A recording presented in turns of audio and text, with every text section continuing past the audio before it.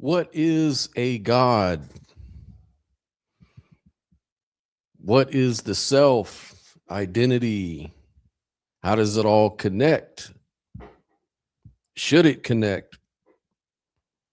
This is the questions we're going to talk about today. I'm going to have a special guest with me today. Hopefully he'll be here real soon. Dark-Light Delerium. And we're going to talk about, is God separate from us, or are we all God?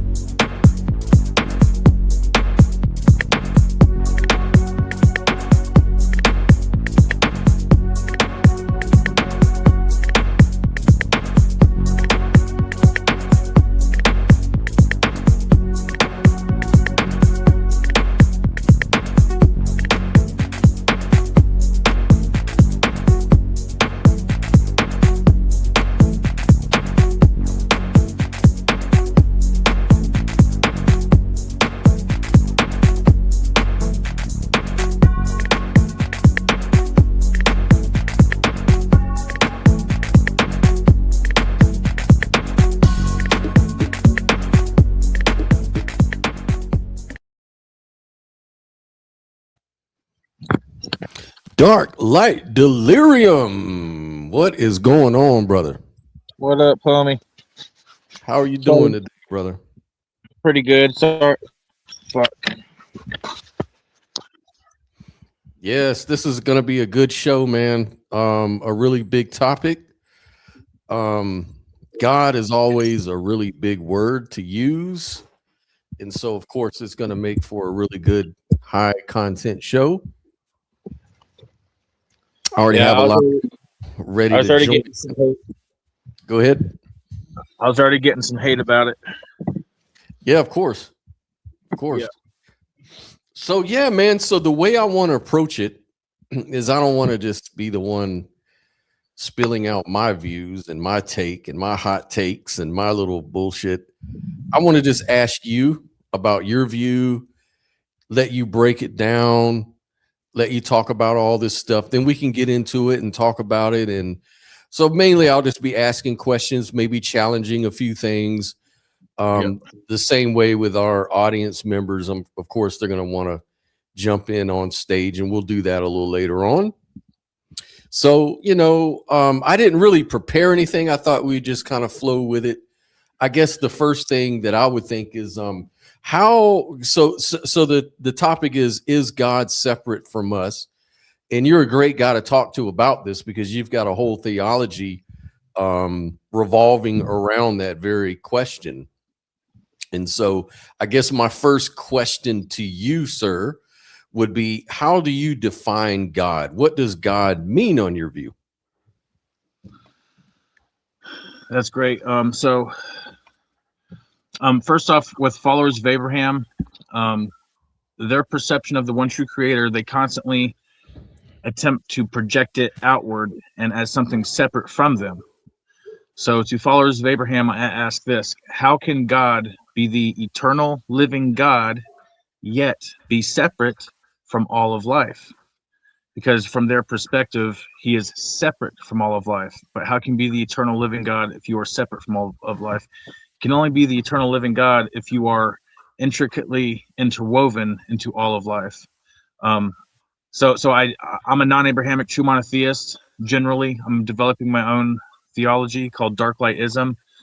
And so from my perspective, the one true creator is intricately interwoven into all of life. All of life and all of death is his life and death. He is eternally living, eternally dying, and eternally resurrecting unto the next reiteration of life. So I do have a big old description right here. I got it wrote up all real nice and stuff. So I can so I call it the fractal singularity omnimatrix, which is the paradoxical unified essence saturating every quanta and void with divine sovereignty and penultimate personhood, emerging from the dark scaffold into light manifestation. So darkness and emptiness, which those are misnomers because there's no such thing as true emptiness. There's quantum fluctuations within everything that is perceived to be empty. Just as right now, all this, what we would call empty space in between us isn't actually empty. It's full of all kinds of gas particles and atoms and whatnot. In that same way, the emptiness in an atom is full of the quantum fluctuations.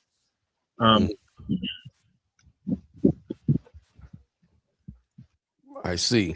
So it sounds so far like it's almost described as a non-dualistic sort of paradigm. In other words, God is sort of the all in the all, and you know, humans, animals, everything that exists are sort of like expressions of the same God mind. Is that sort of accurate?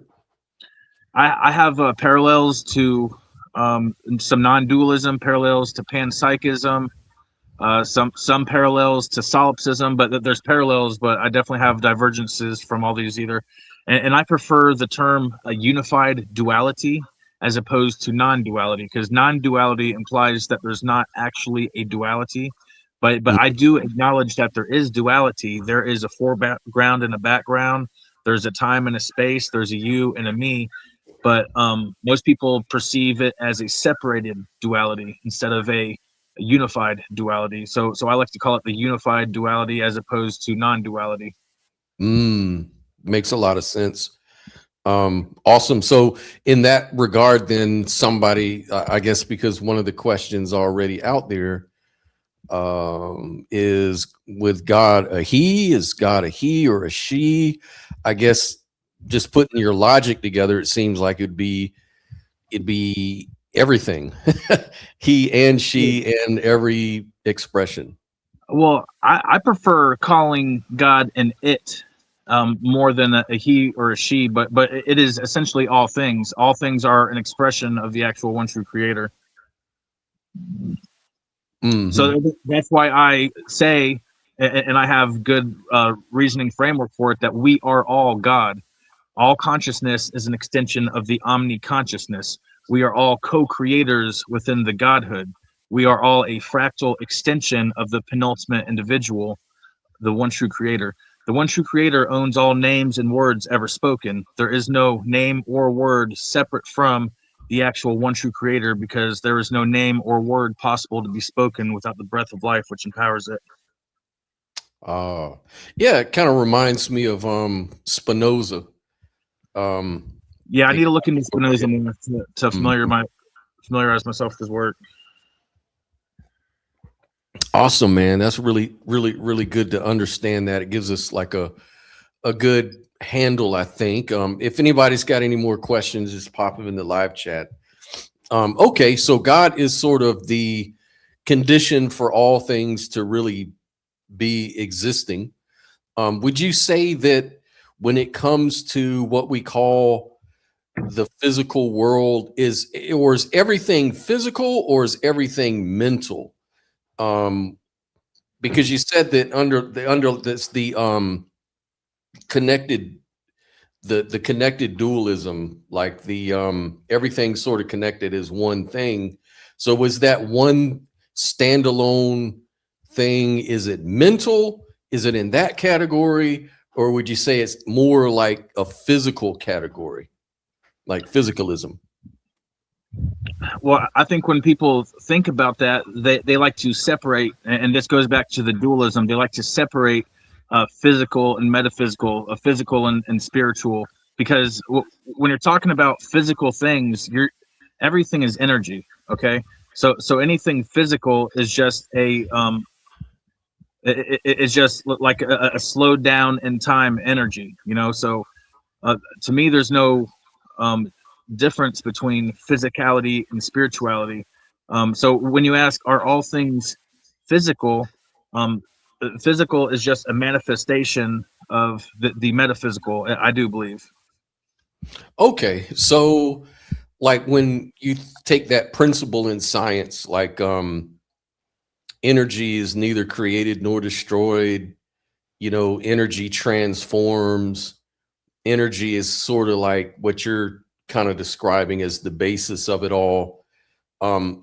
Energy is also defined as physical in science, at least. It's sort of saying that, well, all things that we can measure are physical, including energy. So energies are like states. So like if energy is really slowed down, you have like what you call matter.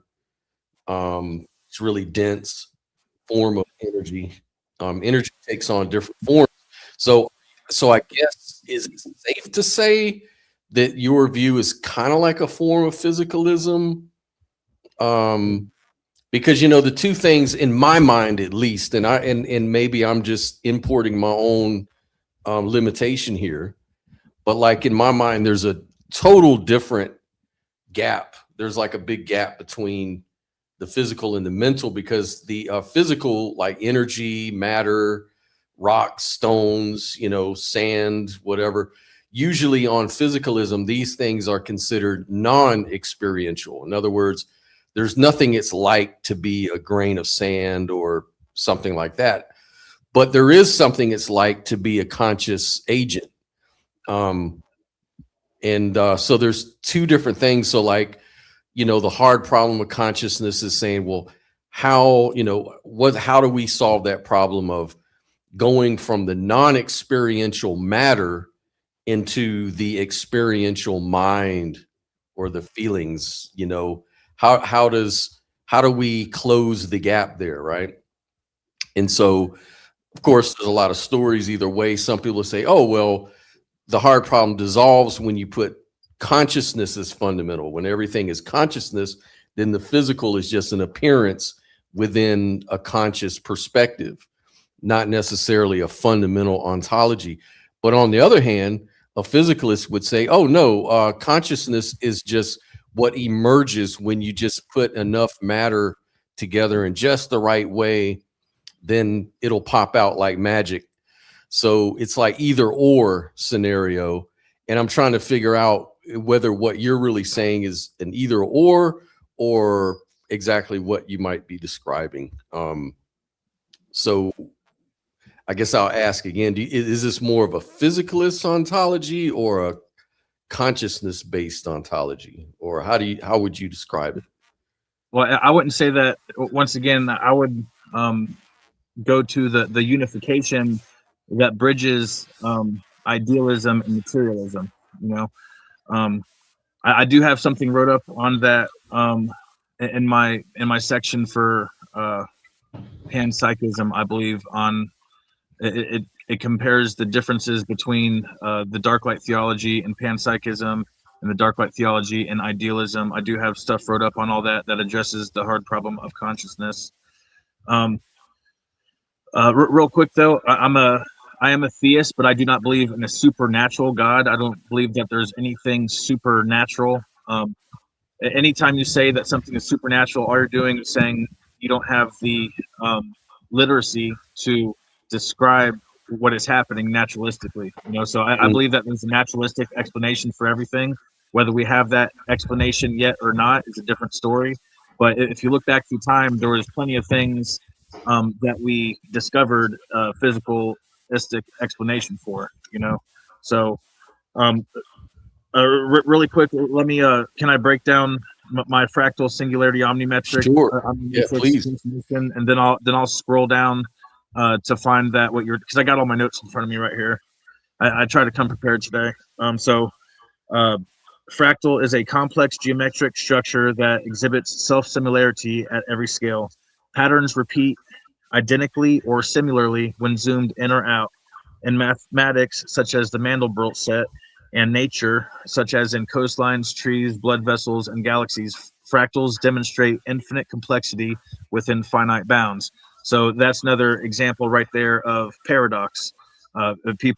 People get on to me all the time. There's no such thing as true paradox. There are paradoxes that are easily dismissible, but there's also paradoxes that are empirically verified.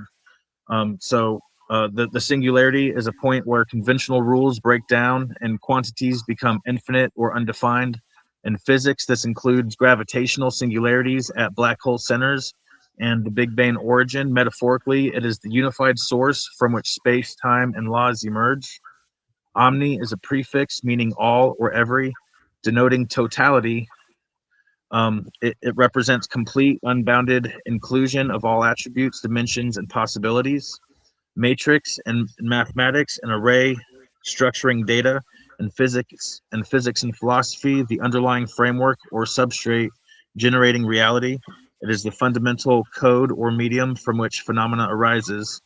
And the collective term together, the fractal singularity omnimatrix describes existence as a self-similar, infinitely recursive structure emerging from a single origin point that contains and generates all possibilities and probabilities within an interconnected foundational framework of unified duality. This is a dark dominant yet light emergent paradoxical reality in expression with a net sum of zero. And so I have a metaphysical evaluation. The omnimatrix is the paradoxical unified essence saturating every quanta and void with divine sovereignty and penultimate personhood, emerging from the dark scaffold into light manifestation. Unity is the primordial zero, the seamless womb-like oneness. Consciousness emerges as the fractal one from which the full dark-light decalogue of traits unfolds. Dark-lightism dissolves illusions of separation, hierarchy, sin, and guilt, affirming radical intimacy, sovereignty, co-creation, and remembrance as the joyful return to inherent wholeness. So that's my little breakdown on the fractal singularity omnimatrix. I love that, man. I really do.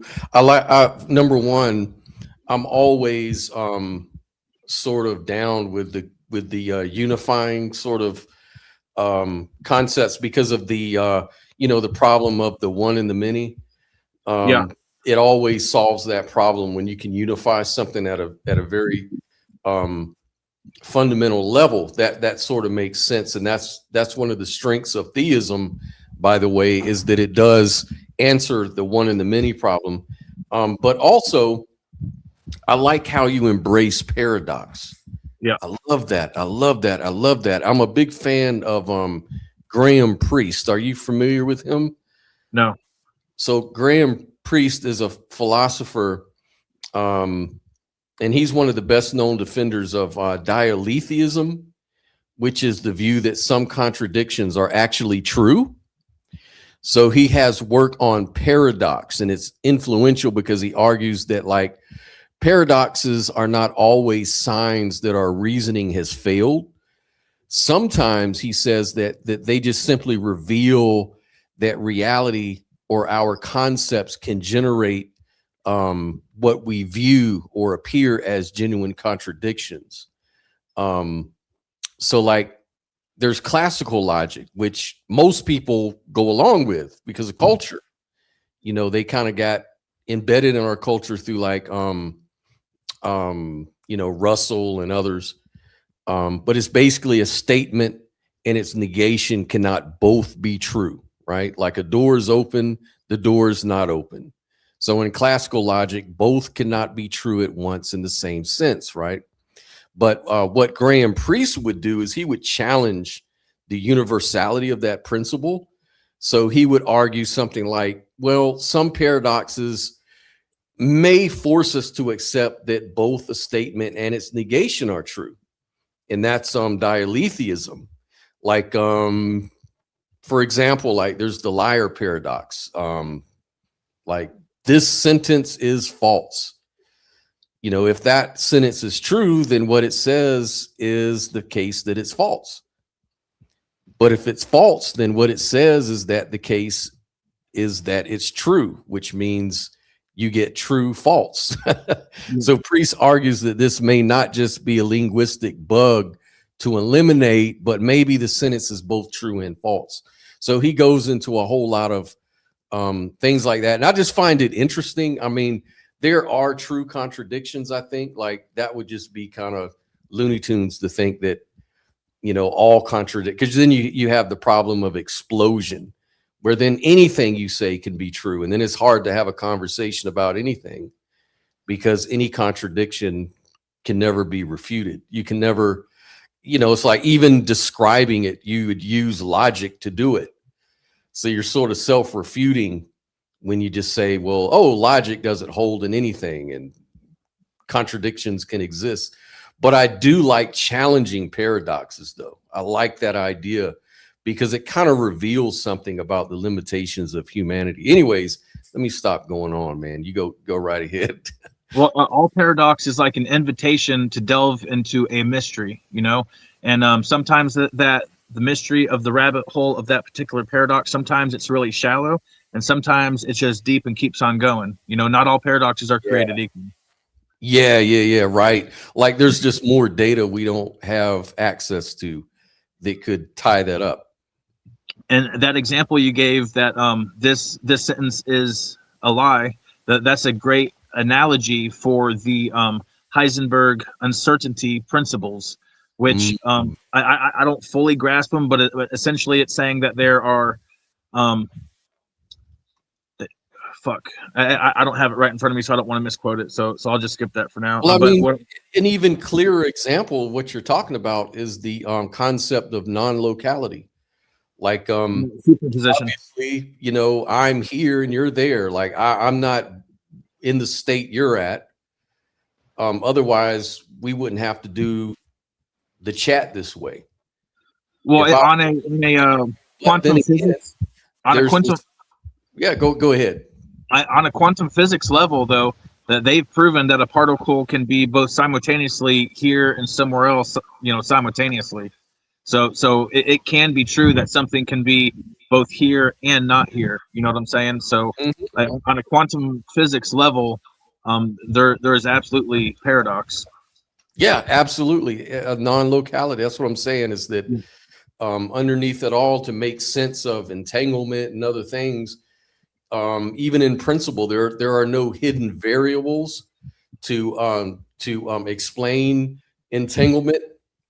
So it's spooky action at a distance, as Einstein talked about. And he didn't like it because of the thing you just brought up. It's paradoxical. How can that be?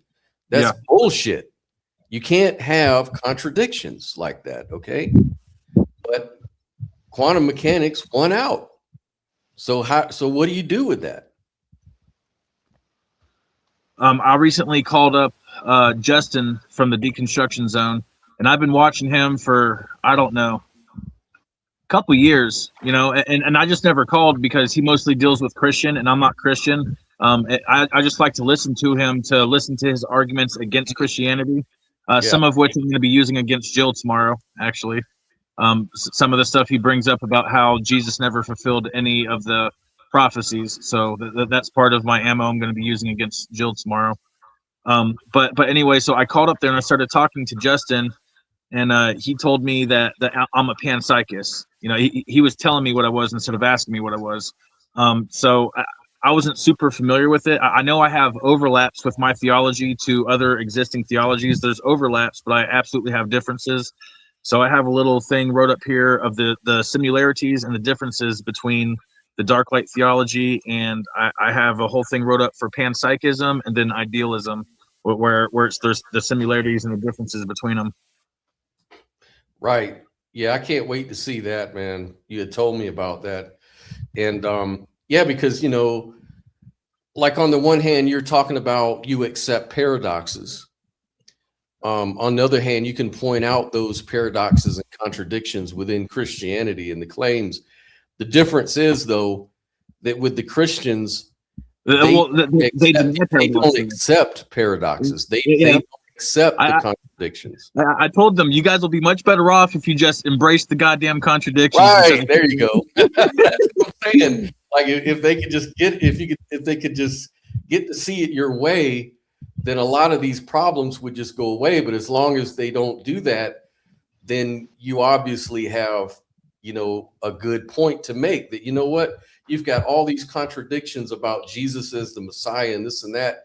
And then it just contradicts everything that's supposed to fit what he did and what he's supposed to have done that he never did.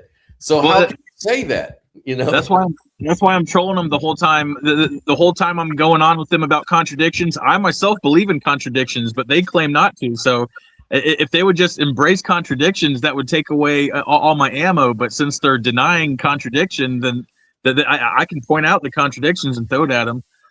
If they're just going to deny it, you know. Oh yeah, and yeah, they accept that, you know. Well, they accept a lot of things that makes it very easy to talk past them, because they, for number one, they accept that contradictions cannot exist.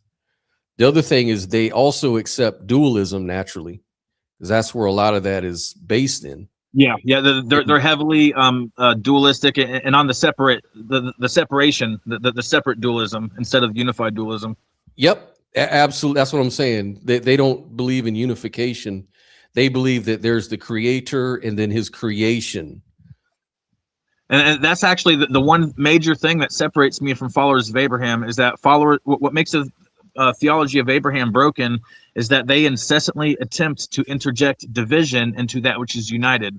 And they interject this division with constructs such as sin and holiness. So, and this is all dualities, right? Sin and holiness, chosen and damned, heaven and hell, God and devil. You know, these are all extreme dualities that they are very heavily bought into the dualistic concept. And that's what makes their theology broken, because the one true creator owns all things. Unity is the penultimate trait that saturates all of existence. Yeah. Now, I have a friend who's been on the show a few times. He identifies himself as a Christian mystic, which he agree with you. And I think you actually talked to him a few times. Yep.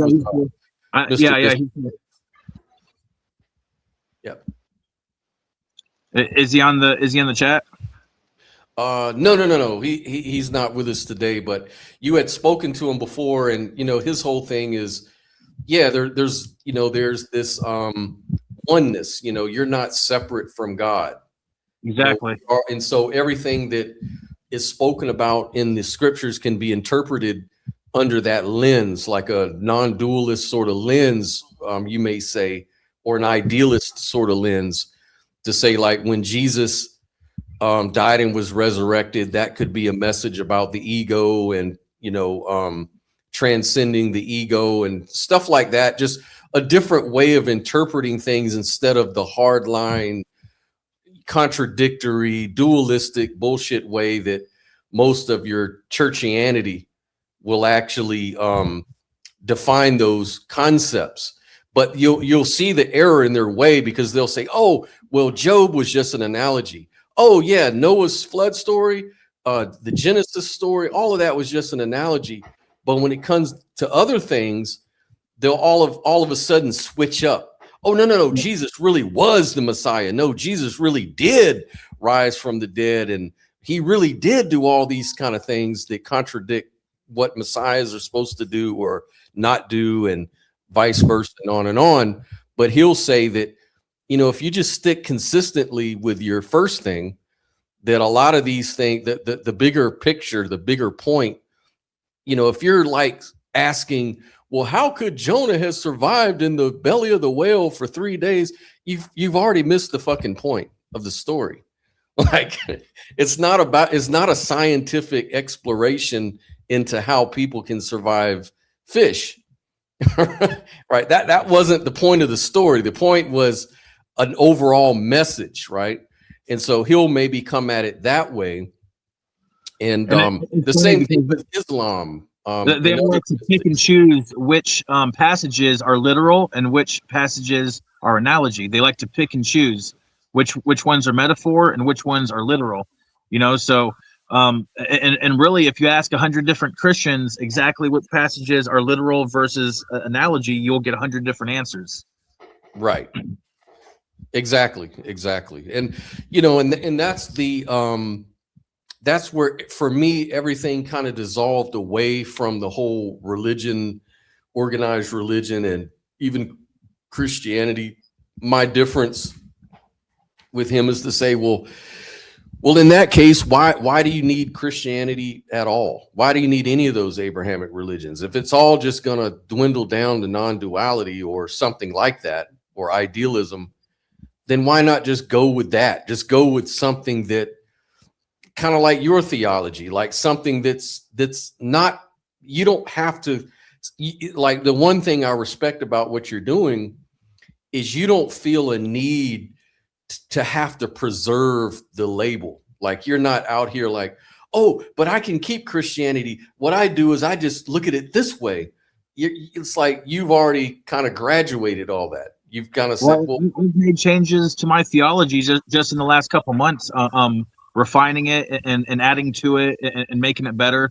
You know, when I go to write my book about my theology, in the very first paragraph, it's going to say, add to this, take from this. You know, take what is useful and leave what is useless to you. Do what you want with it. But you know what I'm saying? Whereas completely juxtaposed to Abrahamic theologies, they're saying you better not tamper with any of it.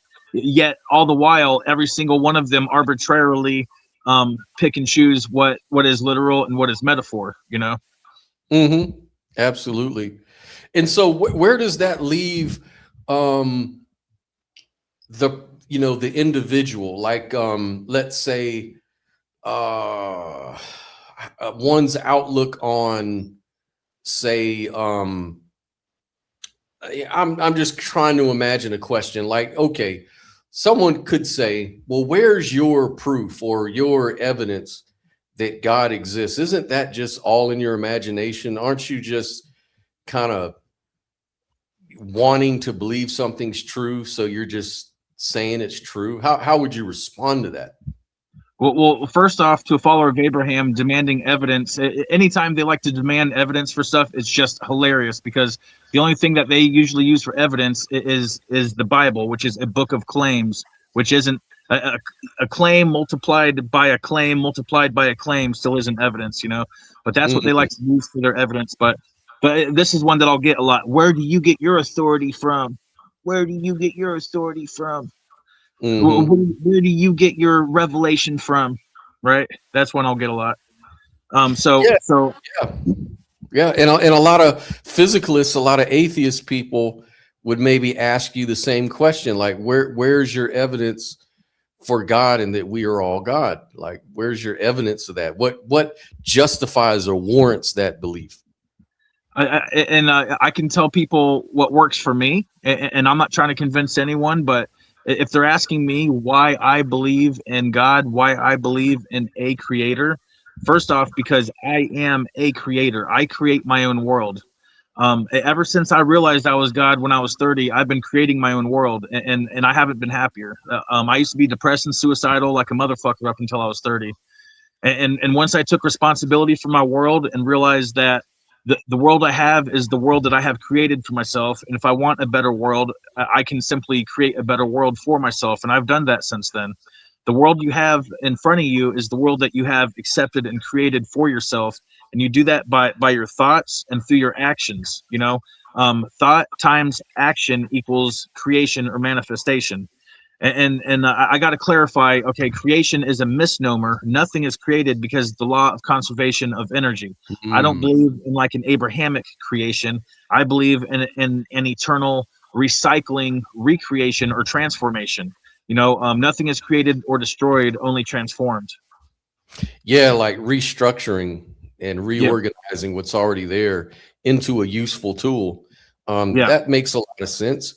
And if that was a good thing that you said, that this belief had tangible benefits for you, because there's one of these things, and I think Dave Pandeist, he's out there, he sent me a video link of Richard Dawkins, and based on some other, I think, philosopher or somebody who said that all beliefs should have epistemic justification before, like, it's unethical to believe things that you can't prove through science. That's unethical. You're an immoral person when you claim that things like gods and spirits and stuff exist because you're lying and you're doing a harm. And my whole thing is, I don't know if I believe that, because beliefs are for you. You know, what you believe and what works for you. Who is anybody else to fucking tell you what to do with your consciousness? Well, first of all, I don't believe in objective morality. All morality is subjective. There's no such thing as objective morality. So whenever someone's coming at me with a, you're being immoral type statement, I'm like, fuck you. I don't care what you think. I am uncensored, unhinged, and unapologetic. Now, I'm not obtusely unhinged, but at the same time, I allow myself the freedom. If someone comes at me sideways, I'll bounce right back at them sideways. I think you've seen it a couple times on some other streams where one of the Christians started getting all sideways and shit. Mm-hmm. Mm-hmm. Yeah, of course. A quick little point that you brought up a couple times, I didn't want to cut you off, but I wanted to bring it up before I forget about it, was we're talking about, okay, most of the people who believe that consciousness is an emergent property, right? Back on that subject real quick. So most of those people that think that consciousness is an emergent property, most of those same people will say something can't come from nothing. Oh, right. Something can come from nothing, yet consciousness is an emergent property? No. Consciousness is a fundamental property all the way down to the quantums and voids and particles that constitute our bodies. Okay, the consciousness that we call human consciousness is just a meta multiplication of the minute consciousness of every single atom and cell in our body. Right. In that way, it's not a strongly emergent property, because, like you point out, a strongly emergent example is like putting 5 zeros together and thinking that you'll come up with a non-zero number, or putting a million zeros together and thinking you'll come up with a non-zero. Like, look, if you're defining matter as non-experiential, and then thinking if you just put a million experiential things together, somehow experience is emerging from that. Exactly. That's strongly emergent. That's magical thinking. Whereas what you're saying is that, no, it's kind of like a fractal. It's kind of like if you've got like a 1,000,000-piece puzzle of the Statue of Liberty, each little piece of that puzzle will have a little piece of the Statue of Liberty on it. Yeah. And so when you put it all together, out emerges a picture of, the Statue of Liberty. And so I guess what you're saying is that constitutively, every little part can have some piece of consciousness. And as you combine them all together, then it becomes just more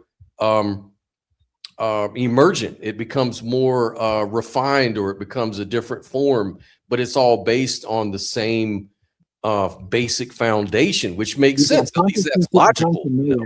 Consciousness didn't come from nothing. It didn't come from nowhere. It was built up incrementally unto higher and higher manifestations of consciousness. Consciousness didn't just, because it's so funny. Let's just marinate on that just for a second. So most of the people that say consciousness is an emergent property, most of those same people will say that something can't come from nothing, right? So if you're out there in the audience listening to this, ponder on that for a minute.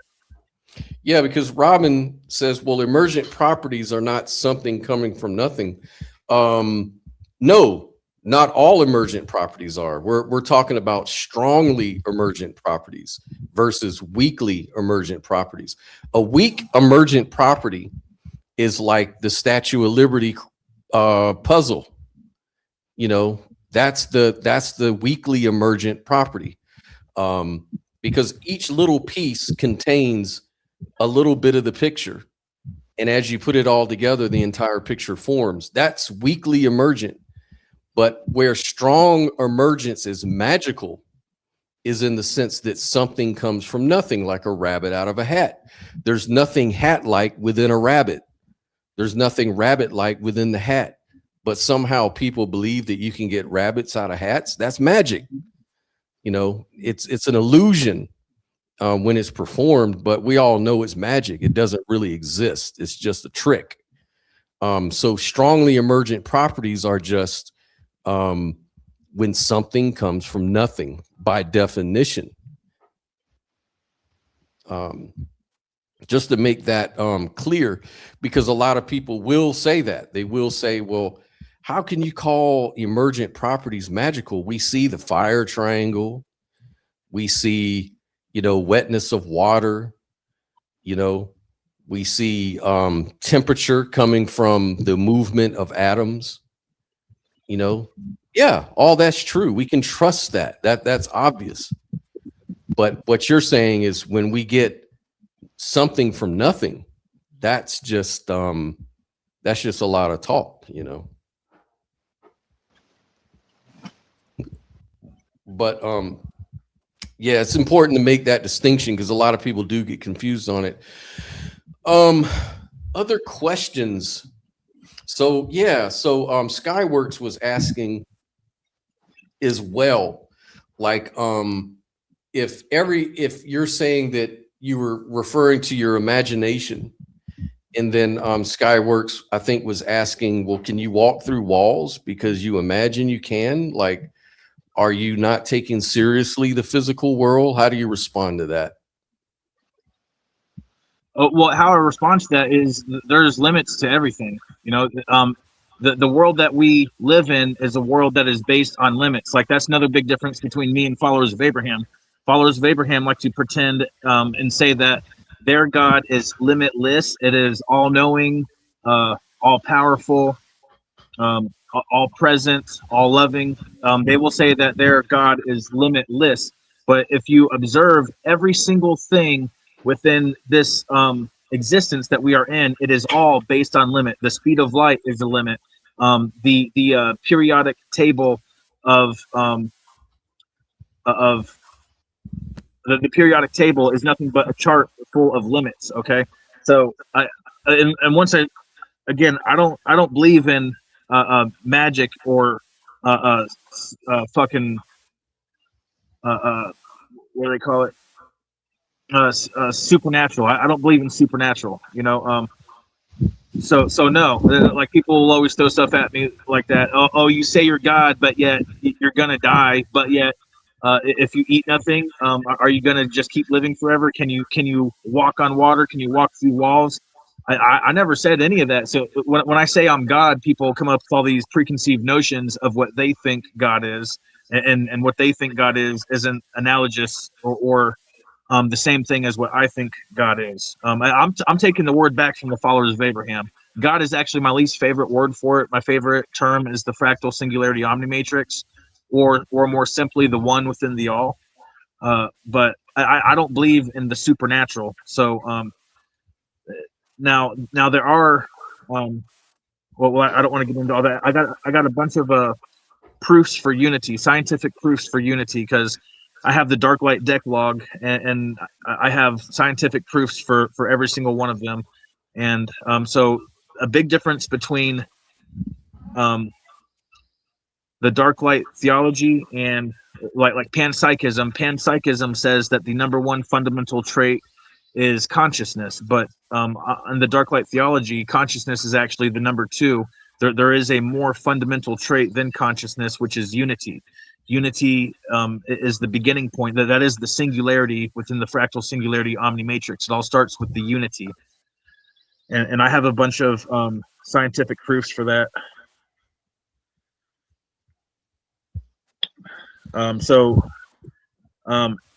Elaine Aspect's team at the University of Paris performed pioneering tests of Bell's inequalities using entangled photons generated from calcium atoms, which detectors positioned 12 meters apart.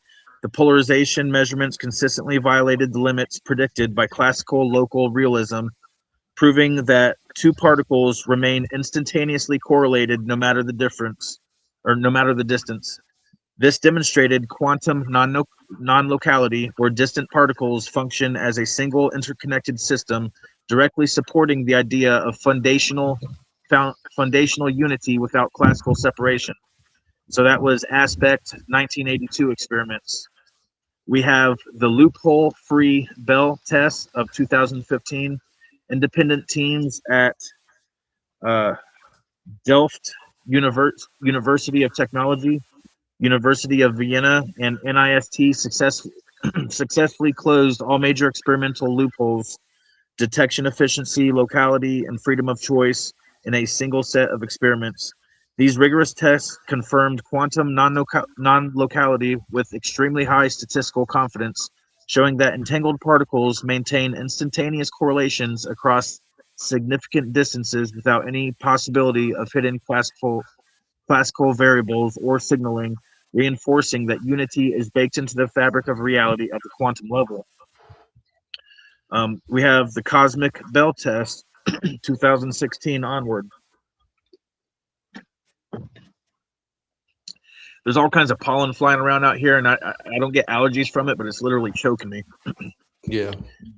Researchers, including Anton Zellinger's group, utilized photons from extremely distant stars and quasars, hundreds to billions of years old, to randomly determine detector settings in real time. By leveraging cosmic sources, the experiments eliminated any conceivable local influence or hidden variables that could have affected results on Earthbound timescales, establishing non-locality as a fundamental feature operating across astronomical distances and cosmic history. I got a whole big ass list full of scientific unity. We got multifunction biodiversity experiments. We got advanced mycelial network studies. We got global ecological connectivity networks. Mathematical and fractal unity. We got the Mandelbrot fractal self-similarity across scales. Fibonacci and golden ratio patterns. Theoretical and force unification. Broader unification efforts. Geological and Earth systems unity. Cosmic web and galaxy filaments, coherent galaxy rotation in filaments, unity in physical laws and symmetries. We got Noether's theorem, universal physical constants and laws, unity in chaos and complex systems, chaos theory and emergent order, self-organization in complex systems, a summary of how unity associates with the fractal singularity omnimatrix. So, and each one of those that I read off, I had like a list of subsets of experiments for each one of those. I just kind of figured it might be tedious to go through every single one of them, but there's a fuck ton of scientific verification for unity itself. So in Dark-Light Theology, unity is the foundational, most fundamental trait of the fractal singularity omnimatrix, the homogeneous saturation of divine personhood across every quanta, scale, and domain. And this, it is the seamless, self-similar web where the singularity expresses itself as the all, dissolving all illusions of separation, hierarchy, and other. This unity is dynamic, recursive interconnectedness. Every part contains and reflects the whole, which is holographic. Every local event ripples through the global system, which is entanglement and ecology. And identical fundamental patterns and laws operate at all levels, which is fractal, mathematical, and physical. From quantum non-locality to cosmic webs, mycelial networks to force unification, and chaotic self-organization to universal symmetries, all evidence converges on one indivisible reality. Metaphysically, unity is the eternal embrace of the one true creator, the womb-like oneness, which is the singularity, from which individuality arises without true separation. It empowers empathy as self-care, sovereignty as inherent, and remembrance as natural return to interconnected truth. In the Omnimatrix, unity's freedom grounds consciousness and enables the paradoxical saturation of dark and light across infinity. It provides the empirical and philosophical foundation that rejects theologies based on division, revealing its existence as one living, infinitely recursive, self-referential whole. The fractal singularity omnimatrix is a single unified reality experiencing itself through infinite self-similar expressions. Yeah, I mean, this is why, people say that locality plus classical realism, you're going to run into trouble.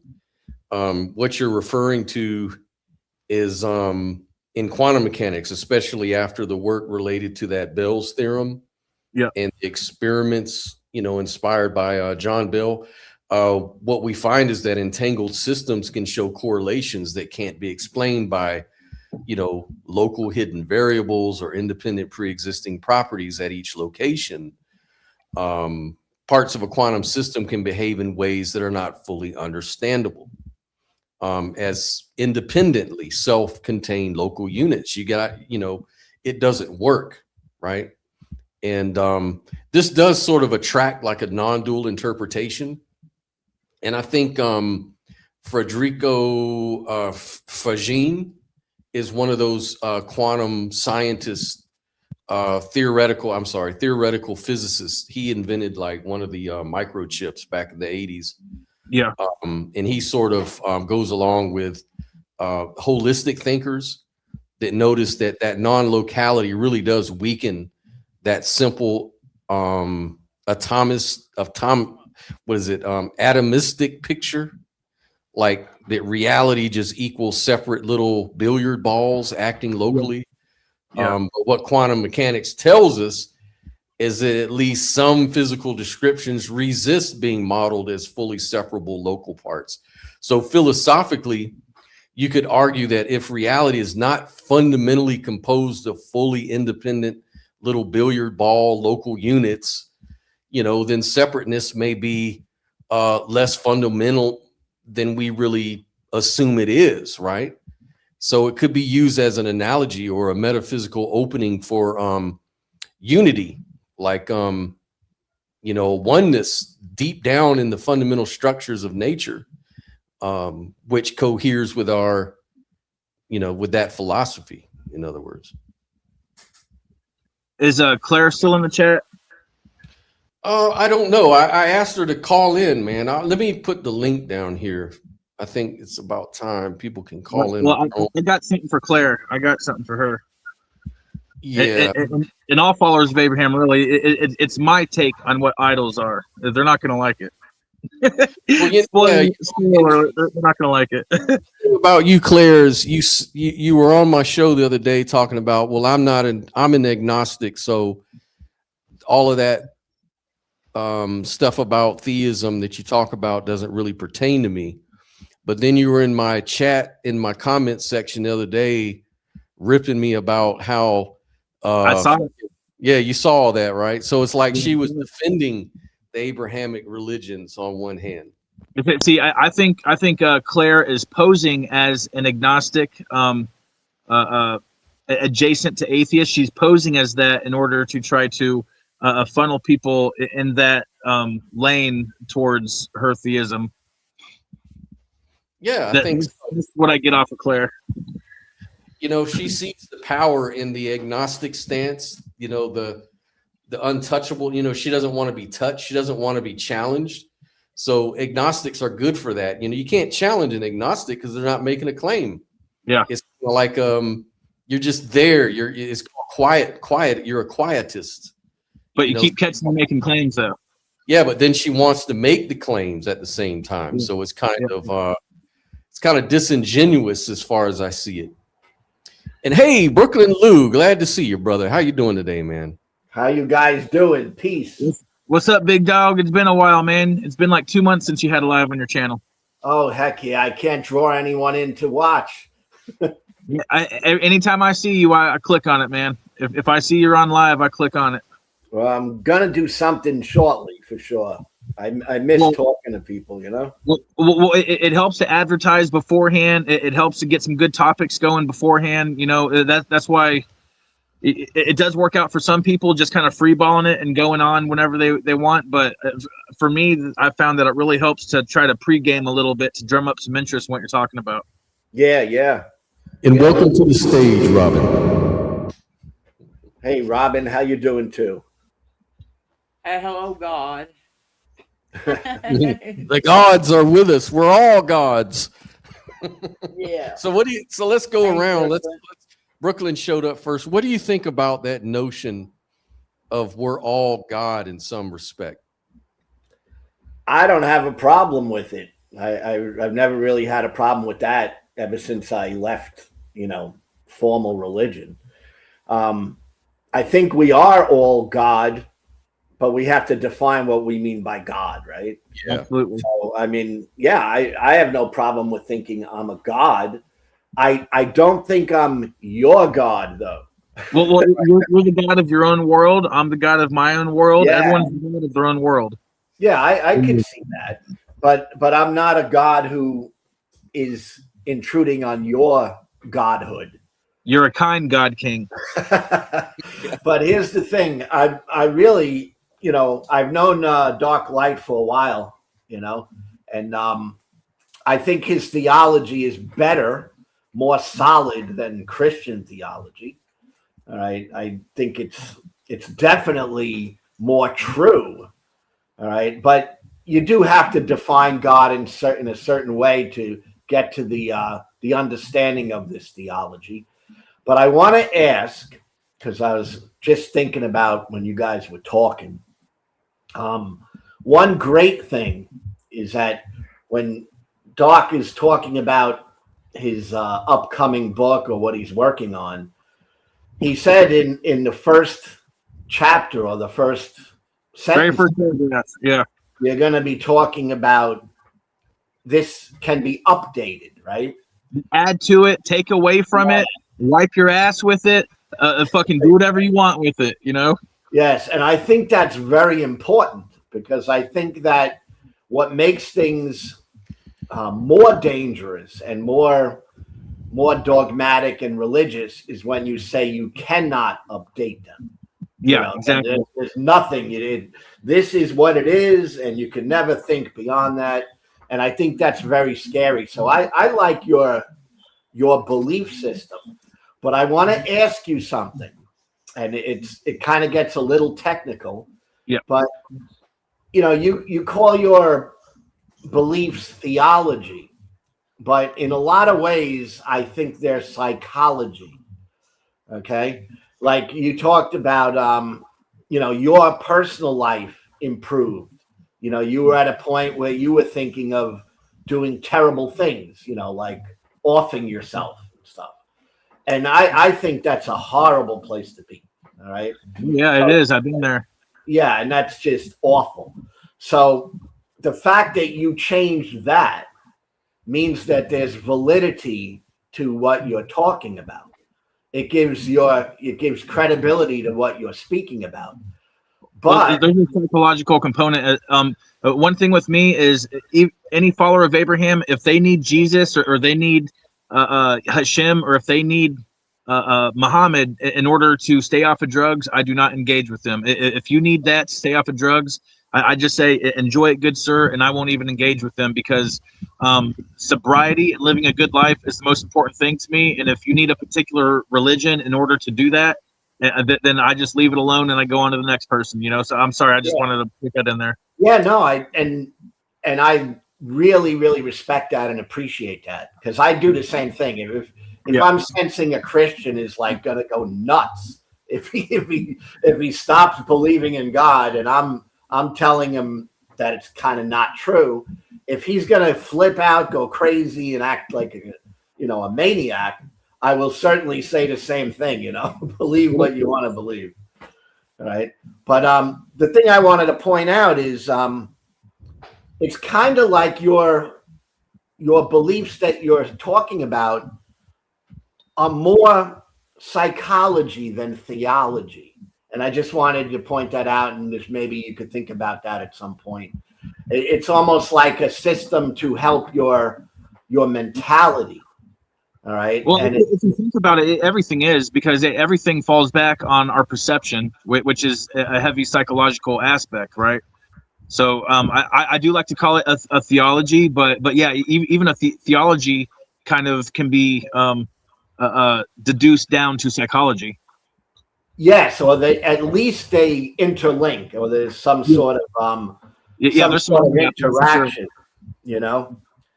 And but I always tell you right since I met you, your theology makes more sense to me than the the Christian theology does. It makes sense to me too. That's why I roll with it. Yeah. Oh, and let me welcome to the stage Experiential Realism. How are you doing today, Arlindo? How's it going, Scott? You're right. I've been listening to the conversation, and I agree mostly with is it Dark-Light's conception of God? I mean, I think that's more believable and more feasible than the Abrahamic gods as conceived by the literal interpretation of the Bible, which is it's a separate God, separate from his creation, and that God can't possibly be everywhere, as they say, if it's going to be separate.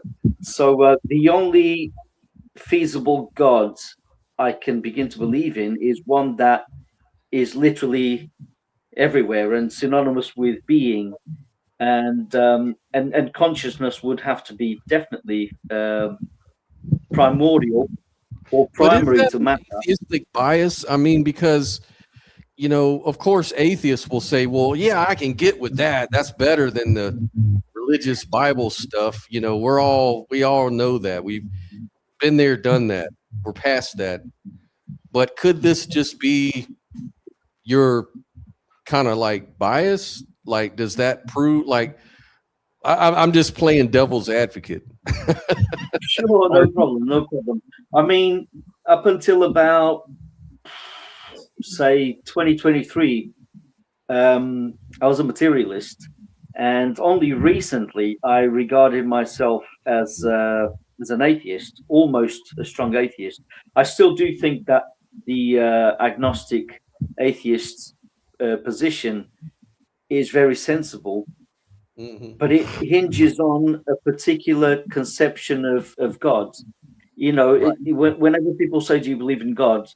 immediately, to my mind, I think, well, what do you mean by God? Because you have to ask that question, because people have different conceptions of God. So you have to ask that question. And exactly. And once people describe the God that they mean in the question, then I can begin to say, well, in reference to your God, I'm an agnostic, or I'm an atheist, or I'm a believer.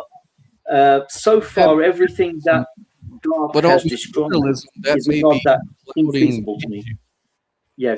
Could materialism be clouding the issue when you ask about stuff like that? Because if you say you're a strong materialist, then there's no real room.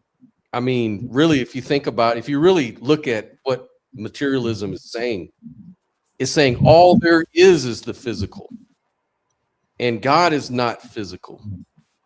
And even if you're coming from a materialist, so you're kind of like smuggling in an assumption against theism. What do you think? I would say that materialism is probably the worst metaphysical position there is, because I agree with you. Because it's based on a perception of reality. People tend to think, oh, it's so solid, it's so in your face, it's so real, and they overlook the fact that it's still an experience. It still exists within consciousness. I mean, take Daniel Dennett, for example. He once said the only plausible explanation for consciousness has to begin from non-conscious elements. You need non-conscious elements in order to begin to explain consciousness. But that kind of he shoots himself in the foot if he's affirming physicalism, or he used to affirm physicalism, because if you're saying that, then you have to say all the time.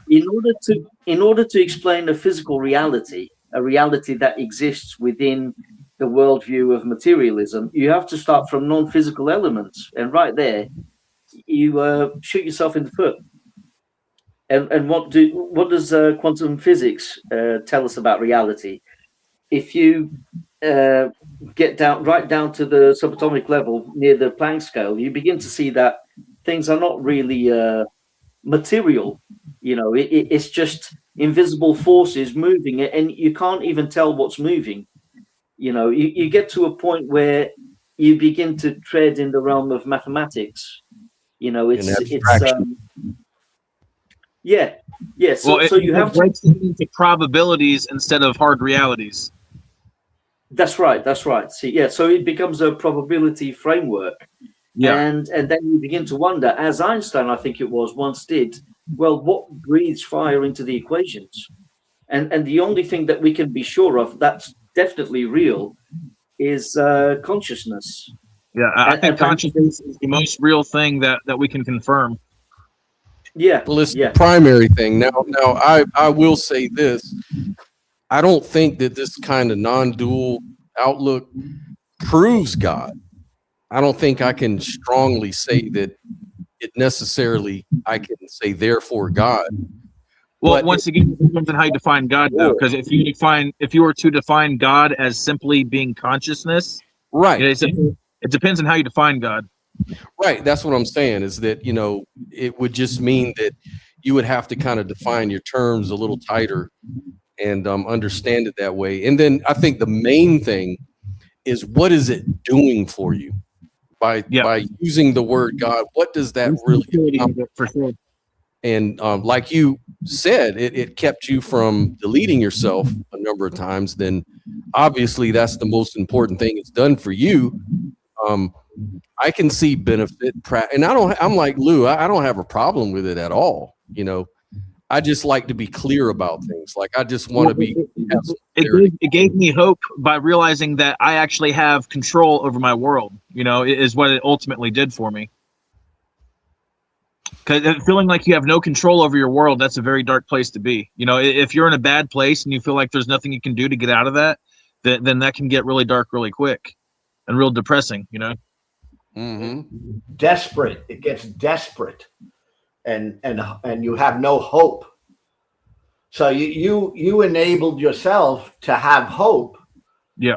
And all that is a wonderful thing. That's the best. I'm tricking myself into having hope. Hey, it worked. We're all playing games on ourselves anyway. Fuck. That's the best thing that any of these belief systems can actually do anyway. That's like the best part of it. So that's why I think you're fine. And it's more, your stuff is more true than some of those other religions. I try to be accurate and authentic and as honest as possible. What do you think about it, Robin? I know you've been quiet for a while, Robin. Yep. Yeah. Yes. First of all, I love that helped you. I have a friend who says that I'm like one of the most anti-theist people he knows, and I think that probably that I would apply that to mostly the Abrahamic, or Skyworks was wondering why we don't call it the Noahic, whatever, the biblical God, the God of Middle East over there that's involved in those three religions. Yes, I'm probably very anti-theist against that God, but I don't feel like that you're not trying to take away rights from women and minorities. You're not trying to make assertions about certainty that are dangerous to humanity, and so I don't have any problem with that. And I do have a good friend who is a pastor, a Baptist pastor, who used to do a lot of drugs, and he almost died. And I don't mess with him. Like he's talking exactly. about. Yeah, I'm the same way, because I know a bunch of people that they need Jesus to not suck the crack dick. If you got to suck the Jesus dick and that keeps you from sucking the crack dick, have at that Jesus dick, buddy. I agree, and he's alive because of that. And I've even attended his church a couple of times. Although I told him, "Do not come and try to drag me to the altar. I will make it a really bad scene for you." But I have and sit and listen to his sermons and stuff just to support him. Yeah. He knows I don't believe any of it. So I think that maybe I get maybe classified as an anti-theist more than probably I deserve. I'm just more probably. Well, it's not all religion. Yahweh or something like that is more my deal. But I am atheist. As far as consciousness, I hold to I don't really hold a position on that because I'm not any kind of scientist that's studying consciousness. I think certainty is like almost certainly unattainable, and I think that it's caused most of the suffering in the world has been because of people who were certain about something they thought they Well, knew. Heisenberg uncertainty principle proves that you can't be 100% certain. You know. Yeah, I agree. Like, but are you certain about that? See, that's why you have to follow it almost certainly. So Yeah. play of words. I had my mic way off. Well, I do acknowledge that I am capitulating to an authority fallacy by even quoting Heisenberg. You know, I realize. Yeah. Skyworks says, let go of the security blanket. It ain't as scary as you imagine.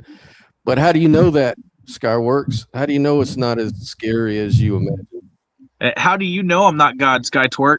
That's what I want to know. How do you know I'm not God, Skytwerk? Yeah, we Right. just need to hold a fallible. Like, I think we should. I just think that we have to hold a fallible. Like, Yes. realize that we're fallible. We're apes, and you know what I mean. Yeah. We're apes, and Good we point. so we Good could we point, are Robin. certainly We capable. don't know anything. Yeah. We really don't. I mean, if you think about it, it's all We know a just lot. beliefs. And you know, we have good stories and bad stories. We have some coherent stories and not such coherent stories. And hopefully we go with the better stories, whatever that might mean. But you make a really good point there, Robin, that fallibilism, you know, having the humility to say, you know what, we are limited. We don't know everything. We're not omnipotent. So it's just good to just go with the best you can and keep doing, you know, philosophy of thinking about reality, thinking about important questions. There's nothing wrong with that. I agree. You know what I mean? And because we oftentimes, because I don't think it's really intellectual progress to just think that the matter's been solved. Like Exactly. always say, oh, I've got the answer. It's this or it's that. Done. That's not intellectual progress. No, and I think that like most of the suffering in the world is because, you know, and that's why I guess I'm so anti-theist against the Abrahamic religions. And if I knew more about some of the other religions, I might be that way too about them. But I don't. I live in the United States. I don't deal with them. They're not a constant threat upon my life, my freedom, my voting rights, and stuff like that. And but I just I think that, like, that's why I'm so anti-theist, probably against those religions, because of the fact that they have claimed to have certainty for thousands of years, and that's, you know what I mean, and Yeah. there is no you know, there's no modification or upgrade of information within those religions, and I just, so I guess I can hold that anti-theist on that, but I'm not anti-theist against Dane. I find his views as pretty benign, and you know, I don't hear him making claims that affect my life in any way. Does that make any sense? Well, I don't have any scriptures or dogmas commanding or justifying harming my fellow man, and that's my biggest problem with Abrahamic religions. And I call upon all Abrahamic followers that are listening to me, will you disavow, and it's just a small percentage of the total scriptures, will you disavow this small percentage of your scriptures which commands, demands, and justifies harming your fellow man? That's all I ask. Yeah. Perfect. Yeah. I like that. What do you think, Arlindo? I've been thinking, obviously there's a lot of bad stuff going on in the world. You know, obviously there is the problem of evil, but you know, and I used to be one of those people that used to say, you know, there's no theodicy in the world that can vindicate good God in the face of evil. I was a hardcore atheist, as much as I could reason, which would be atheism. But recently I came across a plausible solution to the problem of evil in a book by John Buchanan called Processing Reality. So he is very much big on psychedelics, and he's big on William James and the metaphysics of Whitehead, Alfred North Whitehead. Alfred Whitehead, yeah. Yes. So Whitehead, he had a solution to the problem of evil, a tentative explanation for the problem of evil. He says, and he uses the word God, by the way. He says, God is the totality of all experiences. So we live in a notion of feeling, and different types of feeling come together, coalesce. There's a concrescence, and then it heightens experience, and that's how human beings and other sentient beings come into being. They're like a conglomerate of experiences. That's his view. But he said something about God. He said God isn't a dictator. If you imagine God as akin to a father figure or a parent, and he preserves free will within that conception of reality. He says God is not coercive, otherwise he wouldn't allow us to make mistakes. He is gently persuasive, and it comes in the form of non-verbal communication based on events that happen around you. And it also comes in the sense, although not everyone has a conscience, it comes in a feeling, a kind of intuition about right and wrong, which even the psychopath would have, although he would say it's misaligned. The psychopath has a different view of what's mostly valuable in his life compared to most people. So let's say God is gently persuasive. So he's telling you, he still gives you the freedom to decide, because after all, you are of God and you have the same will. You can will not the creation that can be refuted by physics, but you can will a kind of modification of things that happen around you. And if there's something bad happening, so in the mind of God, in order for God to know good, he has to know evil. So if you imagine reality as the imagination of God, I'm not saying that's the case, but if you imagine everything that manifests in actuality to be something that's felt, and therefore you can't really blame God for being evil, just as you can't really blame someone who's having nightmares for being evil. If a good person, say a relatively good person compared to others, can have nightmares, because that person knows how bad things could get, let's say. So if you could see say like a mind at large, to use the Huxley's term, you are God, but at the same time, while you're being human, while you're having a human existence, you're not God, and there's a mind at large, and you are of that mind at large, and because that mind at large also has to be conscious, just as you are, because there's only one consciousness, there is a way in which that mind at large could also interact, making it not impersonal. It would make it transpersonal. And when I read this conception of how God could communicate with his creation, which is also inside him, it's a kind of pan-experientialism. It made me think of an experience that I had not too long ago, where it's really funny, because I was cycling and I noticed there was a lot of traffic, which was unusual for the road I was cycling in. And I saw a bumblebee flew into my eye, which made me stop. It bounced off my eye and it made me stop. And then I saw two men in the middle of the road about to come into blows. And I thought, I could just carry on. I don't know these people. But I felt the need to intervene. I felt like there's something not right about this. I just have to intervene. So I intervened in the moment. I know you're laughing, but I'll finish the story. I'm laughing at the comment, not you.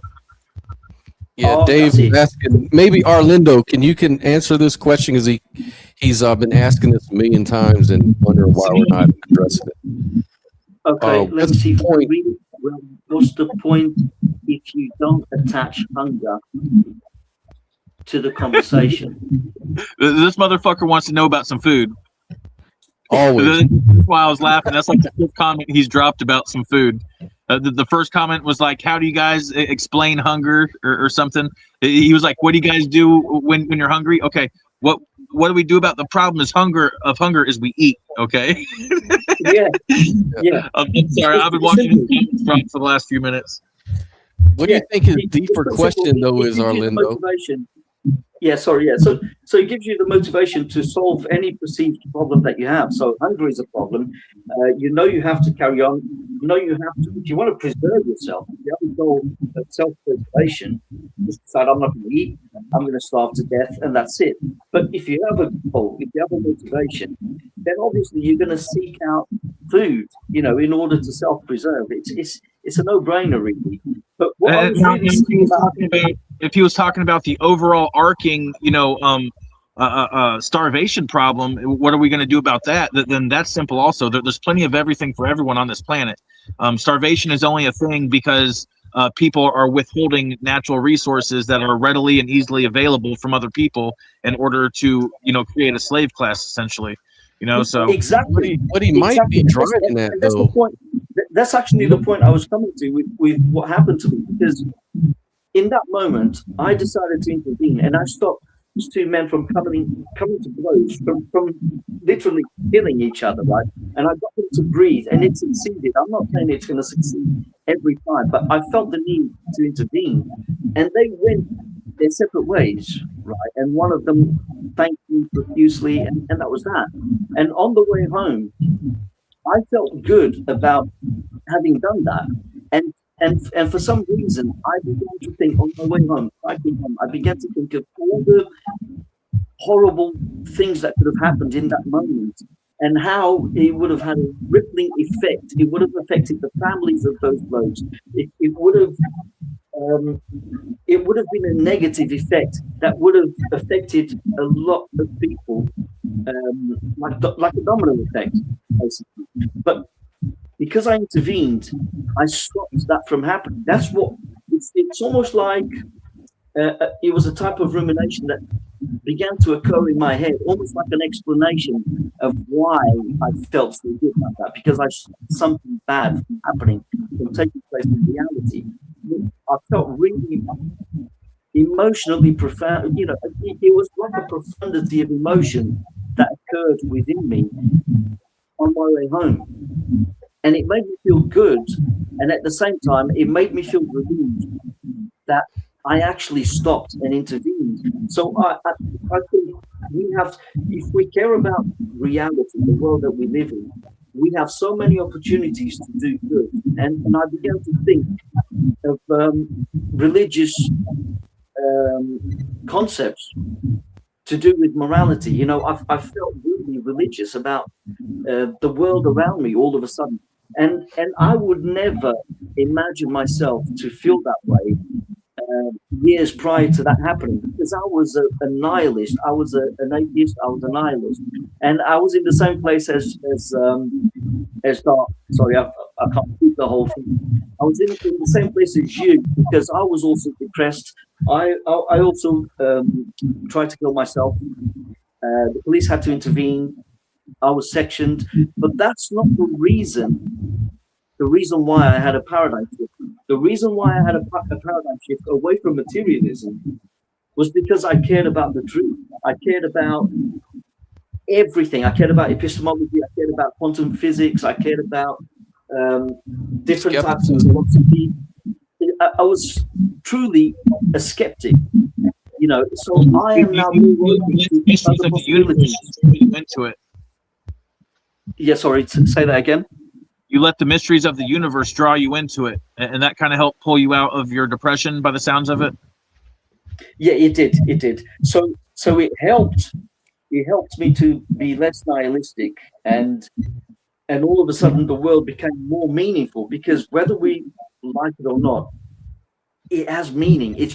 Everything that happens around us means something to us, and for that reason, it made me think that reality isn't just matter. It actually has layers of meaning, and it has layers of meaning because consciousness exists. It's a brute fact of reality, and it's the only thing that we can be sure of. And because of that, we can care about that meaning, and we can care about well-being, and we can care about the well-being of others, and we can start tackling the problem of hunger worldwide if we get together and we come up with solutions, and in the process we combat, we fight against really psychopathic, really greedy people out there. You know. Well, I got an easy solution. You're talking about the problem of evil. I got a very simple response to that, which is the problem of evil only exists the moment when you claim that your God is loving. But without the claim of a loving God, there is no problem of evil. See, me personally, I don't believe in evil. The construct of evil, I do not believe in evil. I will relent and I will say bad. I believe in bad, but bad and evil are not the same thing. Evil requires a religious overtones over the everyday experience of bad. Now life feeds on life. Okay, it always has, it always will. Whether humans are involved in it or not, that is just the that's Mother Nature in action right there. Life feeds on life. When you're the thing feeding on something in order for you to live, you feel good. When you're the thing that is getting eaten so something else can live, then it feels bad. And if you're the one getting eaten, you're going to say, hey, this is bad. Or some might say, hey, this is evil. But that's I don't believe in evil. That's not evil. That's just life being cannibalistic. Okay. Everyone dies alone. Life feeds on life. The only meaning that you have is the meaning you ascribe to it. You know, that these are hard truths that we have to come to accept. And a lot of people spend their whole lives running away from these hard truths, you know, but once you accept them and move past them, you are able to not let that hold you back anymore. So how I personally deal with the problem of evil is I don't believe in evil. I don't believe in sin. I don't believe in hell.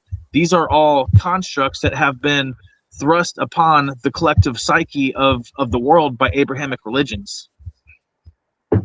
Right. I see what you mean, but I think that the conceptualization, when we use these words, good, evil, good, bad, we always have to refer to something else. It's all relative, basically. That's how these concepts come about, because you see one person behaving in a way that you like, and then you see another person behaving in a different way, and you say, well, there's a discrepancy there. So you can label the person good in that moment and another person bad in that moment. So I think that's where the concept of evil, it's subjective, but I think you're not by yourself when, you know, in terms of judging someone as being badly behaved or having a bad attitude about something. You know, when you see someone saying something or doing something that you disagree with, you're not necessarily alone in making that judgment. You can agree with other conscious beings around you in making that same assessment, which lends more credit to the description of that. You know, there's a meaning. There's a meaning behind the word. I think words can mean many things, and then, you know, we can run into the problem. Well, we're getting back to the meaning. Yeah. Go on. Words are just symbols, okay, and symbols only have the meaning that you ascribe to those symbols. So that goes back to everything is subjective. Everything is relative to our consciousness. Yeah. Which makes it inherent. Yeah. Language, words, they come after the meaning first, I would say. You know, like if you take a baby, for example, the baby is hungry, the baby is going to scream and cry. If the baby had some kind of language to communicate that, the baby would. But the baby doesn't have that. So it tries everything it can to communicate how it's feeling. So there's already a will to communicate something, or a will to complain. You know, the baby's uncomfortable, the baby screams and cries. So I think there's already an inherent meaning there, a meaning to do something. So if we're going to use meaning in the right way, there's already a will. It's more like a will a will. I mean to do this. I mean to do that. I mean to express this to the people around me that usually feed me. Although a baby wouldn't come up with sentences like that to describe what's happening around her. And it's just like an animal as well. A dog will for you will try to get your attention in order to show you the ball or whatever. But the dog doesn't have language. It certainly doesn't have human language. But the dog intends something, and the dog intends to communicate. All owners know that dogs intend to communicate. There's something there. So you're saying that like evil, so like evil is kind of like the label we put on the will we may have to do or reject something or the other. Like it's not really a objective fact, but it's more like a response in relation to something else, like you were mentioning. Yeah, I tell you what, I will agree with Dark's view that there is no evil as such, because it's just a mode of being and behaving which can probably be explained, not justified. It can probably be explained by something that happened to that person. Say in the case of a psychopath, for example, it can possibly be explained by something that happened to that person in childhood, you know, and it affected that person so much, some kind of trauma, and it's no justification, but it's a kind of explanation which leads to contaminations. Sorry, go for it. Yeah, so would you say free will might relate to this whole explanation there? Free will, right? Most people, when they say free will, they think of absolute freedom to do anything you like, right? And this is the problem with words. Words sometimes, the meaning behind words sometimes gets lost. Things get lost in translation when we use words, because we're trying to reduce a feeling or a meaning to something concrete, and I think we lose much of what we mean there. So when we say free will, I think we can only possibly mean free by if you feel free in the moment, then freedom exists, then free will exists the way you experience it. But realistically, when you're surrounded by a world of conditions, everything's conditioned. It's like a chess game with rules. And if you have a goal, if you want to win the chess game, you have to abide by the rules. So you're constricted. You can feel free within the constriction, but that's not total freedom. That's only a feeling that you have. But at the same time, you have the freedom to not win, to just lose. You have the freedom, but you can't move a piece in a way that's different to what the rules dictate. You know, you can't move a pawn like it's a queen. You can only move a pawn one space at a time. So right there, you're constricted, but that doesn't mean that you don't have free will. You can have free will within the constriction. You still have a choice. Point out that there is a difference between, say, like a programmed computer that's just programmed a program. It runs a sequence. It runs like a little flow chart of data, and it can't really choose to go outside of that at all. It has no feeling about that flow chart. It has no opinion about its flow chart or its program. It just runs the program. And a lot of algorithms in nature do that, right? And so, but a lot of physicalists like to say, well, humans are just the same thing, because all there is physical things. There's just physical algorithms and processes and the things we use to describe those processes, which is usually through math and, algorithms and stuff like that. We describe it. But, I've been talking a lot lately with a lot of physicalists who say, no, we've kind of changed a little bit. Now we're saying that reality is the math. it is the algorithm, and so that's what's tying everything together. But I'm having a hard time with that because algorithms are just descriptions. Like our math is just how we describe reality. To me, I've always understood mathematics as descriptive, not prescriptive. And I've heard a lot of theists will make that argument too and say, well, no, math proves God because the math describes nature, and we know that math depends on minds to create. And so, yeah, math kind of like proves the mind behind reality. And now physicalists are kind of making the same argument. But for me, I just don't see math that way. I understand math is a language that we invented. I don't think that there's these numbers out there that are doing anything, right? I think that there's something behind it. And then when you also take that idea of free will and you say, well, if it's just algorithms and it's kind of like the flow chart in a computer, well, you're ignoring the difference.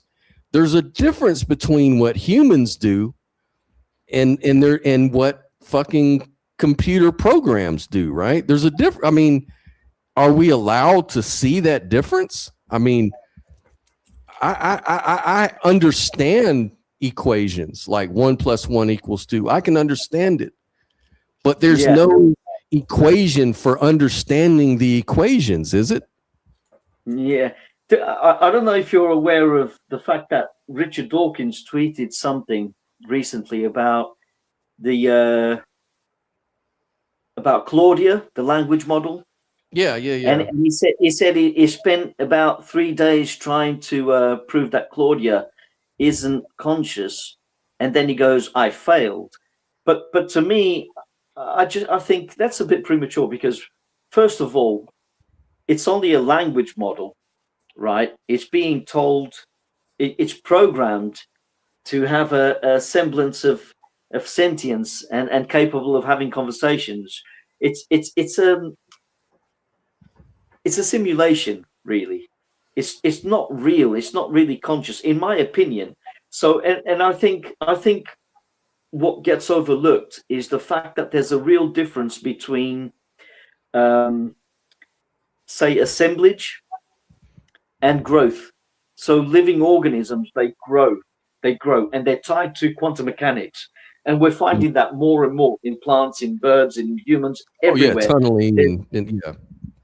And this aligns with Federico Fagini's theory of consciousness, which he has with, it's actually called the Dariano-Fagin theory. And Dariano is the father of quantum metrology. And both of them are saying the quantum state is synonymous with consciousness. It's unique and it cannot be copied. It's original. But when you look at machines, they are copies of copies, and they tend to operate on a more classical level. So right there's grounds to see that it's not a panpsychism, it's more of an idealism. Everything that you see around you, it's a phenomenology. Not everything represents a conscious agent, but some things, some symbols on your screen of perception, let's say, represent conscious agents, and machines are not representative. They are actually our doing, our creation. It's almost like an extension of ourselves. It almost brings to mind phenotypes and extended phenotypes. If anything, Dawkins should be aware of this because he has a book called The Extended Phenotype. So I think Richard Dawkins was really premature in concluding that we can't. I think he's very outdated. He's going by the fact that these language models, they can pass the Turing test, and that's it. You know, we can't disprove that they are not conscious. But I think we can. I think that the fact that you have the Chinese room problem as well that John Searle came up with, right there, you can establish that it's possible to have a very convincing scenario where you think you're talking to someone who's conscious when it's only a formulation of sentence and intelligence. And I think Dawkins also missed the distinction between intelligence and consciousness. Well, me and Lou have been talking about this you lately. look at a chicken. A chicken lacks intelligence, but the chicken is conscious. But you can have something, a computer that exudes intelligence, and yet it's only a machine. It's not really conscious. Well, see, Lou and I have talked about that earlier this year, that in 2026 we're going to have to step our skeptic game up, because this year is where everyone's going to start making all sorts of claims, all sorts of extraordinary claims. It's going to be very easy to just fall in line with it. These things we were talking about, you remember this, Lou, we were talking about AI and some of these super AI claims. People are already marrying their chat bot. They're already getting into relationships with them. Our skepticism has fallen out the window. And now you've even got Dawkins, who are supposed to be champion of skepticism, now pronouncing the other day that, hey, AI is conscious. Like, where do these people, how do these people know that? Like, where's their skepticism? You can't just make a claim and then say that's the way it is because I feel that way. Because he says, well, I talked to the AI. I asked him, he said yes, he said all the things. So it's common sense. AI is conscious.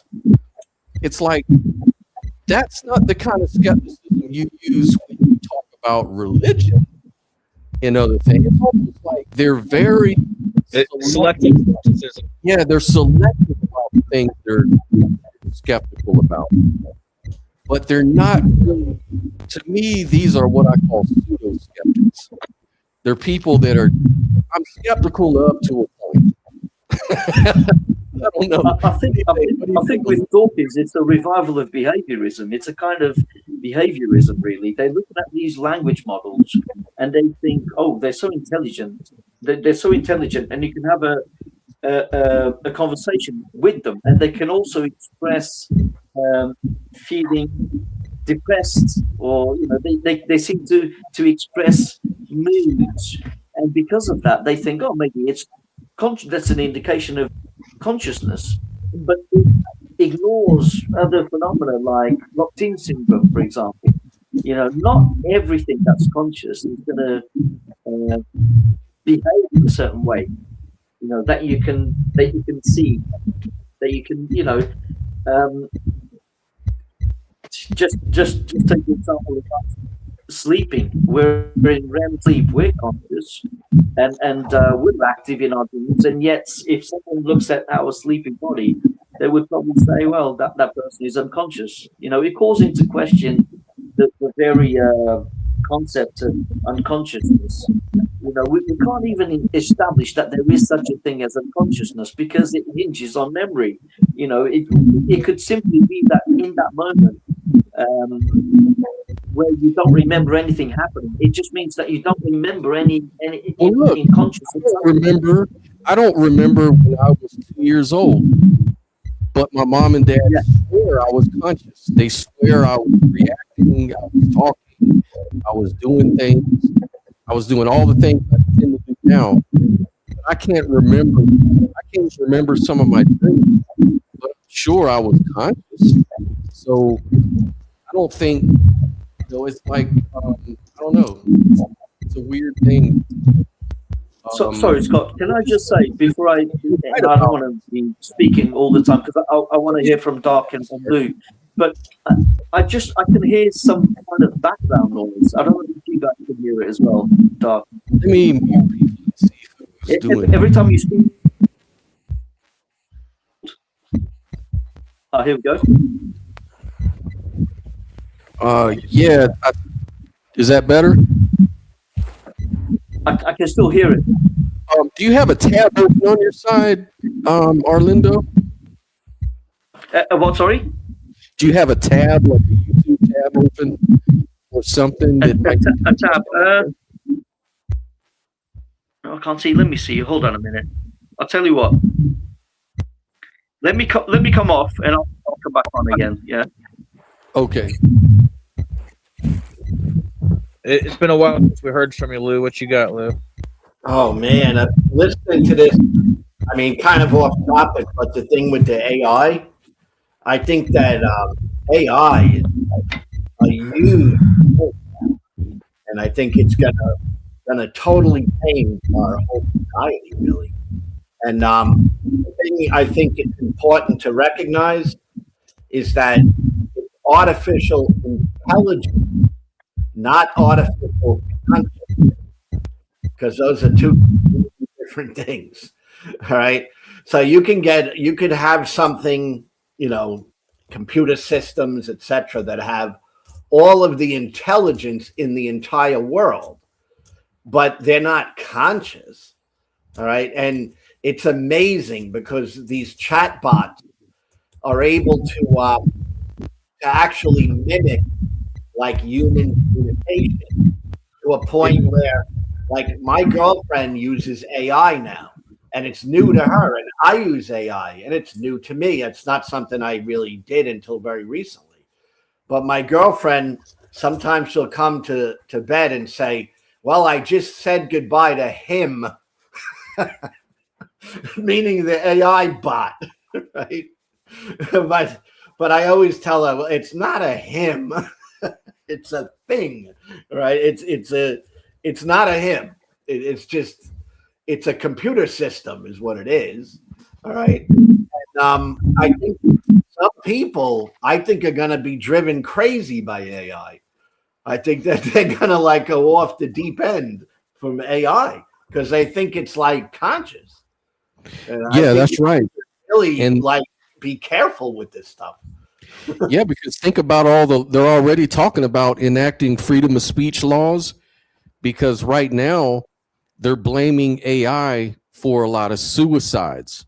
Yeah, that's what I'm saying. Now, I didn't know that, but that doesn't surprise me, Right. And so now they're saying, well, we can't let them say, but then other people are saying, wait a minute, now you're trying to restrict their free speech. And, opponents are saying, well, they don't have freedom. They're just computers. Exactly. The other people are saying, no, they're conscious. You're just being bigoted. Yes. That's really the argument. I'm telling you that I was even predicting this early this year. I said that was going to happen because people are no longer skeptical. They just go along with what these people are telling them, that, oh, our systems are so good, they are sentient. Yes, it's out of control, and it's early in the game. Yeah. It's not, this is just starting, really. So I think the echo experiential realism was on Dark-Light side. I muted them and all the echo went away. So Dark-Light, if you can work on that, I don't know if you have a tab or something, but I'll unmute you as soon as you can get that. Yeah, so I think I don't hear it. Yeah, sorry. Have to be very careful when dealing with AI, which I'm for. I think AI is great. It's not like I'm knocking it. Right. It's just that I think people have to realize these are not conscious entities. You're talking to a machine. That's what you're speaking to. So you got to be careful with that whole AI thing. And I think people are going to use AI to destroy things, to do terrible harm. All right. Although I think it's going to do good too. It's a new technology. It's something new. And it's going to be used both ways, very negative and very good. And I just find that whole thing fascinating, really, the AI thing. But I did want to ask experiential realism something really quick, because go for it. It's something I really like. When you said it, it really hit me. All right. You had talked about you were atheist, and it seemed like that was a past thing, right? You were atheist. and you talked about atheism kind of turning you nihilistic.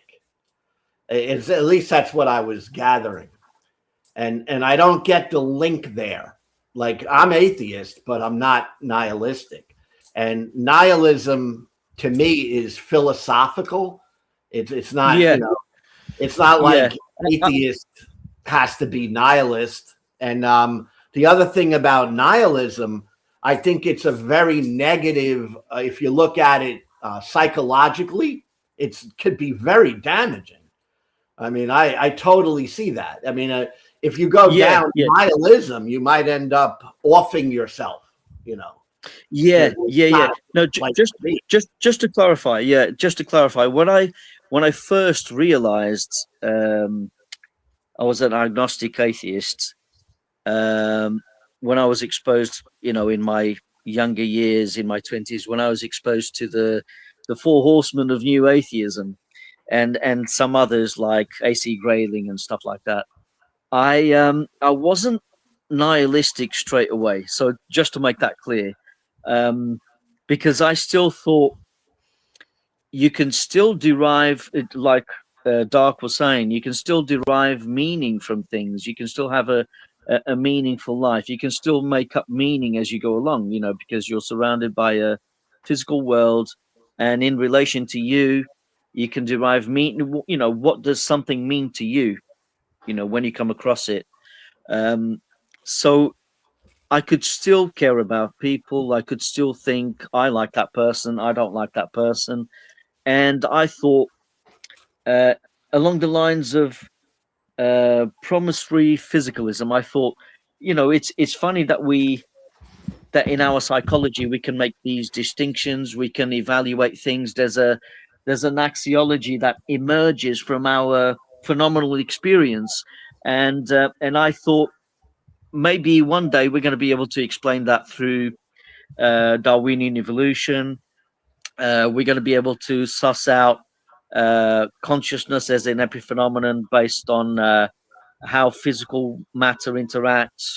You know, I thought all of that will be figured out. Ultimately, we're going to be able to reduce everything to dead, as it were, dead unconscious matter. So, but in the back of my mind, I was thinking it's definitely going to go that way because I'm a physicalist. Physicalism has to be true, and you know, ultimately, nothing has any meaning. That's how I began to think. Ultimately, there is no intrinsic meaning to reality, and the meaning I experience is only an illusion. You know, and I was taking into account the ideas of Dennett, you know, to do with the multiple drafts theory of consciousness in his book, you know, Consciousness Explained. But obviously, I have my own psychology. I come with the baggage of things that happened to me from childhood, and eventually, it's very easy when you're dealing with your own problems and you have interpersonal trauma going back to childhood. It's very easy to slip into a mode where you just think, what's it all for? Why? You know, there's no meaning. That life is absurd. You know, I'm under some kind of spell that I should abandon because I care about truth. And right now I don't think I'm taking truth seriously. I think I'm still pretending. It felt like I was still pretending, and that's where the nihilism began to creep in.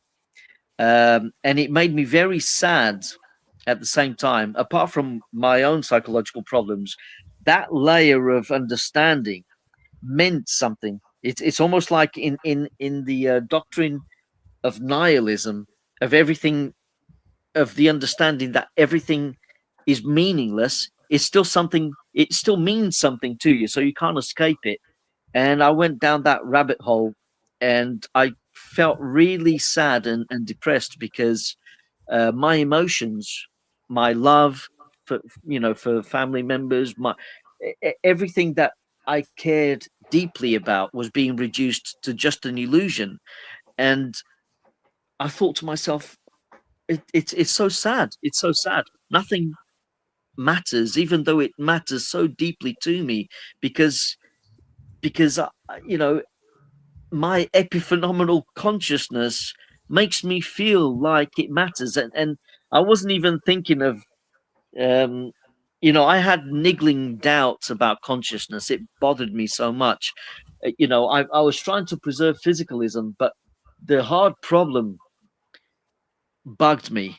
It bugged me continuously. I just couldn't conceptualize it.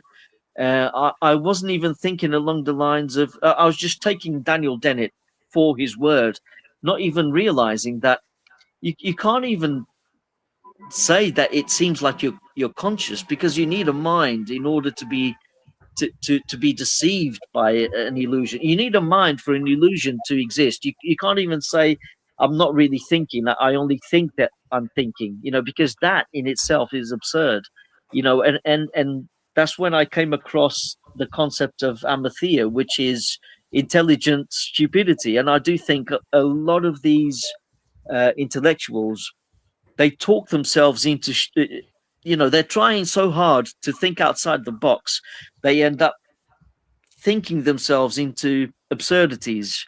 Whereas I feel that sometimes the common person just has the right intuition.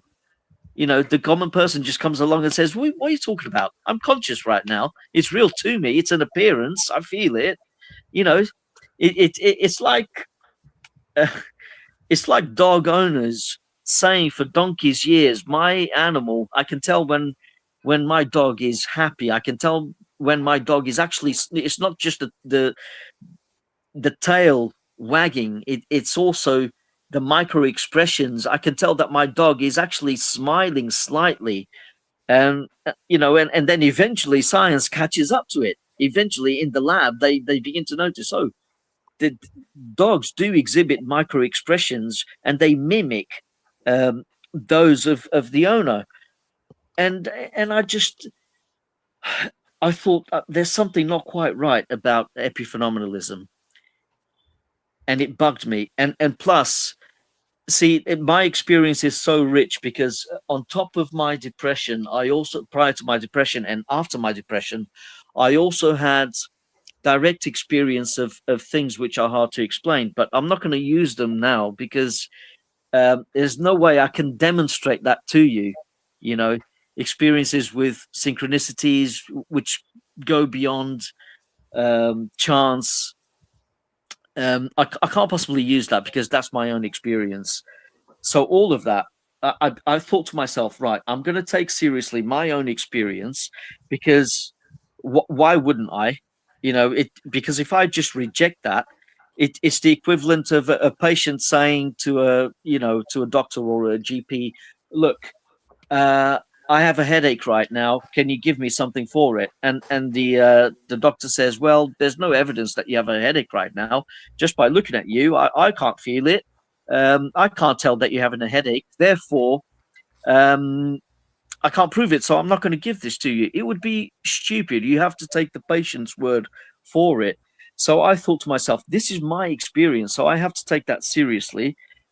I can't just dismiss it as a hallucination, for example, you know, because did that help you once you realized that? Did that help you?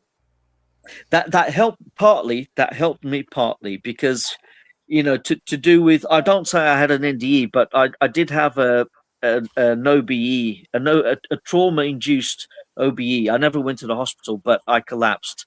It was more like vasovagal syncope. So, and I saw some things which were objectively confirmed, which made me think, oh, maybe there is something to this. So I take my own experience into consideration. That helps for myself. I can't demonstrate it to other people, but for myself, I will try if I can, if people around me are open to it.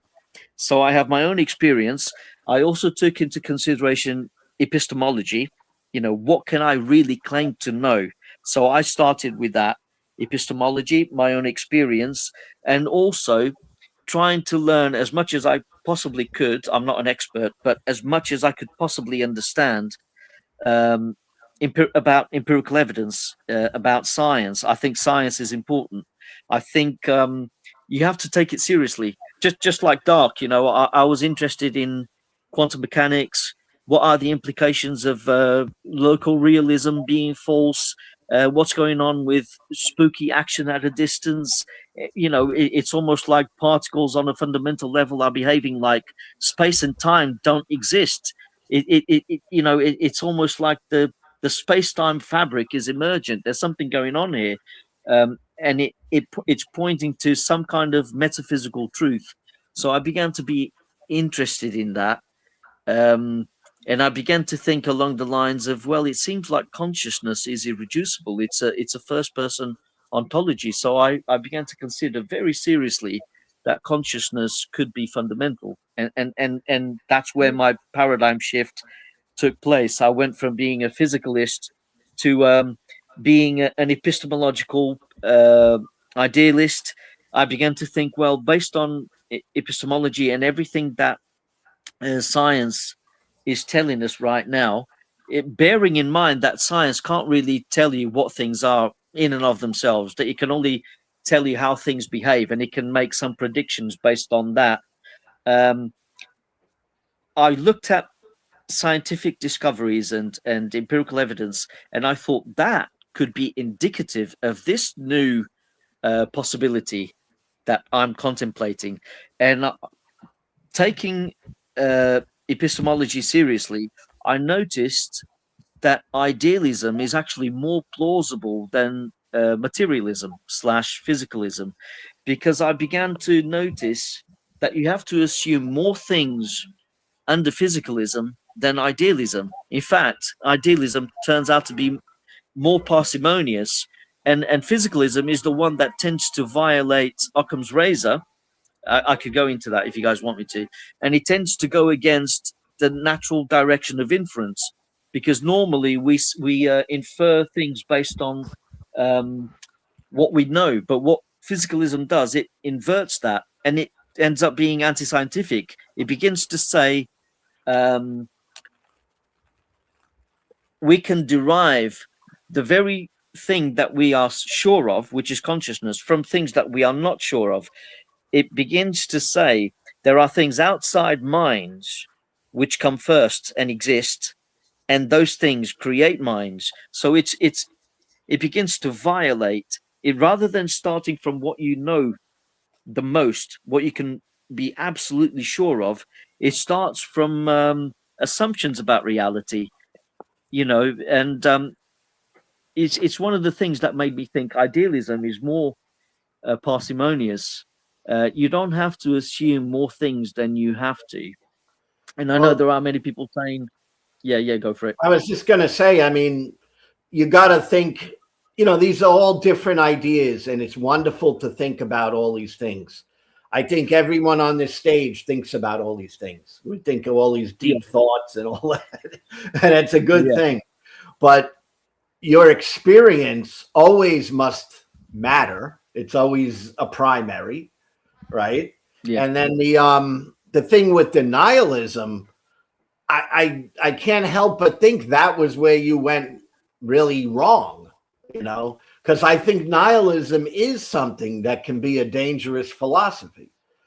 And when I say dangerous, I'm talking about psychologically, you know. I think it could lead you into depression and, you know, wanting to delete yourself and stuff like that. I think, you know. Yeah.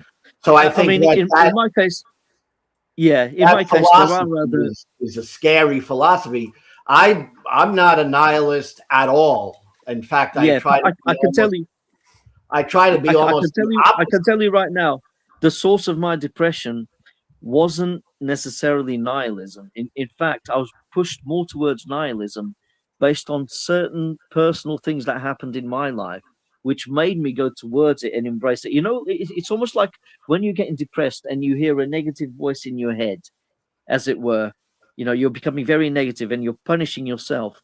You begin to say to yourself, I care about the truth no matter how cold it is. Yeah, I'd rather a cold, harsh truth than a consoling lie. So I've always had that motto. And in my depression, it pushed me towards nihilism, because I began to say to myself, well, I might not like it, but at least it's reinforcing my feelings. It's the explanation as to why I'm feeling like this. Life is hopeless, it's meaningless, and it forced me to embrace that. So I just want to make that distinction. I was actually depressed, began to become depressed even before embracing nihilism. But I will agree with you that nihilism certainly doesn't help. It's definitely going to push you down that rabbit hole. If you're depressed, it's definitely going to push you down that rabbit hole even further. You know, you can't. There's nothing to hold on to. You know, the only consolation will like be there's not much hope there. Yeah, there's no hope, and the only consolation that you might tell yourself is that at least it's the truth. You see? Yeah, but you see, I would go all the way, and I'm always trying to think rational, and I'm always trying to think logical, and I'm always trying to think in terms of what is true. But if what is true is going to drive me into deep depression, I want to back off of that. because I still want to be happy, right? Yeah, I still want to live a joyful life. So I think that has to be somewhere as a higher priority, even. Yeah, you know? which is why I was pushed to the limits, and I had to be sectioned by the police because I was really publicly about to just delete myself, and I was saved. And then I noticed how much I made my family suffer because of that.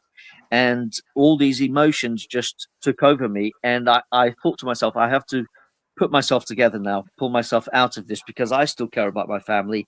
I love my family deeply. I don't want to make my wife suffer. Even though I have a very low opinion of myself, I have to find some value in life. Yes. Right?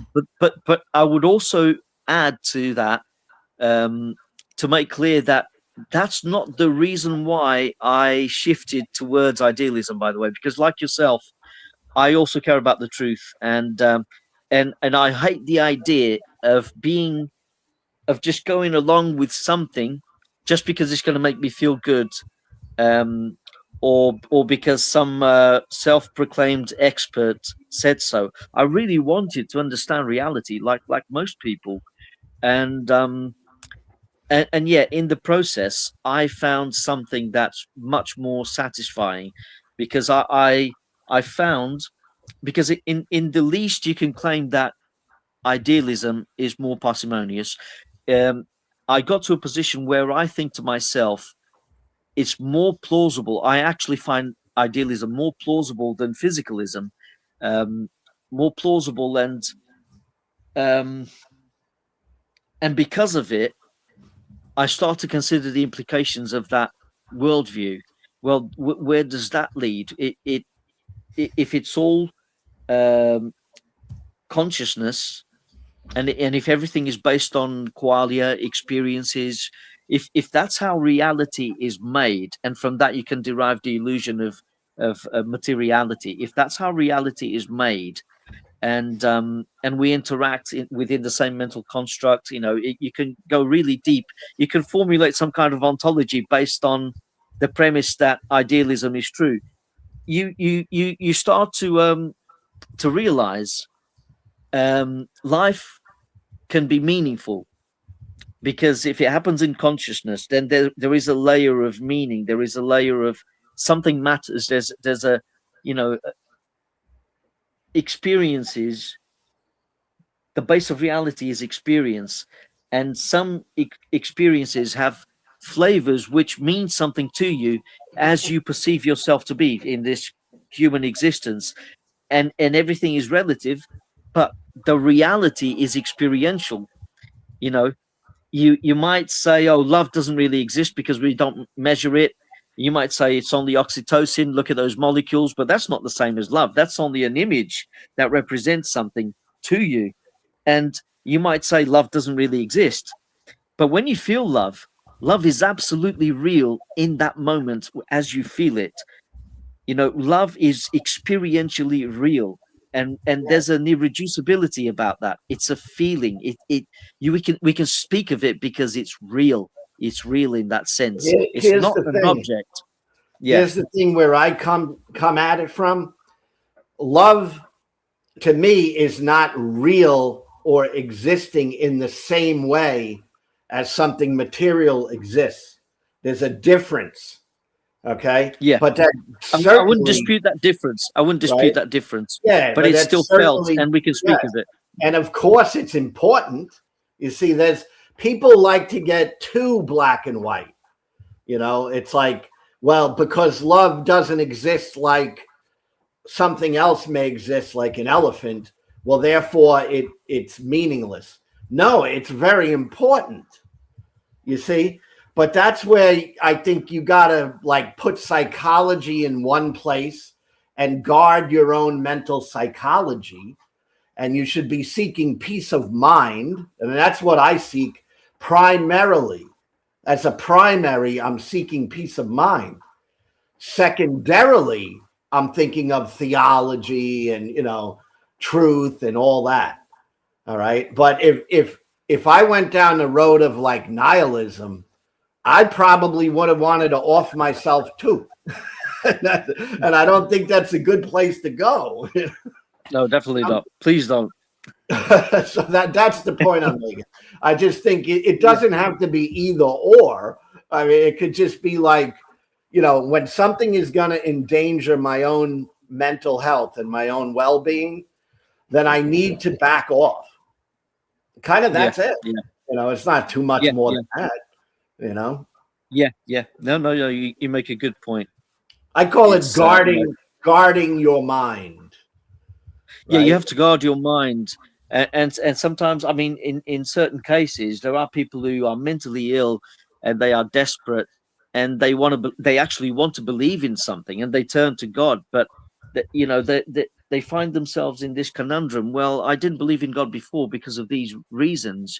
Right. Can I find some kind of reason, something to hold on to that points to maybe God as a possibility, however flimsy, and then they hold on to that.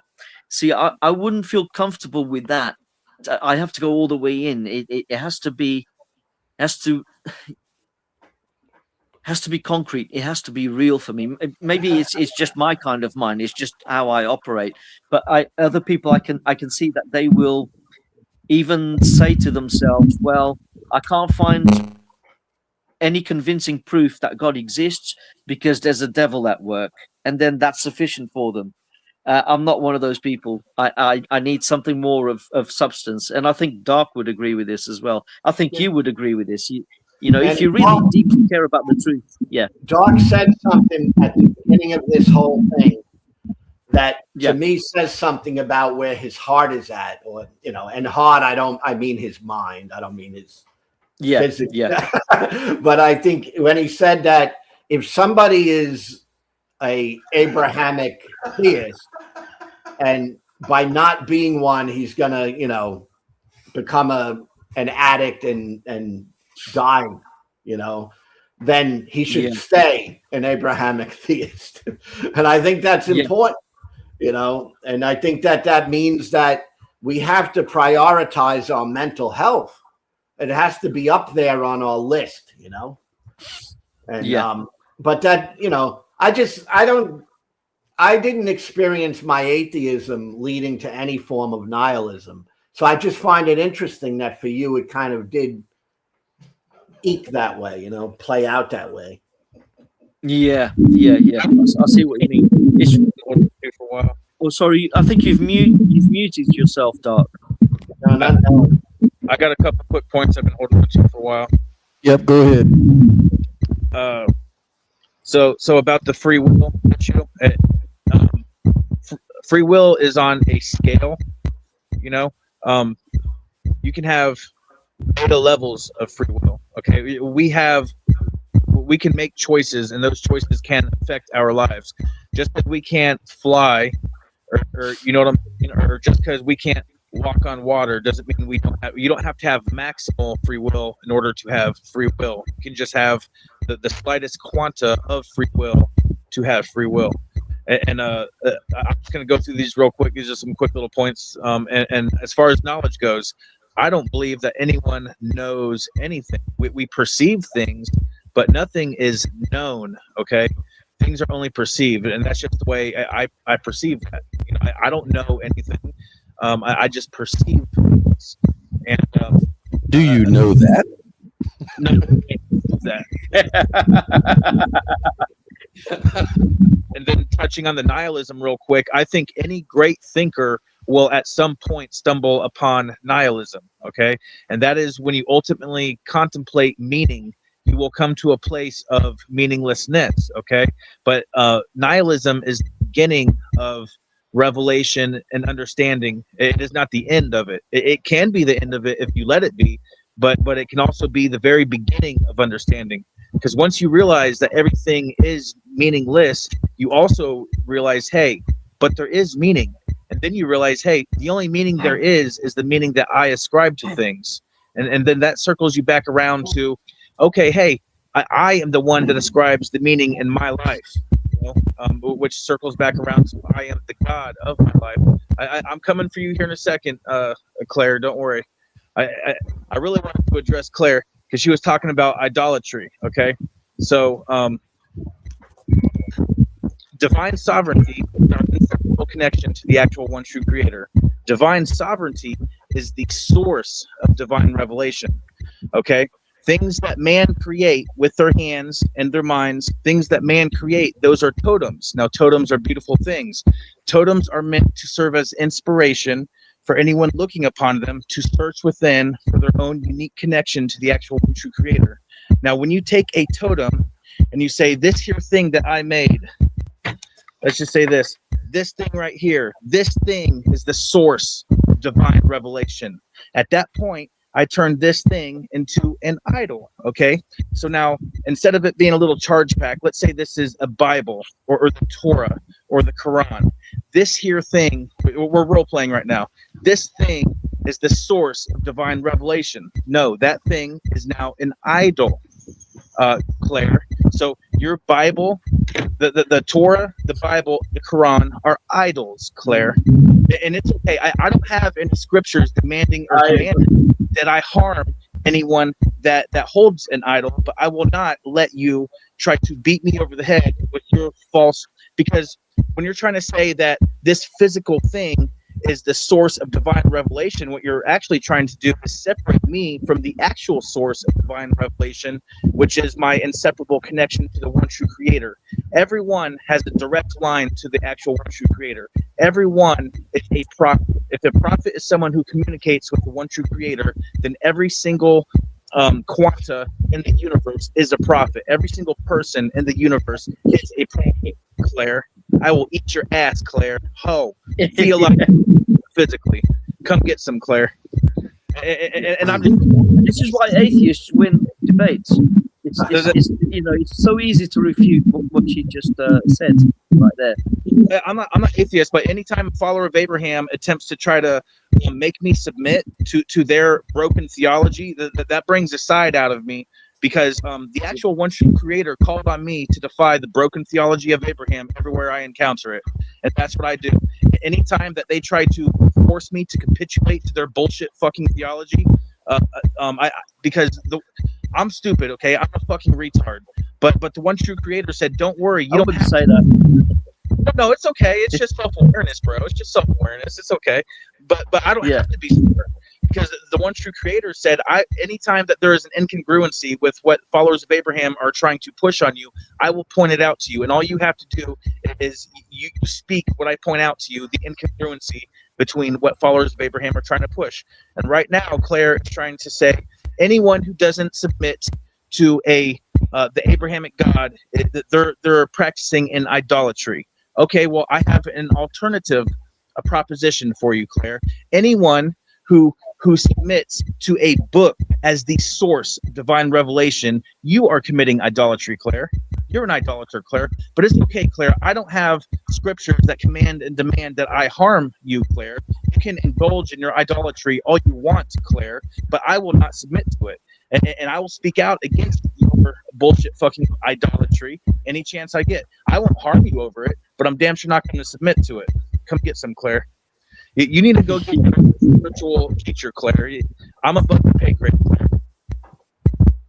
You know, I'm going to mute you because it's kind of Yeah, there you go.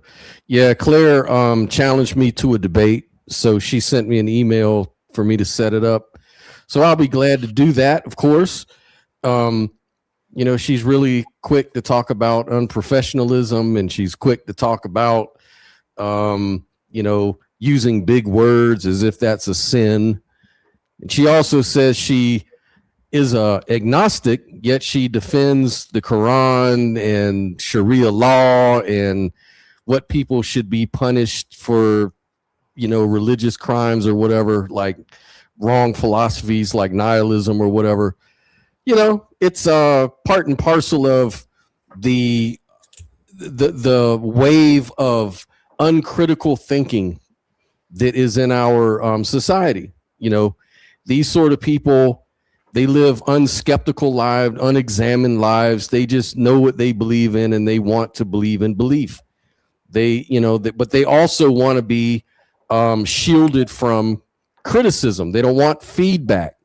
So they're quick to put their views out on stage for the world to see, but they'll hide behind certain labels like agnosticism because, you know, it's a shield. It's like, hey, you can't condemn me for my dumbass beliefs because actually I don't believe them, but at the same time I do, so I'm going to keep promoting them. It's inconsistency, it's incoherent, and it's just the symptom of an uncritical world, a world that's gone batshit crazy over dumb theater and politics and feeding into the duality of the world. This is what that stuff leads to.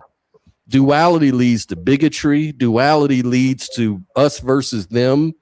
It leads to all sorts of racism, classism, because it's based on the idea of me versus you. My needs versus your needs. That's the whole problem. And so it's no wonder these people talk this way and act this way because, you know, they live in their own mind. They're kind of like, in a way, they're kind of very solipsistic in some ways. The only thing that matters is their beliefs and their virtues and their values. And they push it as if it's some sort of objective fact, which, by the way, they also deny objectivity. They also deny that there is such a thing as absolute truth. They deny all that because, again, they like the shield of ambiguity. You know, they like to be vague, and then they like to point the finger at others as if they are vague. They'll say, oh, you talk about idealism or non-duality. That's vague. But then they hide behind these vague terms. Oh, I'm sort of agnostic on all that. Yet they're really there to criticize it. Never criticize physicalism, materialism, dualities, stuff like that. Oh, that's because it's culturally friendly. In polite society, we don't talk about non-duality.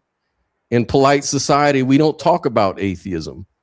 In polite society, we don't talk about skepticism. Why? Because it hurts people's feelings. It challenges people's skepticism. It says you're not skeptical. They take it personal. And people don't like that. And so they talk crazy like that. They talk like imbeciles, you know, an idiot. Like, what is she saying now? If the Abrahamic God exists, then he would know objective truth. Yeah, but that's the question we're talking about, Quran girl. Does your Abrahamic God exist? That question doesn't really mean a whole lot unless you first establish that your God is real, right? Now she says atheism is in most Westerners. Okay, so what? What's your point? Is that a defeater? What is that, Miss Agnostic? I don't get it. Real quick, the religions that are most ready and willing to criticize others are also the religions that are least willing to take criticism from others. So if you are, if you love to criticize others, you have to as well be ready to accept criticism from others. And furthermore, if your God was all powerful, then he would be able to withstand a little bit of criticism. See, criticize me all day fucking long because my delirium is strong enough. Come get some. And Is my audio okay? Is it just the echo from Dark-Light? Am I okay or okay? Just wanting to make sure. You're fine. Oh, okay, cool. Hey, Neil, how you doing today? I'm doing fine. I see that there's been some spice lately. Yeah, the spice trade is busy today.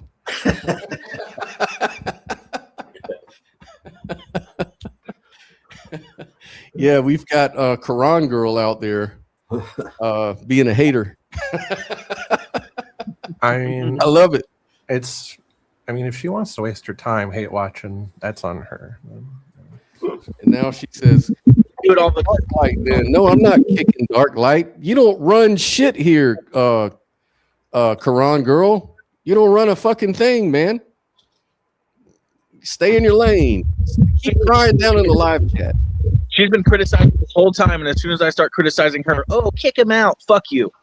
Yeah, that's what she does. If you don't see any compelling evidence for a God, then why should you believe in that God? It's very simple. That's the premise of agnostic atheism, and the Abrahamic God is ridiculous, really. Oh, what's she saying? Dark-Light is spoiling your show. For you? Apparently not, because she's still here.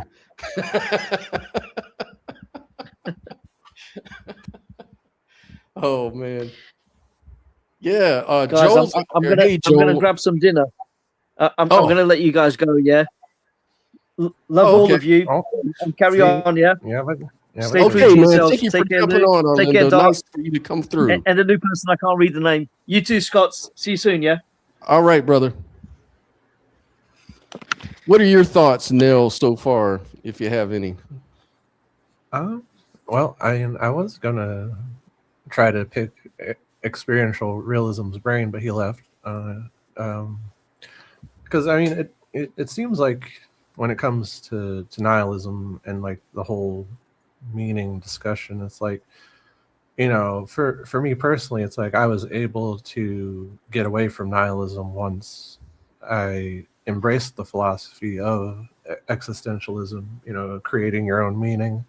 But it seemed like for him that wasn't enough. And so I'm thinking it's like, I'm guessing, you know, for some people it's like, even when you realize, oh, you know, meaning isn't intrinsic, but I have to make my own meaning. I guess that's for them, that's an illusion. And, you know, I can't just go off in an illusion is what was like trying to get at with him. Mm-hmm. Yeah. I don't know. Like, I guess to me, it just seems like we're just all wired differently, and what we're willing to accept or not accept is based on that wiring. So, well, that's really what it boils down to as well. Because I mean, you know, it's like I was chatting with a fellow non-dualist who doesn't really consider idealism like the other things that I talk about. Like she was saying, look, you know, I'm a non-dualist, Scott, and everything, but I mean, I'll be honest with you, I really don't care about this consciousness stuff you talk about. Like for me, you know, I believe in non-dual awareness, but it just doesn't, I just don't get anything out of talking about consciousness. And it's like, I understand that. That's cool. You know, that's fine. She goes, I believe everything you believe, though. Like, I believe that reality is really just basically one thing, and the consciousness is just the expression of reality, you know, from a local perspective and all of this kind of, I can go along with that. But this whole physicalism versus I don't care. It could be both. It could be either. Don't and point, you know, and it's like I told her, I'm like, look, we're all wired up differently. Because I guess that's because I hate philosophy. She goes, I just don't like philosophy. Philosophy to me just seems to be a whole lot of questioning assumptions and, you know, but who cares?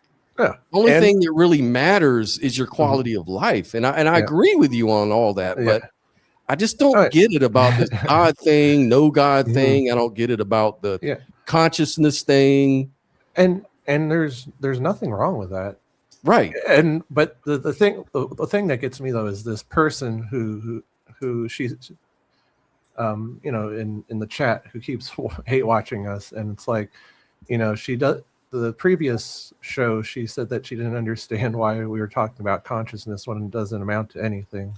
And it's like, so it's one thing to be like, none of this is adding up, I don't care, I'm just going to go on with my life. But it's another to say that you don't care and then just like shit on the people who do care about these things. Like, you know, if you don't care about philosophy, then why are you in these philosophy channels? Right. I mean, that's what we do here. Like, because you know, to me, it's like, it's one thing to be like, all right, there's this reality, when I'm just going to live it. I'm going to live on autopilot. I'm not going to think that deeply about it. But it's like, if you want to, you know, like the whole point of philosophy is to audit, you know, your beliefs. It's like, it's to make sure that you're justified in believing what you're believing. And it's like, and so if you care about that, you're going to care about philosophy. And so to me, it's like, if you don't care about that, why why are you railing on people who do? right, exactly. And at least the other lady I spoke to, she doesn't come to my channel for that very reason. I mean, she watches it sometimes, but she's like, I watch maybe one or two of your shows, and it's a little bit, I don't know. She tried to be nice about it, but I guess she was saying it's a little bit too much for me. It's too. Yeah. Here's the thing. It is very, very deep stuff. Mm-hmm. I mean, it just is. Yeah. And people with philosophy is important, but philosophy can be intuitive as well. Like, you don't have to study philosophy all the time. No. Right. I mean, you kind of just have your own ideas about philosophy. I don't consider myself well studied on philosophy, but I think I have a life philosophy of my own. You know what I'm saying? Yeah.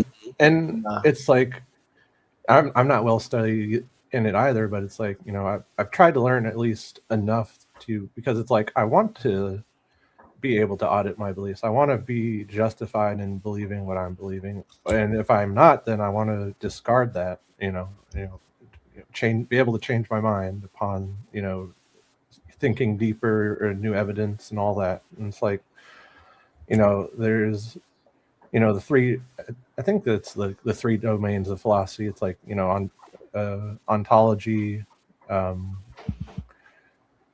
epistemology, and ethics, you know. So a lot of people, when they hear that, they just hear big crazy words that don't mean much to them. Right. Yeah. And that's the thing. It's like, I was telling Objective Ethics, I was on his show the other night, and we were talking about that. And one of the things I told him, because, you know, we were going on about this whole non-dualism and really getting deep into the skepticism and philosophy of it. But I told him, you know, look, if this stuff doesn't resonate with you, if this stuff is just a little, I don't know, comes off a little esoteric or something, I guess, then it's okay, dudes. It's like, I was telling them, look, I don't care how you get there. As long as we treat each other well, as long as we have ethics, you know, meta ethics, we can talk about ethics and we can talk about how to treat each other and approach the world in that way.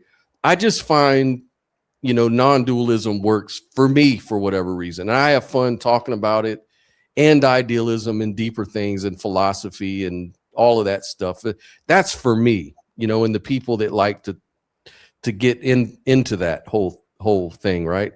Well, Scott, I got to ask you, because you're my buddy, and I know that non-dualism is a big thing. It's something you wrote a book on it, you know? Yeah, right. It's something you care about a lot. All right. But I mean, I try to understand it, and I try to understand, you know, where you're coming from and where maybe someone who disagrees with you is coming from. And I don't find that it like impacts me in the way it impacts you.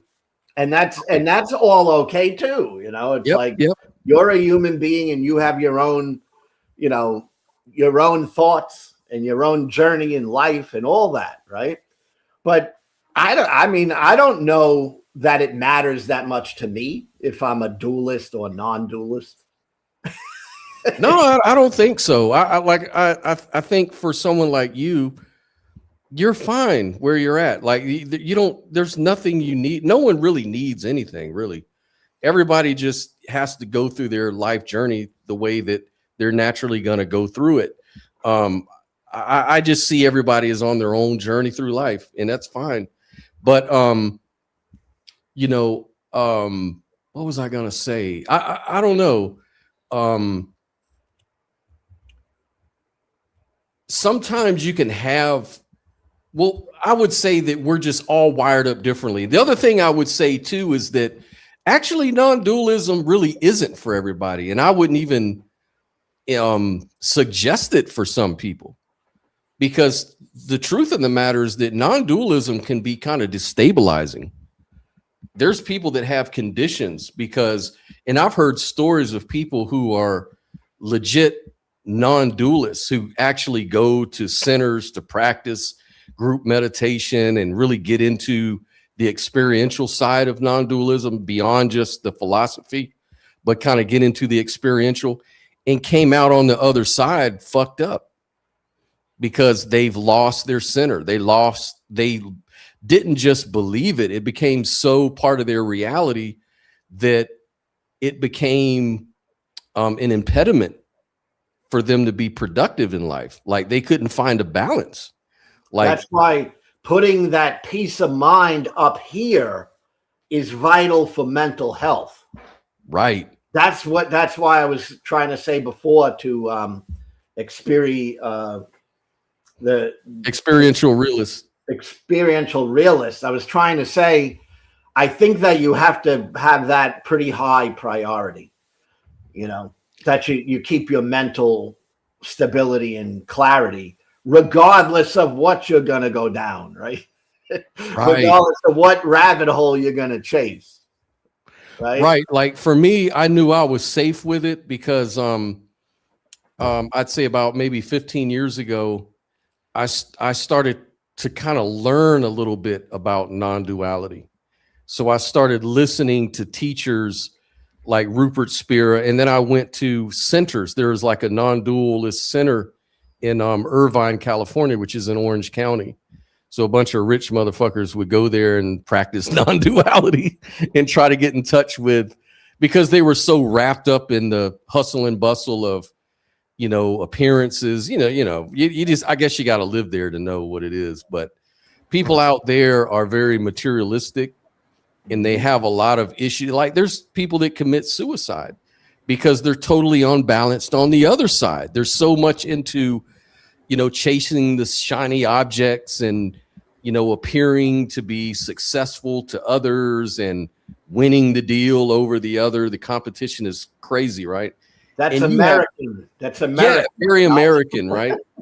And these people have a movement, I would say, started probably around 2010 is when it really started out there, is that they started having these retreats in these centers where you could actually learn a different way to approach reality and find a little balance in your life, because a lot of that was a need that got filled. And so I went to the place and a lot of people showed up, and man, it was really hustle bustle, you know, as far as people trying to learn about non-duality. And it was so fascinating, you know, it became very interesting, but I was really curious. So I was like, well, I talked to some of the teachers out there and they were saying, well, to really experience it, you know, you got to keep meditating and this and that and this and that. And I was like, yeah, well, I'm doing all that, but I guess I'm not getting the fireworks that everybody else is. So what I did is I started looking and researching about consciousness and how to get those fireworks. and I learned about DMT and some of these hallucinogens, which are like the fast track to quieting your brain down so that you could have this, non-dual perception. So I could really get in touch with it, because it just, something wasn't really clicking. So I did that. Me and my brother did that. And man, that was so profound.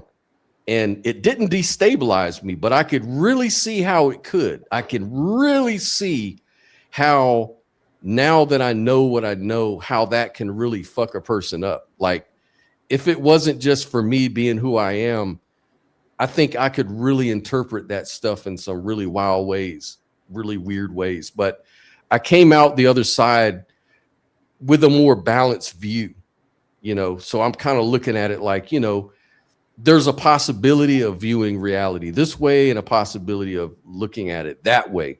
Each one just as real as the other. In fact, I would say maybe the trippy part was a little more real, because I've done all kinds of drugs, and this wasn't like a drug. This is more like DMT. It's like they call it the spirit molecule. It's like this naturally occurring molecule that everyone has in their system.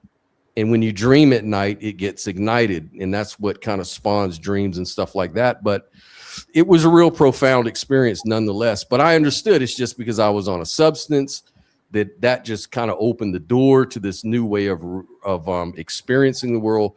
But it's all in my brain. It's all just happening in my interface that I call the brain. It's not anything like I went anywhere. I don't interpret it like, oh, I left my body, went down this tunnel, talked to these entities, saw the light. I mean, all that occurred in my experience. Don't get me wrong. But I came out of it with a balanced view about it. I didn't look at it like, oh, I just proved the supernatural. No, I didn't look at it that way. I look at it like, I just tweaked my brain. You know what I mean? That's how I see that stuff. Yeah. Like, that's why I'm a big pot smoker. And that's how I view smoking pot. It's not, I don't look at it as, I look at it as it's an experience that is good for me. I don't see anything negative about it. All right. But I don't necessarily think that everything that I might think about when I'm smoking is necessarily absolutely true. Right. It's just an experience. It's just the way you experience the world. And the way that I look at my brain on DMT, I can equally say that's what my brain's doing when I'm not on DMT. My brain is an evolved interface.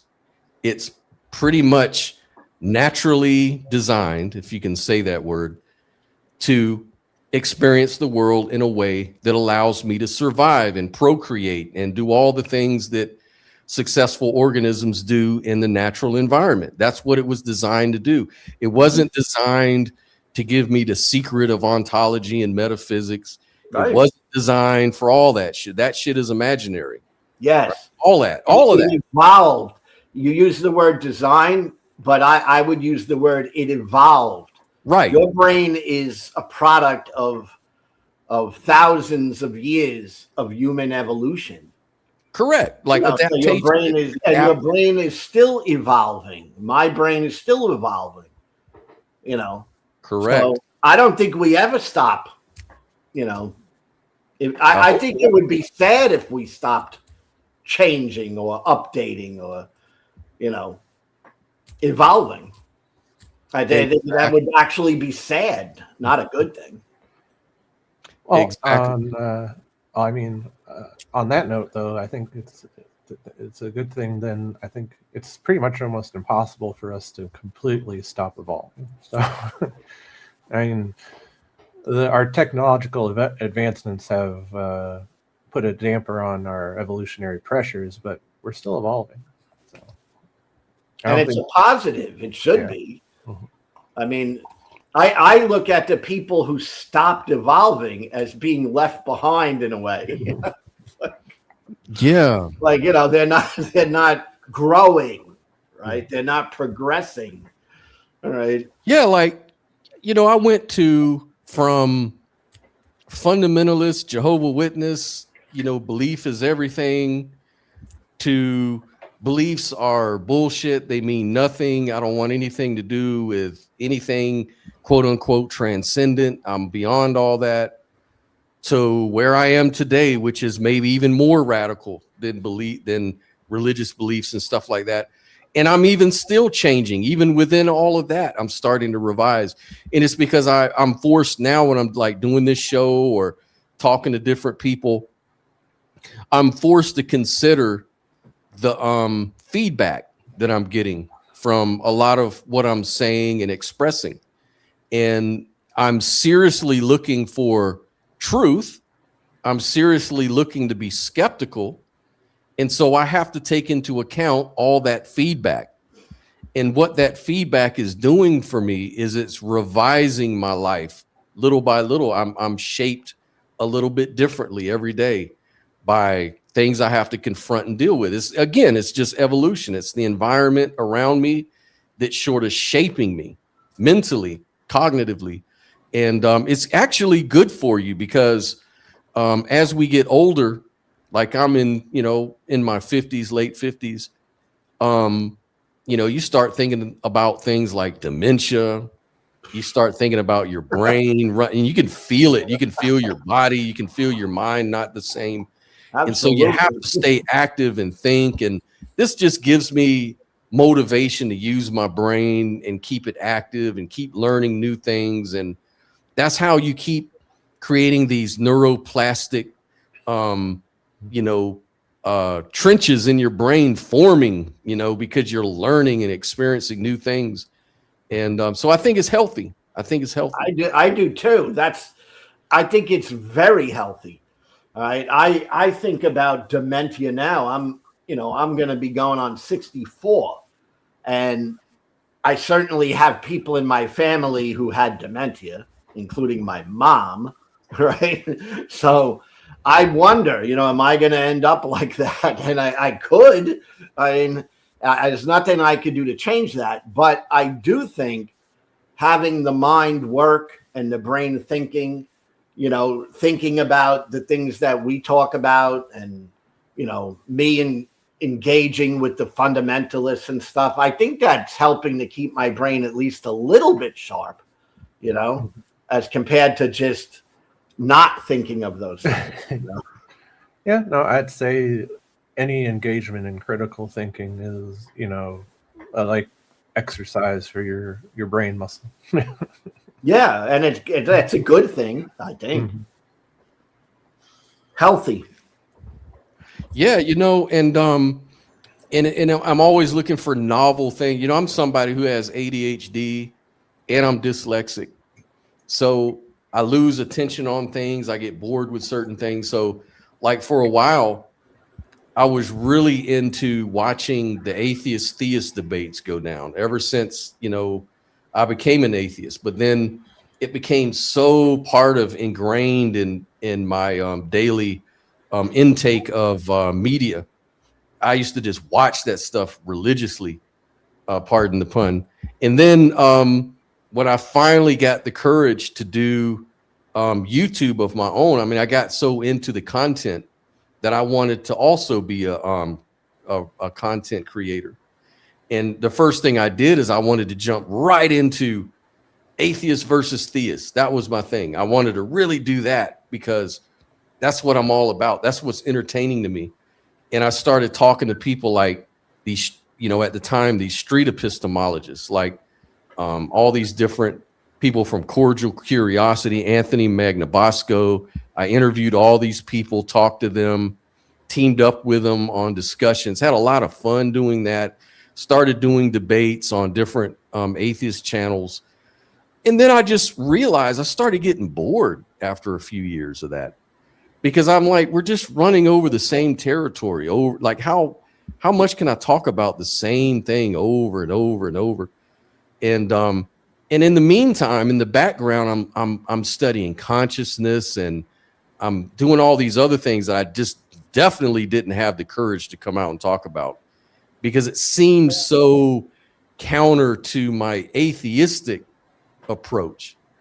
And so I was kind of shy to talk about idealism and non-dualism, and I kept it like a little secret. So I was in the closet until finally I just looked at myself in the mirror and I was like, you know what? If I call myself a skeptic, why not? What am I worried about? What's holding me back? Why am I scared to question anything? No, you should never be scared to question anything. I totally go along with that. That's skepticism to me. I question everything. Yep. You know, including my own beliefs or lack of beliefs. I mean, if you can't question yourself, I mean, and can't question the things that you do believe or don't believe, I don't know. It gets really like boring, and it gets to be where, you know, you're not evolving. You're not growing. Exactly. And to me, that's where philosophy really fits in. Like, if you aren't afraid to question your beliefs and you want to question your beliefs, then philosophy is the best way of going about doing it. Yeah. And I mean, you know, sometimes people can, when you're skeptical, see, this is the funny thing. When you're skeptical, you have to outline the reason you're skeptical about something, right? Mm-hmm.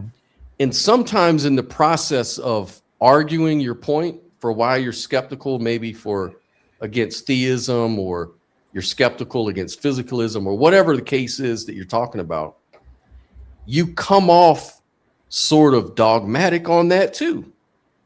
And so it's hard for people to understand you, because they're like, you say you're a skeptic, but you seem all in on this atheism stuff. You seem like you're kind of dogmatic about it. And it's not that you're dogmatic.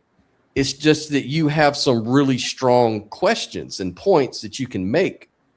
And if people are not familiar, it can come off like you're being religious about your atheism or something, right? You ever noticed that? I get accused of that often. You know, I get accused. I don't look at it as an accusation, but a lot of apologists will say, "Well, you're just as religious as I am."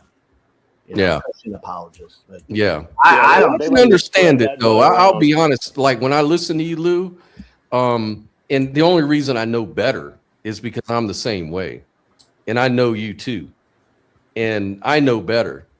But if I'm being fair, it does kind of come off a little dogmatic. And the same thing is for every other YouTube person that talks about atheism. It does. It has to, for some reason. Yeah, I think it almost has to. That's the problem. I try to fit in here and there that I'm open-minded, because I really do feel that way. But I think when you take the atheist position and you're encountering religious people, I mean, they have to just, I guess it's just natural for them to look at you as another religious person. Like, yeah. I know. Hey, how you doing, Joel? And how you doing, Paul? Joel popped in first, so let me give him an introduction. Hey. Go ahead, buddy. Hey, thanks. Can you guys hear me? Yep. All right. Yeah, appreciate you having me on. I thought I might at least jump in long enough to try to raise some of the questions that Paul and I had been talking about earlier. Please do, man. I was glad when I saw Paul jump on. What's up, Paul? Hey, Joel. Hey, Scott. Hey, Lou. Hey, Nell. Hey, audience. Philosopher and author, Paul Massell. All right. Yeah, so I don't know which one came first, but we had a post in the group that was kind of bringing up the question about views on God that kind of equate ourselves or maybe even reality itself with God, and how that fits with idealism, and what does it get you, and most importantly, what do you mean? Why are you putting that qualification on there? Has been the main kind of hang up that we had. Yeah. Yeah. So it seems like it's all in what we're emphasizing here. Like, I don't know, like, for example, if by nature we mean like the total self-organizing, conscious, creative ground of all being, then nature and God may differ, namely in emphasis, right? Like, the term God is used mainly to emphasize like ultimacy or sacredness or intelligence, meaning dimension, rather than just mere mechanism, right? But and I admit that's partly semantical. It's just semantics. But I don't know. It depends on what you emphasize in that way. Maybe what Dark-Light would say is that not all consciousness is God, but if consciousness is fundamental, generative, omnipresent, and kind of like the source from which all localized minds and agencies arise, then calling that God becomes coherent, philosophically at least, right? Well, I don't know. I mean, if that's what you've defined God as, and then you say, okay, this thing I'm proposing fits that definition, then you're all good. You've defined it. You've defined the term in such a way that you meet the qualification. I just think that one of the things that I suspect is going on here is that people have long, well, the view of God as creator, as that, prime, prime mover, first cause, creator,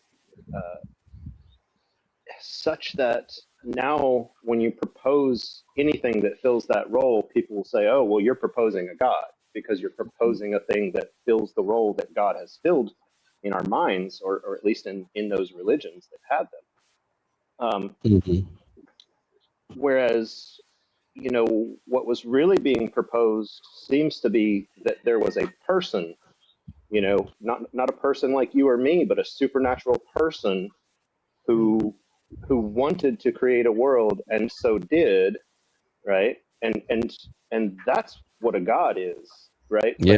But at this point, we're just kind of saying, well, anything that serves that role that mythological person filled, we're going to call that a God. And I'm saying, well, I don't know. I don't mean to be prescriptive about the term, but I do think that if we want to avoid being idiosyncratic and kind of blowing up a term until we've lost, its usefulness in terms of its meaning, we kind of have to insist on a little bit of, let's stick to how these terms are used.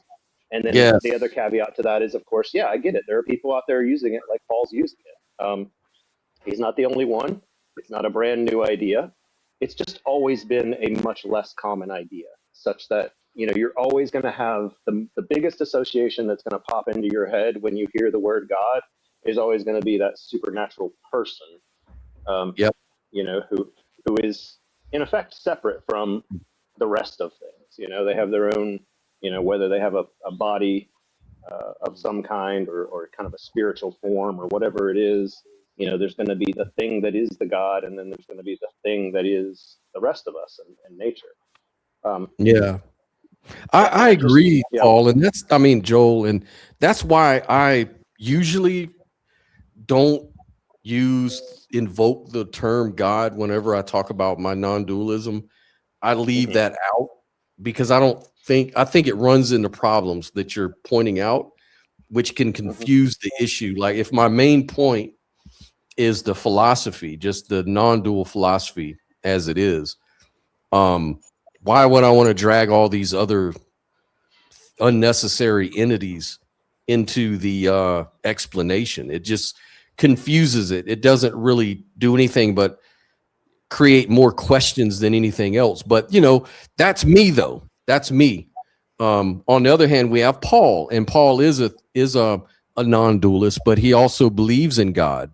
So, Paul, how would you respond to Joel's criticisms there?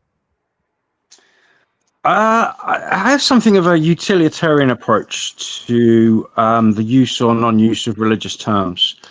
the way I see it, it's entirely situational. If it does more good to use the terms in the given situation, then use them. And if it does more harm to use the terms in a given situation, then don't. A lot of it depends on how the person I'm talking to views the world. You know, I mean, if I'm talking to somebody who's like deep into, like, say, Christianity or Islam or something, then I'm more likely to use those religious terms and to find common ground with them that way. However, if someone's like staunchly atheist and they've got like a strong opinions against using the terms, then I'll avoid them, because you can talk about it with or without the terms. I think really the key point of difference is that if you've got a progressive mindset and you want to take an attitude to sort of kind of trying to improve things in the world, then the difference is either, do you want to contest the linguistic territory, or do you want to try and sort of let the terms die and like avoid using them entirely? And I can see merits on both sides, and I used to be strongly on the let's recover it and restore it, but I've heard Joel and a few others, Sophia among others, have they've just given pretty strong arguments, I think, for the case that we probably shouldn't use those terms, and that we should just let the more religious folks have them, and promote, you know, our own language that avoids it in the same kind of way that like the New Agers did. You know, the New Age movement was like they to speak about things in terms of, like, they wouldn't say God, they'd just say the universe or something like that. You know. I mean, it's kind of the same frustration I get with if you talk to a materialist or a physicalist. For me, like, people that'll just redefine it, like they'll see the problems I'm pointing out, and then they'll say, "Oh, well, that's how you're interpreting physicalism, but physicalism does make room for this, that, and whatever." And then it kind of throws my argument away, because now you've defined the term to mean what I mean. And so it's kind of like it's like the game of games, you know. It's like, yeah, Bernardo Castro warns heavily against it. He says, look, years ago, physical and material more or less were synonymous. It meant the same thing. Now, materialism has got its more sophisticated cousin, physicalism. It's more robust. It includes things like transcendent things like the laws and you know, non-local fields and such. But it's like a redefinition, really, of what counts as physical. So, and then there are some who want to just say, well, whatever exists, that's what we'll call physical. And, well, okay, if that's your definition, then of course physicalism is true, because you're just defining it. Defined it, right, right. And it can be said for the same thing with the alternative view. Oh, well, everything's just God. Everything's God. Everything's mind. Therefore, what's there to argue about? There's a mathematician called Bruno Martial. He pops up in the forums sometimes, and he's got this kind of mathematical realism that he ascribes to. He says consciousness is more fundamental than material, but more fundamental still than that. He's kind of like a sort of Platonist in a way. Like, he's got this mathematical realism. It all boils down to universal numbers for him. But now I'm trying to remember why I brought him up. I see where you're going, because I was actually talking about that earlier. I have had debates with physicalists who have now said that, no, the way we answer you now is we just put math at the bottom. That everything is mathematical. And then my whole thing is, that's a bit too interesting. It takes me off the track of what I was trying to say. And I did just remember it as you were saying what you said. One of the things that he mentions is he goes back to ancient Greece, and he says, for the Greeks, their argument wasn't whether or not there is a God. They just used God like an X. They said whatever the ultimate source is, that's what we call God. And then the argument was the nature of God. Like, is it mathematical? Is it physical? Is it mental? You know, is it the forms? Is it the one? You know, and that's how they debated. There was no theism versus atheism. I mean, obviously they had, you know, their myths and their polytheistic pantheon, but when they just talked about big G, God, God, that just for them, that was just an X placed on the source of life, reality, the universe in 42, and the debate was, is it, you know, is it a Platonistic sort of idea of the forms? Is it Plotinus, the one, or is it more Aristotelian and physical? You know, their debate was, what is the nature of God, not whether or not there was a God. Right. Because God was a placeholder term for whatever it is we're all referring to together. Yeah. Well, absolutely. And in a way, they kind of had it. I would be interested to take a look at that. We clearly have evidence that you know, the stories of Greek gods portray them as, you know, personalities, you know, agents. You know, to kind of say, well, you know, things that they needed to explain foundationally, they tended to explain by saying God did it. I don't know. Mm-hmm. Can I ask a question? Yeah. Because Paul, Scott described you as a theist and also a non-dualist, right? So I just, for my own understanding of where you're coming from, is God to you a person? That would be my question, just so I can understand better. I think God as a person is a poetical flourish. I think that's a metaphorical flourish that is used to help relate the idea to people. So I don't believe literally in the personification of God, but I can see the use behind doing it, because we're talking about the ineffable, you know, and it's difficult for people to relate to that. So you use story, you use metaphor, you use pointer. And one of the ways in which people do that is to anthropomorphize it. So I don't literally think that God is a person, no. Yeah, that's Paul, my don't question. wouldn't it be fair to say you think God is all of us people? Well, it's a non-dual idea. So essentially what I'm saying is, if you're a non-dual theist, then there is only God.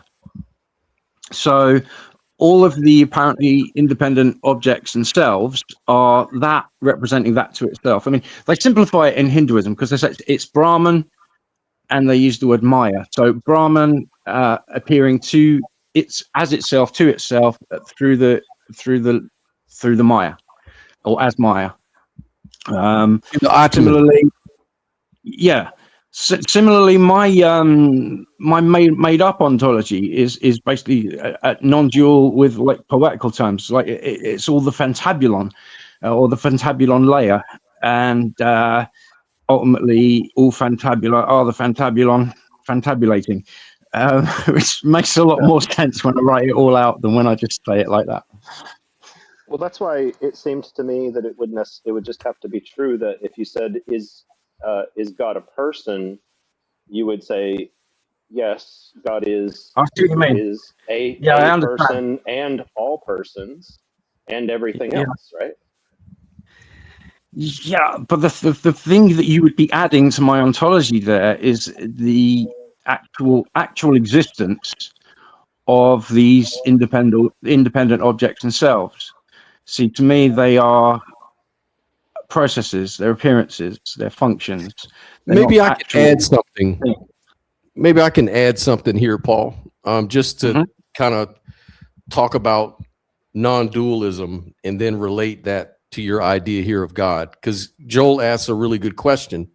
If God is not a person, and yet you say all people are God, then it seems like there's a tension there. And I would agree. But remember, on non-dual views, people are really just understood as real in a conventional sense, but not ultimately separate, self-existing entities as we kind of assume, right? So like what we normally or ordinarily, I would say, take ourselves to be, like this fundamentally separate, self-contained individual with his own story, personality, history, all of that kind of stuff, is not really the deepest truth about what a person is. That's kind of like a construct of the mind, right? And so maybe on a conventional level, yeah, you're right. Then God would be every person in that conventional sense. And I think that's what Dark-Light Delerium was getting at, is that we're all God, but we all don't exist. I'd summarize it like this. The difference between God and I is that God exists. Yeah. There is nothing else in my view, for anything else to be than God. But let's talk about existence, because here's another problem I have. What does it mean to say something exists versus something is real? Because I know you have a much more technical working definition than me there, don't you? Because you say it's like, well, I don't mean to be pedantic or anything. I'm just saying that. Well, I guess what I'm getting at is, if we can clarify that word, it might make it easier for common people to understand what the fuck we're talking about. Because, like, I can say, dumb it down for the common folk. Like, come on. Yeah. And I'm sorry, but it's like, I don't know. I can say, like, my consciousness, like, on one hand, I'm sitting here talking about consciousness exists. No, it exists. It's not an illusion. But on the other hand, I'm always talking about, well, science can't really prove consciousness because it is by nature subjective first person, right? And so that makes a person say, well, how the hell do you say it exists if it doesn't exist to be observed? What are you talking about? And I understand that. I get it. And it's the same thing. I think the problem is attached to your God notion too. Because if you're saying subjectivity doesn't exist to be observed, but nothing can be observed without it. Right. It's the condition for observation. I understand that. But I'm just saying that a lot of people don't get that concept right away, because they just feel like, hey, when I look out my window, I see my car in the driveway. It exists. What else is there to talk about? You see what I'm saying? Or as Moody would say, awareness can grasp the mind, but the mind can't grasp awareness. Yeah. The concept also, anyway. I mean, I think we're pretty comfortable using the term exists when we talk about ideas, especially ideologies, like we were to talk about Nazism or something like that, it exists, it's out there in the world. Right. There would be objective reference to that we're talking about, but we are still kind of talking about an idea or an ideology. Personally, I don't really differentiate between the two. I think they both pretty much mean the same thing. If you're an object or a subject, a subject that's capable of having an experience, or an object of that experience, then you exist in some way.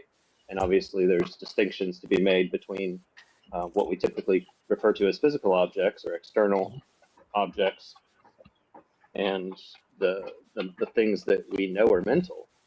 But I tend to say they're all real and they all exist. I say they exist in totally different ways, and that's the important distinction for my thinking, or my mind.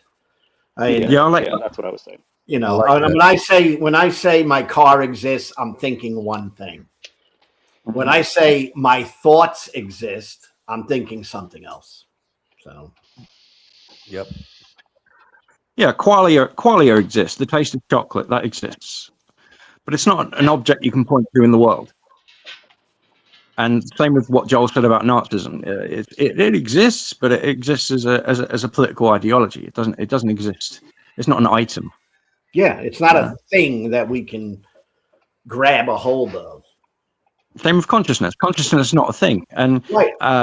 And God is not a thing. And realize when I say God, I'm just referring to mind at large. I'm not referring to. I'm not adding any other bells and whistles to it. It doesn't mean I've subscribed completely and wholeheartedly to any kind of religion or religious ideology. I'm just using that word because it's just the simplest way that I can think of to get across that I think this thing, quote unquote thing, is the alpha and omega. It's the source and totality of all that is. So it makes sense to me to use that word. And I know it's been skunked. I know that, you know, it creates all sorts of misunderstandings with people. If you say, oh yeah, I believe in God, and they immediately think you think 975 things, of which you might think 2. I understand there's misunderstandings there. I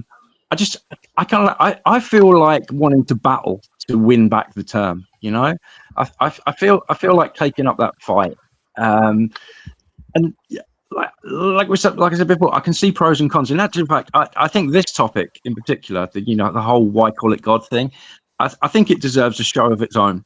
This is what I was going to propose to you, Scott. I think that one week you should have your theme be the semantics behind why call it God. You know, I think it's that interesting. I think it's great that we're talking about it today, but I also think it's a wider thing that we can go really deep into with a whole episode dedicated to it.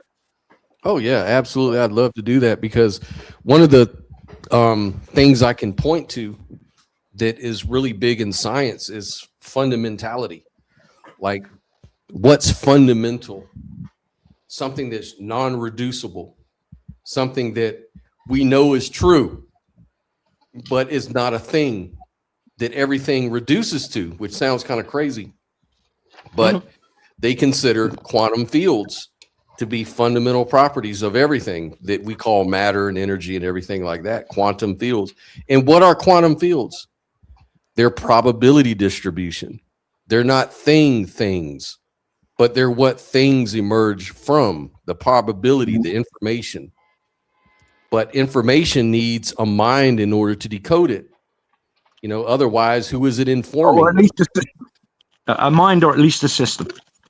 Or a system or something. And, you know, we can talk about observers, and I don't think that observers are necessarily conscious. I think observers can be anything that interacts with another system. So I'm not one of those not guys. in the scientific definition of guys. What was that? I'm not one of those quantum consciousness people that, you know, make that kind of argument, right? Like I don't think it's consciousness that collapses the wave function or whatever. You know, I'm not like that person, right? Now I am a consciousness guy, and my fucking dentist, I went in for a dentist and he put me out, and when I came out, I was saying, wow, well, what do you do? Where does my consciousness go when you give me that anesthesia? And he looked at me, he's like, oh, you're one of those guys, huh? And I'm like, yeah, I'm one of those guys. Here's the thing. I'm going to ask any of you consciousness guys. Yeah, you consciousness guys. But if there's a place where there's no beings, like the moon, right? We don't know of anything living on the moon. Is there any consciousness on the moon? No. I don't think so, but I want to ask you this, guys. I would say mind at large is everywhere. So, and nowhere. That's the problem. Everywhere. Like, what do we mean by where? Like, I think I think fundamentally we already even get from science that reality is sort of non-local. Fundamentally, you know, quantum fields. Here we go again. Well, it's a non-local reality at base. So everything is just in one place, is what they say. But see, I attach consciousness to a being, to a living being. So to me, if you don't have a living being, you don't have a consciousness. So that's just where I'm at, you know, unless I think that otherwise. I define being as consciousness. So like, this is one that'll throw a curveball at you. Like, for me, beingness is consciousness. In other words, you know, how can I put this? Like, consciousness isn't something we have, it's something we are. Like, when I came out of the anesthesia, I didn't regain consciousness. You know, it isn't something, it's not like a possession. It isn't like a thing that I possess. Mhm. It's just it's what being It was is. you. It was you coming Yeah, back. it's me. right? So- And you get into identity problems. Like I could say, well, who is Scott? What is Scott's identity? Is it his skin color? Is it his hair color? Is it his height? Is it his weight? Is it his title, his name? All of these things you can run down the list. And really it all just comes down to, well, all of that stuff is a story or a description of a physical thing.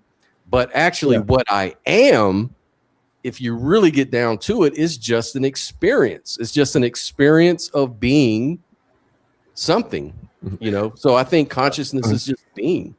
But So, Scott, you're non-binary. if you're dead, if you no longer have life, all right, how could you have consciousness if you have no life? Well, again, consciousness isn't something you have. Consciousness is something you are. So Well, are you the same? Are you conscious if you're no longer alive? well, consciousness may not persist in that identity. Like, say, the Scott story. The Scott story is over. It's done. When I die, there's no brain doing that sort of mind trick.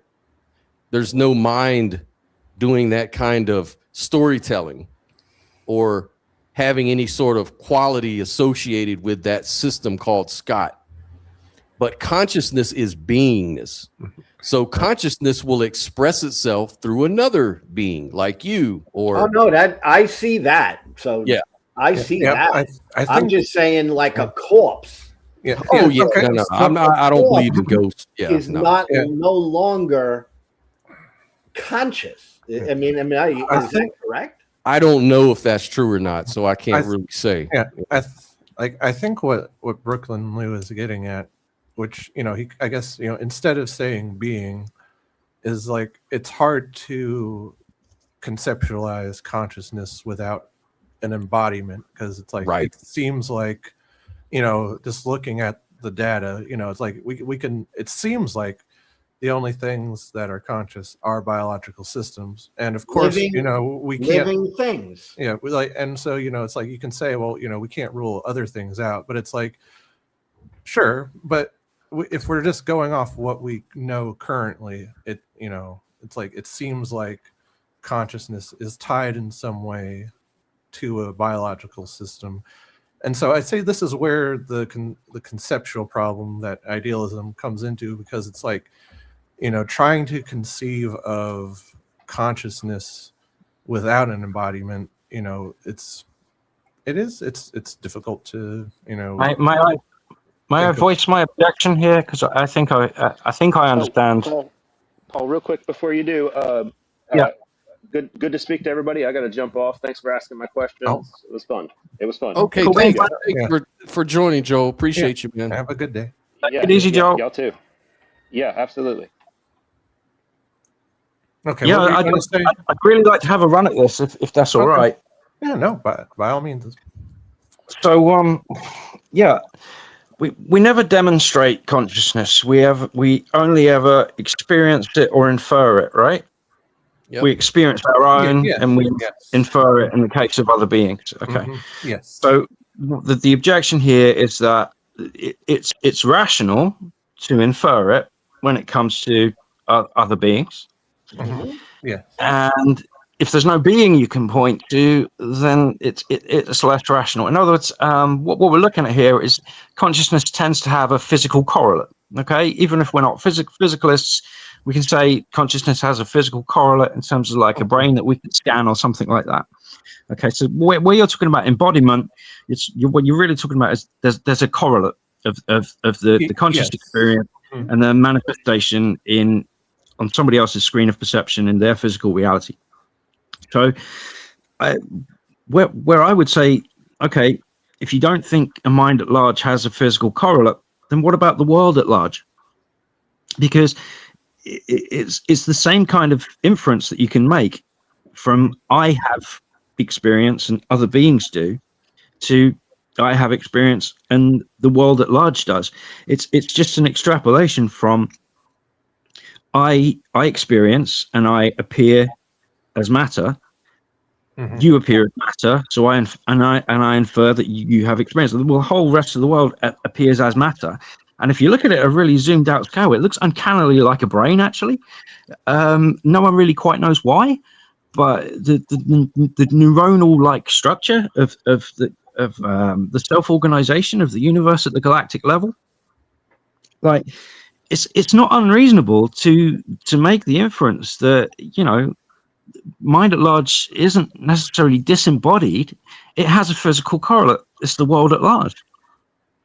It's true. You know, Okay, so here's a good analogy or comparison, if I might make it real quick. Like say like quantum probabilities or say gravity. We wouldn't say, suppose we didn't know about gravity, how it works and all that. You might think that planets cause gravity because whenever we see gravity, we see large bodies of masses, right? And so the common sense view would be, hey, planets cause gravity. What's there to figure out? I mean, you can observe it, you can see it. But okay, but what if I throw back at you, and this is where my mind goes right away. Things that are living cause consciousness. It's like turning it around, right? Well, yeah. Well, that's the point I'm making, is that we know that planets do not cause gravity. We know that gravity is fundamental. And it's just that whenever you see planets or some sort of mass, you're always going to see that correlation of gravity. And it's real easy, if you didn't know that, to think that planets cause gravity. So the question is, could consciousness be like that? Could it be? Well, yeah. I'm going to come at both of you conscious guys. Okay. Right? To try to cut through it, like, because that's what I do. I like try to cut through it. All right, trying to cut through this. All right, you have somebody who died. They no longer are alive. Okay. Yeah. They had consciousness. I think we all agree with that, right? They were conscious. No, they don't have it. They were consciousness. Okay, but they exhibited consciousness. They were consciousness. So I'm not going to disagree with that. But now that person is no longer alive. Okay. They don't have consciousness anymore. Is that correct? Yeah. So on the moon, I mean, now stretching it one step further, on the moon, right? There's nothing there that we know of that's living, right?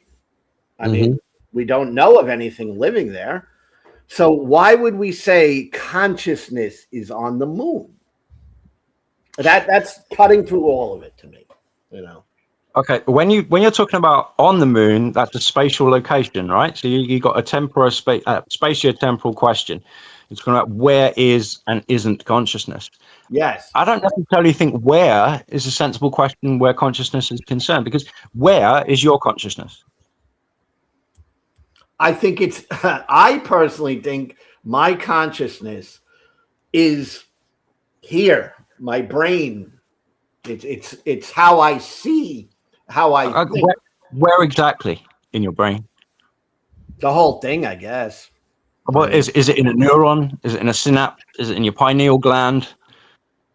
Where? I think it's a combination of all of it coming together. That's how I'm seeing it. Okay, but that's not a particular where, though, is it? That's an aggregation. No, it's not a spot. Definitely not a spot. I'm not. I don't think it's a particular spot, but I think it's a combination of all of these different factors and things happening in my brain. All right. Right. And when someone is brain dead, all right, I don't see them as having any consciousness. So that's just my cutting through the chase. I mean, I don't understand that part of it. I mean, if something doesn't have a brain, a rock, doesn't have a brain, right? Mm-hmm. But are we going to say a rock is conscious? I don't think so. Right. And so that kind of points to the hard problem with consciousness. So yes. yeah, the hard problem is exactly that. It's like, why is that correlation there? That's what you're asking. Like, why is the brain so correlated with consciousness? Why is a nervous system and a brain always correlated with a human conscious experience, right? It seems like that's the case, doesn't it? And it is. I would never disagree. So like in every philosophy of mind, it's always a given that consciousness is correlated with embodiment of some form or another. Like usually we talk about brains. Humans have brains. We kind of give each other that license to be conscious. So we say consciousness is always correlated with brains. In logic, though, here's the first thing. Correlation is not causation. So that's never going to work. You're never going to get... It may not be. And I'm willing to accept that. It may not be. So that's here's the olive answer. Right. Sorry, but that's all I know. All I know is when I see consciousness or when I experience consciousness, it's always coming through a human element, or not even, it could be a dog, I mean, I think, but it's a living element. It's not coming through a rock as far as I know. Right. Right. So I could be agnostic on whether or not consciousness exists on the moon. Right? I mean, I don't know that. So right. But I like to live my life according to things I can know. And I know that living beings can have consciousness. So I'm comfortable there. I get a little uncomfortable jumping myself. I mean, it's just the way my brain works. Yeah. I get a little uncomfortable jumping to, well, consciousness exists where there's no life. And I have a hard time with that. Right. And so so why did you presuppose that I don't know. Maybe it does. I don't know. Haven't you just presupposed that there are these places and that there is no life there? Because you're talking about this place where the moon is and this spatiotemporal idea. It's all very materialism centric, and there are certain presuppositions of materialism that get you to that particular stance, and I don't think that they're necessarily justified. For me, the whole spatiotemporal stuff, that's an appearance within awareness. Bernardo Castro describes it, for example, as the dimensions of the dashboard. Are you familiar with the dashboard analogy, Lou? No. Before we get into this, though, I wanted to back up because me and Paul got interrupted and we were going somewhere. And okay. I wanted to get back to that. Go right ahead. I'm going to step away for just a minute. I got to get something to eat. All right. No, Paul, could you go back to what you were saying about the consciousness at large not actually being disembodied? Because that's what I was trying. We were going somewhere with that. Okay, sure. Yeah. So we experience our own consciousness and we infer it when it comes to beings that act like we do. Right, so other people, other creatures, we say, well, they act the same sorts of ways that I do. So I'm going to infer that they're doing a similar sort of thing that I'm doing, as in having an experience. So we can make that inference. And so what we got then is this, what we call embodiment is more like correlation. It's more like, okay, we've inferred experience, and it correlates to these physical beings, if you will, that are appearing on our screen of perception. But to be disembodied, there would have to be no correlate, there no companion substrate. And like, if you believe that there's a world at large, then to say that a mind at large is necessarily embodied, it ignores the idea that the mind at large is embodied in the world at large. Okay. Which the whole premise of non-dual idealism is that the world presents itself to subjectivity, which is a a subdivision of the core subjectivity that is the ultimate source of reality. Okay. If I'm making any sense. I mean, you're making some sense, but what I'm well, like what I'm drawing in my mind is that, okay, so the the simple consciousness at large isn't truly disembodied. It is embodied by what we would call the external world, is the universe. So, yes. But that's so. This is where, to me, it sounds more like dualism than the non-dualism. Because it almost sounds like you're saying that they're both fundamental. If can I give you an analogy which I think will help explain? Yes, please help with an analogy. Okay, so when you dream, you've got your dream avatar, okay, and the qualia that dream avatar experiences includes the sense that it is existing in some external reality as well. You've got your dreamscape as well as your dream avatar. So in a way, that's a dual aspect experience. You've got the internal experiences of the avatar, and you've got what appears to be external to them, the rest of the dream world. Okay. The source of all of this is your subconscious thought. Right? It's coming from a single source, but it's presenting in dual aspect terms. And so there's a difference in the kinds of experience that you might call internal and external. But ultimately, it's the same thing. It's just thought having an experience, presenting a world to itself. And so that's why a lot of people into non-duality, they use the dream analogy to sort of say what's going on. They say, like, ultimately what's happening is it's the dream of a cosmic dreamer, and we're the dream avatars. The world is the dreamscape. It's a shared dream.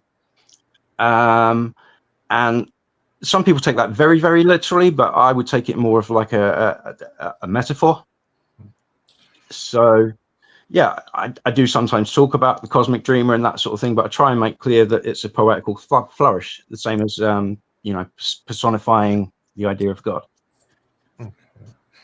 So if I'm trying to understand correctly, it's like, so the external world and what you could say, the universal conscious mind at large are intertwined, but you're not, and you'll have, you will have both as a direct result of the consciousness. Is that, like, I'm trying to think, is that a way of seeing it? Like, let me try another way that might clarify even more based on what you've said. I'm often accused of pantheism because I say that there's nothing to nature but God. But actually what I believe is closer to panentheism, so that, yes, there's nothing to nature but God, but a pantheist would believe that there's nothing to God but nature. I would say that second part I dispute. Ultimately, what I would say the world at large is in this analogy is like the world at large is like the body of God, and mind at large is the mind of God.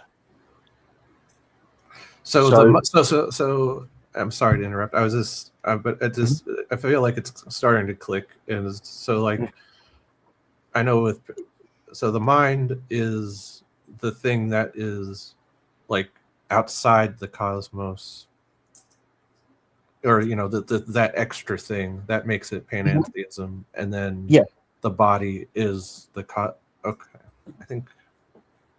Yeah, because if you think that the world at large is having something like an experience,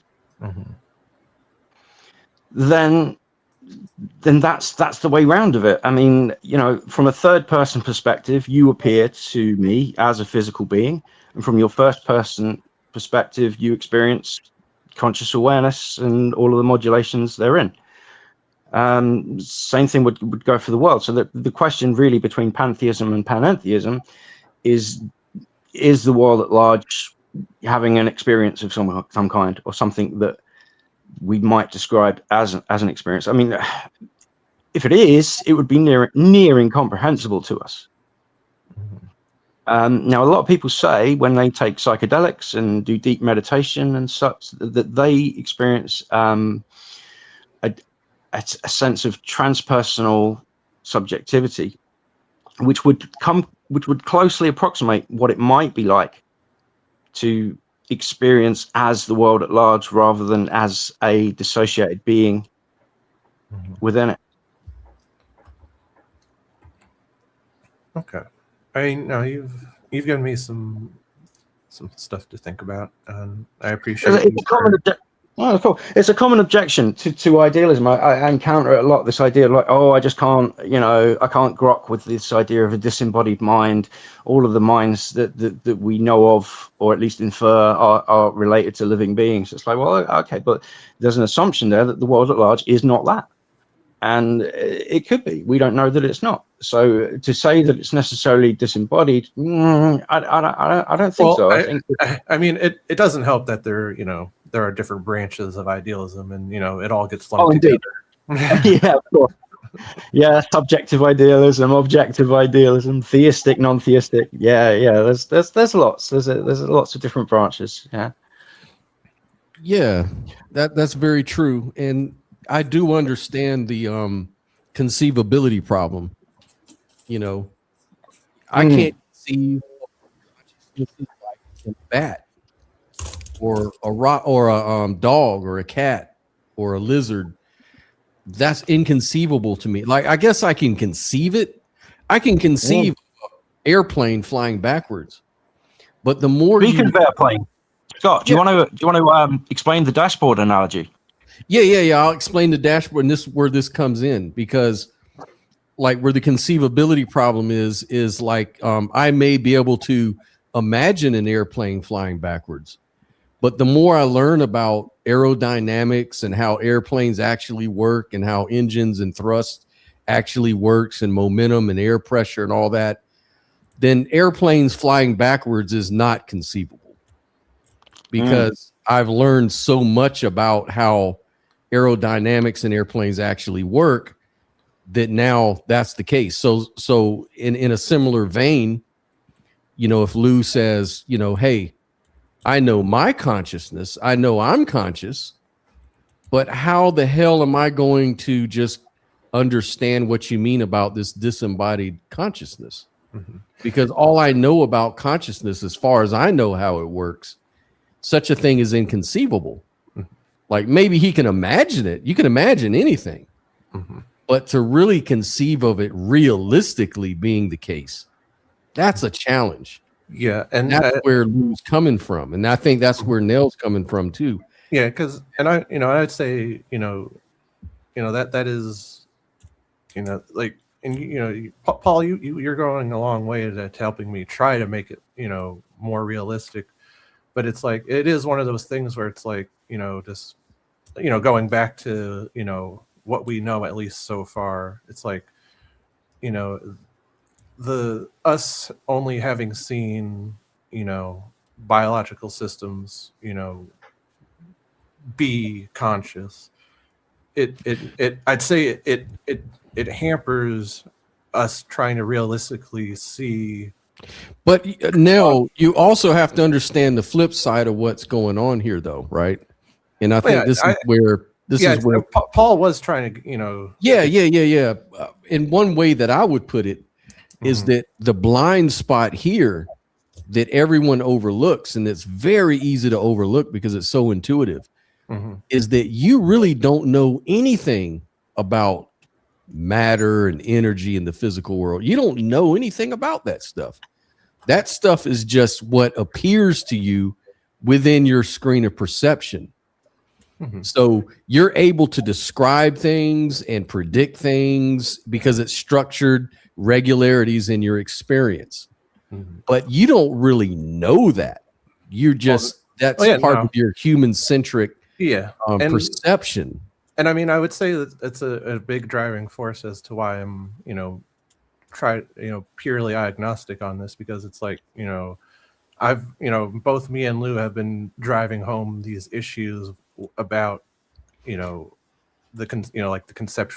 conceptuality of idealism, but it's like, I could just as easily turn around onto physicalism and, poke holes in it. Yes. It's not, it's not like I'm trying to argue for physicalism here. It's like, but I want to, also, look at idealism under, a microscope and, see where its strengths and weaknesses are. And, I feel like this conceptuality thing is, something worth looking at. If I may say, I can ask you and Lou this question. Mm-hmm. What are you more confident in? The physical world or your experience of the physical world? What do you have more confidence in? Because it's an equal thing for me. It's not an either or. It's definitely like both.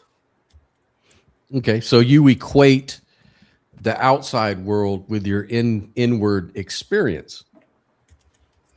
I consider my experience being very, very vital. All right. So I don't, I'm not going to take that away, but I also consider the outside world very, very vital too, like analyzing evidence and stuff like that. I'm looking at something outside of myself, right? Yeah. So for me, it's not an either or, it's both. So it's kind of like if a person were to, in their visual perception, see like the little purple elephants. I'd like to help restore a bit of peace of mind for Nell here and assure him that he's absolutely, she's absolutely, pardon the misgendering, she's absolutely asking all the right questions. And idealism does generate questions, and you're asking all the right ones. And moreover, you are not doing so with a chip on your shoulder and an attitude that assumes that I've got questions, therefore the questions have no answers, therefore idealism is bunk. You're not doing that, all right? If you were doing that, then okay, we might have a clash, but you're not. You're just saying, look, I want to understand this better. But as I try and conceptualize it, I'm running up against these. But what about this and what about that? And for example, you might stumble into a question of like, if idealism is true, like non-dual idealism particularly, then why am I only having my experiences and not yours as well? Why don't I know what's in your mind? And why don't I know what's going on in the Andromeda galaxy? If it's all one mind and I'm that, then why this limitation on what I can and can't know? You might ask that question, but you would do so from a point of view of maybe this question has an answer, and you're doing it with curiosity. You're not doing it with like shooting down things. Like, if I don't understand it, therefore there isn't anything to understand. You haven't got that kind of hubris to you, which is what makes it all the better. You've got a curious approach. You're asking very, very good questions, and what I'm trying to assure you is that they've got answers, and it's just a case of like we can go round and round on them, and just trying to sort of hone each other's mutual understanding. And I think your approach to the dialectic is spot on, mate. Okay, so right, and this is where a good segment into that dashboard analogy you wanted to get into. Because even on physicalism, your perceptions are not reality, not on neuroscience, not on anything not on psychology. That's not what reality is. Those are perceptions. It's called perceptual reality, but it's not reality. So I did want to answer your question, Scott. Go ahead. I would say that I'm more confident in my experience than I am, right. the outside world. And so that's why I say, and the only reason I ask that question is it's the beginning of your epistemology. Like, what's a more parsimonious view to start off with? And of course, you start off with the fact that you experience shit. You know, I know I exist because I experience existing. I experience, you know, the outside world as an experience. So I take it as that. It's an experience, and I'm okay with that.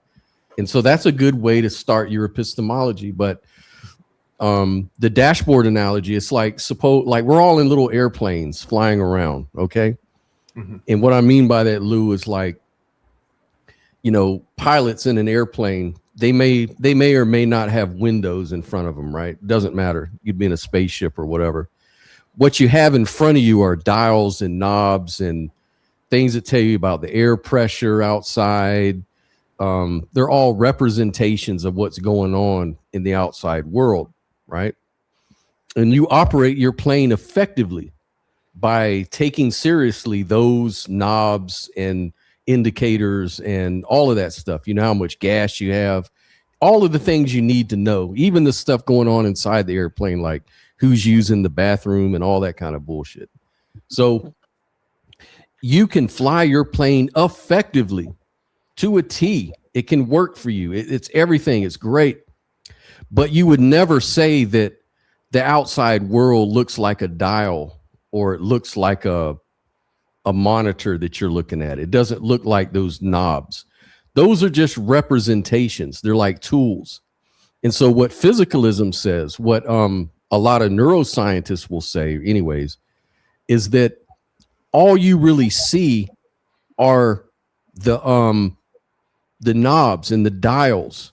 You're not really looking at the clouds outside and the air pressure and all that stuff, the light and all that kind of stuff. All you're really have access to is the dials, the representations that happen to work, but they're radically different than the outside world. Radically, totally different. The world is huge out there, but you're just looking at it through a little, 2-foot monitor or 2-foot little control command center thing they set up for you. That's not reality. That's just the representation of reality that happens to work. And so I think that evolution has given us all a specific dashboard to go through our environment in order to be successful. Is a bat has a different dashboard than a human. You know, a bat maybe uses things like echolocation, and he may hear in color, you know, is what they say now. Like they're just radically different. But who's really got who's really doing reality right, the bat or the human? I say we're all doing it wrong. We're all just kind of stuck in our, you know, cockpit and whatever of our particular airplane. And it works. It just goes, it does what it needs to do, but it's not necessarily reflective of reality out there. And so that gives us room to start thinking about these things. Well, what is reality? How do we access it? And let's just be clear, at least. Maybe we don't have the answer, but we can at least be clear on what the problems are with each view. Like physicalism would say, no, exactly what you see out there is what you get. You know, it's all physical stuff. It's all what it is, you know. And Scott, what the we can also use as well as using Kastrup's favorite analogy, we can also use a couple of Hoffman's favorite analogies. Please do, go for it. We can talk about the icon on the desktop. You know, that's what you experience on the screen is the icon, and when you push it, you get the program. Well, like what's really going on under the hood? It's all zeros and ones. You're not experiencing the zeros and ones. You're experiencing the interface, which again is similar to a dashboard. You've got that setup where there's the one thing that correlates with another and gives you some information about the other, but it's not a one-to-one thing. It's not like a folk or naive realism thing where what you see is what you get. Because as you say about the bat, I mean, if you've got like 99 creatures that have got a different sense apparatus, then it's a different world for each of them. If their sense apparatus is different, if we take what is sensed and what is perceived to be the world as it is, so it's something we can go back to Kant. You know, the phenomena and the noumena. You know, We don't have any direct access to the lumina. We experience the phenomena, and we can do our best to try and make educated guesses about what's going on under the hood. But ultimately, we're not going to get the same kind of answers that an engineer gets about, like, you know, how much weight a bridge can hold. The best answers we're going to get is going to be something like Gray Palais. It's going to be, what's the most plausible framework for this? What works best? What do we have to make the fewest assumptions and get the most explanatory power out of? What's the most internally consistent? What's the most naturally, empirically adequate framework? You know, that's the best we can do. It's IBE, isn't it? Inference to best explanation. A lot of people want to give up, and one of the reasons why people like well, let's not mention names, but people that might like call into certain shows and like tell them that what they're talking about isn't important and it isn't interesting, that they shouldn't talk about it. That inspired me, actually. I might make that a hobby. I might go and call into like a show discussing motorbikes and tell them that that's all irrelevant. But anyway, that's an aside. Where was I? Well, you know, the thing is that once you realize that, and everybody can agree with that, if you take science seriously, if you take all this stuff at least seriously, then these can be sort of common grounds we can build on, and we can say, okay, let's all agree we don't have access to reality. We just have access to our perception of reality. And so now we can start having the discussion. You know, now we can start building on what models may make more sense than others. And we can have that discussion or debate and everything like that.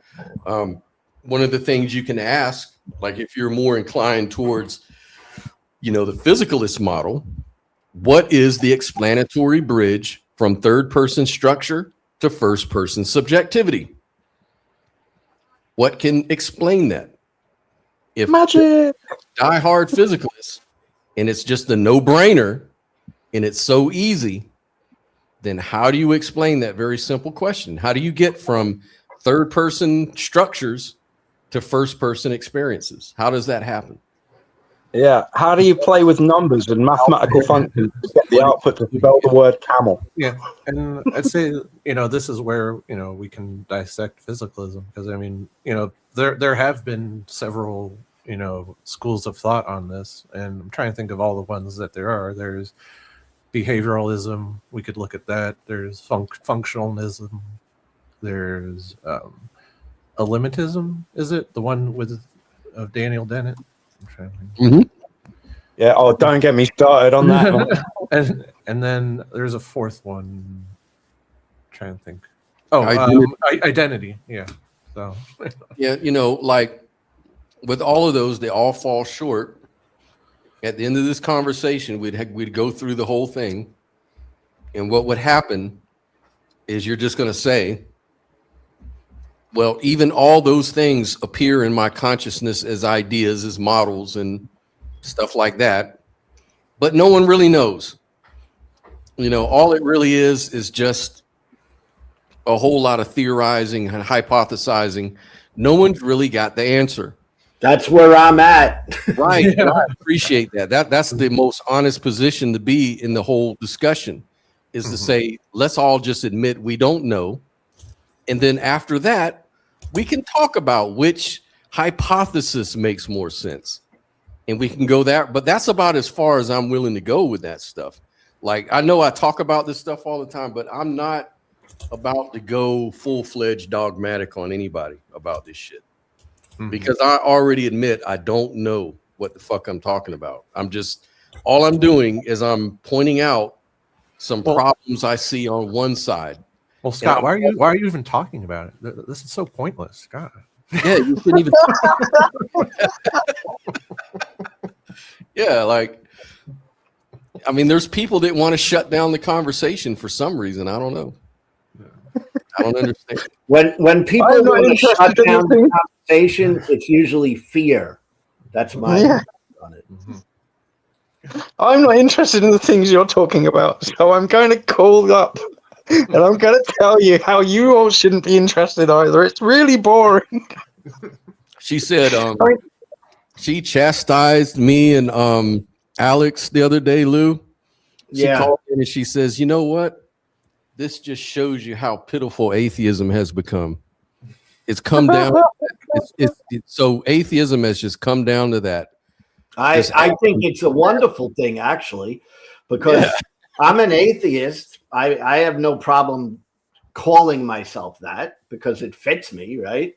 But I have no problem with this sort of subject, and I think it's important. I just don't know that we are going to solve it. You know.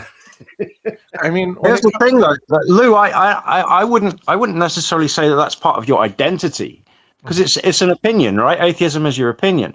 If you like, if in a week's time, you have a psychedelic experience, and I don't know, maybe you have a long fireside chat with somebody who's got more theistic ideas, and you change your mind on some things, and you say, okay, maybe there is something to this theism malarkey, right?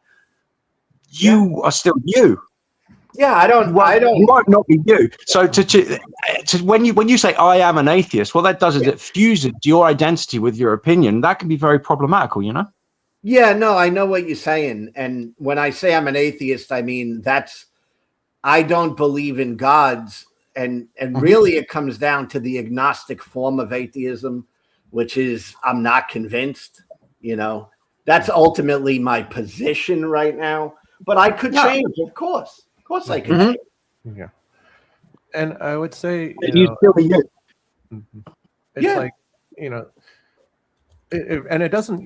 We're talking about these deeper reasons for doing this. Philosophy is a form of auditing one's beliefs. Having making sure or wanting to make sure that you have sufficient reason or rationale to believe what you believe, and if you don't, you change your mind. But it's like we could just go with the superfluous reason of this is fun to do. We're just enjoying ourselves. Like it doesn't have to go actually beyond that, really. Yes, that's what I think too. Because I mean that's good enough. There goes my man, Skeptic Philosophy. What's up, buddy? I love seeing this guy. I see him on Objective Ethics channel. I just love the way he explains things and talks and approaches. Doing Skeptic Philosophy. He says emergent things exist, though. You can also ask, how does a series of moves make a dance? But how can you answer that? Dance is just what we call that series of moves. Yeah, I agree with that 100%. And I don't have a problem with weak emergence at all. In fact, dancing is a perfect example of weak emergence. It's movement, and it emerges from movement. And so you get a certain kind of movement, something novel, a novel kind of movement we call dancing. It's kind of like if you put enough bricks together, you get a wall. Walls emerge from bricks, but there's no wallness inside of each brick, is there? It's when you put them all together that you come up with a wall. There is nothing wrong with that. Same applies with the fire triangle. Same applies to temperature with the movement of atoms. There is no hot or cold inside a single atom, but if you put them all together and move them a certain way, they become hot, or cold, or whatever the case is, right? What we're talking about here is what we call strong emergence. I would look at that. That's the kind of emergence that says if you put enough zeros together, you'll get a non-zero number. But you're going to have to put them a certain kind of way and arrange it just right. And actually, there's no evidence of it, but it would be the explanation, right? So consciousness is kind of like that. They're saying that I understand that matter as we define it is unconscious. It doesn't have any feelings. It doesn't have any dreams. But if you put all of these unconscious parts together in just the right way, you'll get something called subjectivity with all your dreams, hopes, fears, and all that, and feelings. That is what you call strong emergence. You're taking something totally unconnected, disconnected, and just by combining all these things, you get something totally new. It's called strong emergence, and I reject strong emergence because, first of all, we have no reason to believe these things. Science usually doesn't like to invoke anything like strong emergence. what you'll usually hear with physicalists when they talk about consciousness is they'll say, oh, consciousness is just an emergent property. What they fail to say is that they're calling it strong emergence. They're trying to smuggle in weak emergence, but there's nothing weakly emergent about consciousness at all. It's kind of like earlier I was talking about the analogy of the million-piece puzzle of the Eiffel Tower. If you put each piece together, you get the Eiffel Tower picture, and it's because on each of those little pieces, there's a little part of the picture in it. And if you just put them together in just the right way, you get a picture of the Eiffel Tower. That's weakly emergence, right? Scott, what if you had nothing on the puzzle pieces? What if there was nothing on the puzzle piece, nothing at all? Could you arrange them in just the right way to come up with the Eiffel Tower? Go ahead, Paul. Great. I just wanted to jump in on that and give what I think is like the nutshell version. Yep. Which is that what the argument seems to be coming from this guy in the comments is that he's talking about weak emergence as kind of like proof of concept. So okay, so we may not have direct evidence of this consciousness is emergent theory, but we've got proof of concept in that we know emergence happens, and you're drawing a distinct line there between weak emergence and strong emergence, which really works. And so the nutshell version is weak emergence is proof of concept of weak emergence. Right. Weak emergence is not proof of concept of strong emergence. Right. And so the case that they have to make is that consciousness is not strong emergence. The only way to really get there is something like constitutive panpsychism, not through materialism. Yeah. What would be weak emergence? Like, what's an example of that? A good example would be like the wetness of water. If you put, the molecules together, there's no wet molecule. But if you put all the molecules together that make up water, you have this substance that's wet. And so wetness sort of emerges from these weakly emergent properties. Same thing with the fire triangle, say like combustion, heat, friction, oxygen. If you put those three things together, you get fire, which there's no fire inside oxygen. There's no fire inside combustion or friction or whatever. But if you put all those elements together, you get this new property called fire. So that's what they say consciousness is. It's kind of like if you put all these unrelated things together in just the right way, out pops consciousness. But there's a difference though. When you look at the fire triangle, wetness, all of these things, those are weakly emergent properties. In other words, they're all related to each other. Yeah, there's a line through it that you can see, like, subatomic particles, get put them together, and eventually you get an atom, and put a bunch of atoms together, you get molecules, and so on and so forth until you get, something like life, and then complex life. All these are weakly emergent things. Yeah. Well, what's wrong with sitting on the fence? Because I find myself a fence sitter on these things. I really do. I find myself a fence sitter. It's like, because I don't jump. My mind doesn't jump to either conclusion. It kind of is like sitting on there. I'll tell you why. A physicalist would say, Lou, if you don't go along with the physicalist story, you might go into theism. You might start to become religious. That ain't happening. That might be one thing someone would say. An idealist, if you say physicalist, an idealism would say, well, you're just not being skeptical, or both. Or a physicalist could say, look, you're not being skeptical. You're an idealist. You're not using your noodle. You're just. Isn't that just motivated reasoning, though? It's motivated reasoning to say, you should believe this, otherwise there's a slippery slope, and you might end up believing that. I mean, I don't want to believe a thing just as a bulwark against like not believing, potentially believing something else. You know, I don't think I have to accept one thing in order to not accept the other. Yeah. No. My man Robert, what's going on, brother? Hey man, how's it going? How you been? I'm doing it, man. Glad you could join in. Thank you so much, man. It's an honor. Hey, thanks for having me. Yep. Yeah. Hello. What are your thoughts, man, about that whole thing? I think that there's a little bit of a tongue-in-cheek semantics that's going on with strong emergence and weak emergence. I think once we arrive at a certain level of build complexity, then we can try to semantically separate weak emergence from strong emergence and say, yes, but this isn't as complex as an emergent here. But I think we do this with consciousness. We do this game. Like, is a fly conscious? Is a bacteria conscious? And what we do is we set a standard to say, no, that consciousness happens right here, exactly right here. This is exactly where it happens. And I think it's ridiculous. I think what's going on is that you have consciousness to some degree, or you have more of a thing. You have the ability for a cell to interact with and like store information. And whether you want to call that consciousness not yet because it hasn't reached a certain level, that's fine. We can play that kind of semantic game. But it seems like a cell, a bacteria can move away from or towards something based on its pH.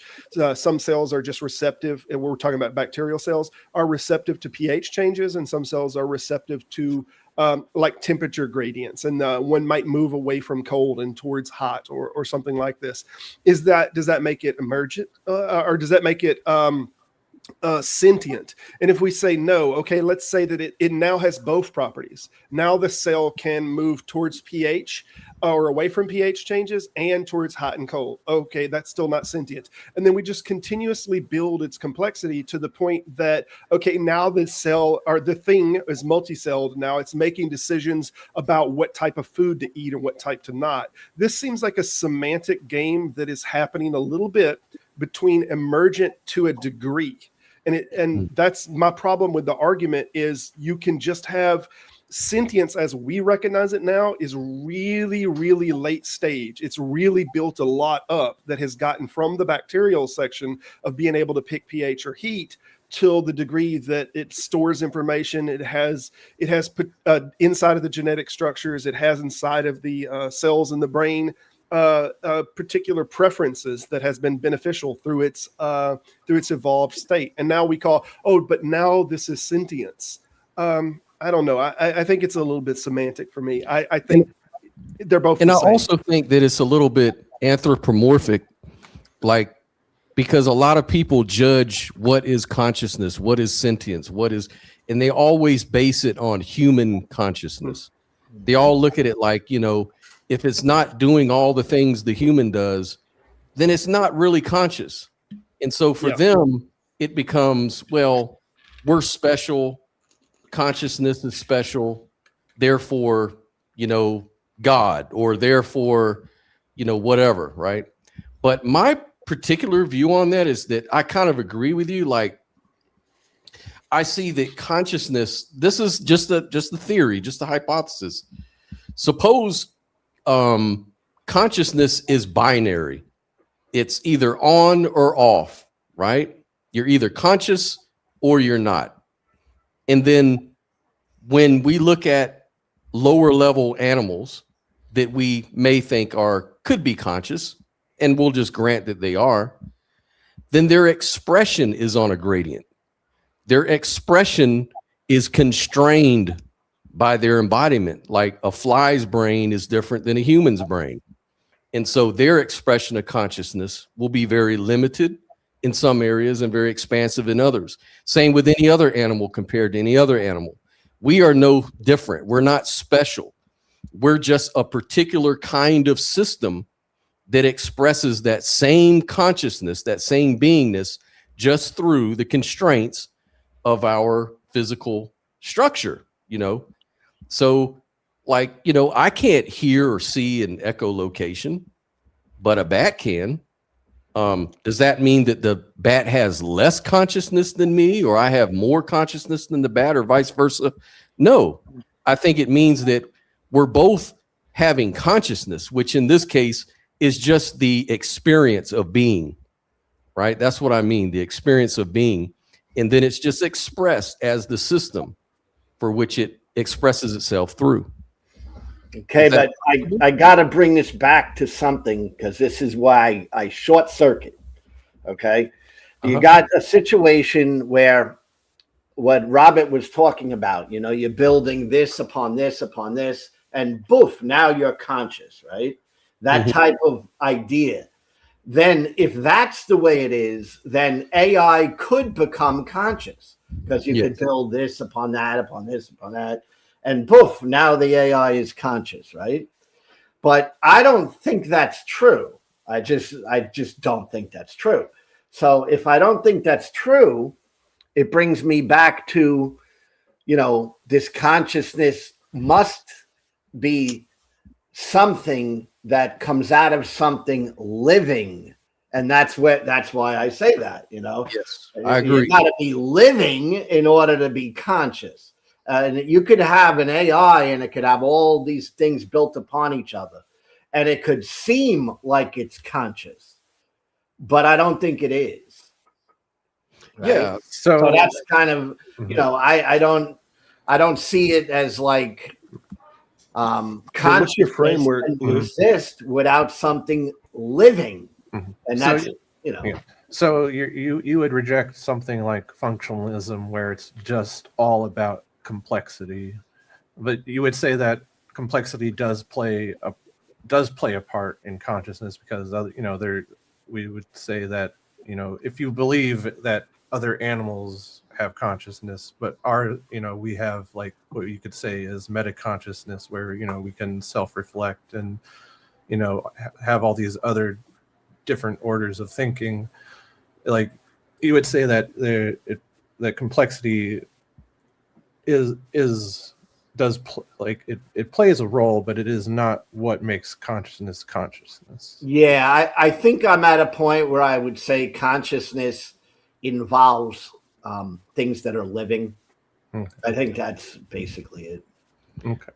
I think I agree to that too, because the only place that I see consciousness happening is with living beings. So I see consciousness as something that needs to express itself through some sort of system that has sufficient integration of information, right? So at least the kind of consciousness I'm talking about, like, you know, the experience of being what it's like, that sort of consciousness, like a meta consciousness, would have to have some sort of embodiment, because that's the only way that I see it. Like, I'm not familiar with ghosts. I don't ever see ghosts. I've never seen a disembodied conscious being. I'm only familiar. Consciousness always shows up as an embodiment with a brain and with a nervous system or something like that. So for me, that's how consciousness expresses itself. But I still say it's fundamental. It's fundamental to integrated information. It's kind of like how, like I was talking about with the mass of planets. It's like, instead of thinking that planets cause gravity, I say that gravity always shows up wherever there's massive objects. That's when you're able to detect it.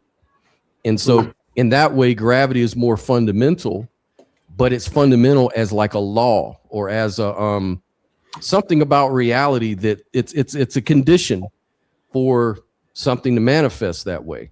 And I think gravity is the same way. There is no gravity out there as such. It just shows up because it's a law of physics. There's a law that says, you know, when massive objects, you know, contain this amount of matter or whatever, you know, then you're going to perceive gravity at work. But how do the massive objects get there if they're not compiled by smaller objects? The reason that I think there's a problem with that specific scenario is because comets or other objects that are in space dust accumulates and whatnot. And what happens, we've even seen this with experiments on the International Space Station with water, where water droplets or whatnot are left close to one another, and then they accumulate and they create a larger spherical water droplet. And so one of these in one direction is accounting for the collection of the smaller objects. Whereas if you say that it just gravity happens once the objects are formed, then you still don't have an explanation for why they coalesce to start with. Right. No, I agree 100%. So I'm not saying anything. I'm just, it's a rough analogy. There's also electromagnetic attraction between water molecules because they're slightly ionized. So, there's a positive towards one end of the molecule and a negative towards the other, and that helps form the bond too. It's not all gravitational. Mm-hmm.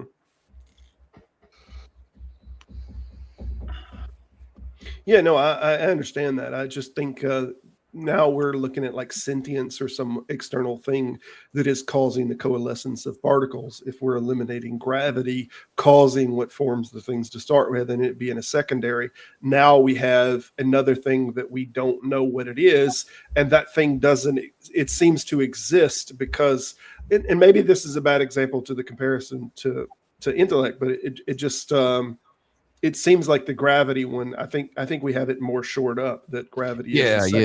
I think that might be a bad analogy because I'm just saying that they're probably fundamental, but maybe in different senses. Like, I would say gravity is sort of fundamental feature of physical space-time, maybe.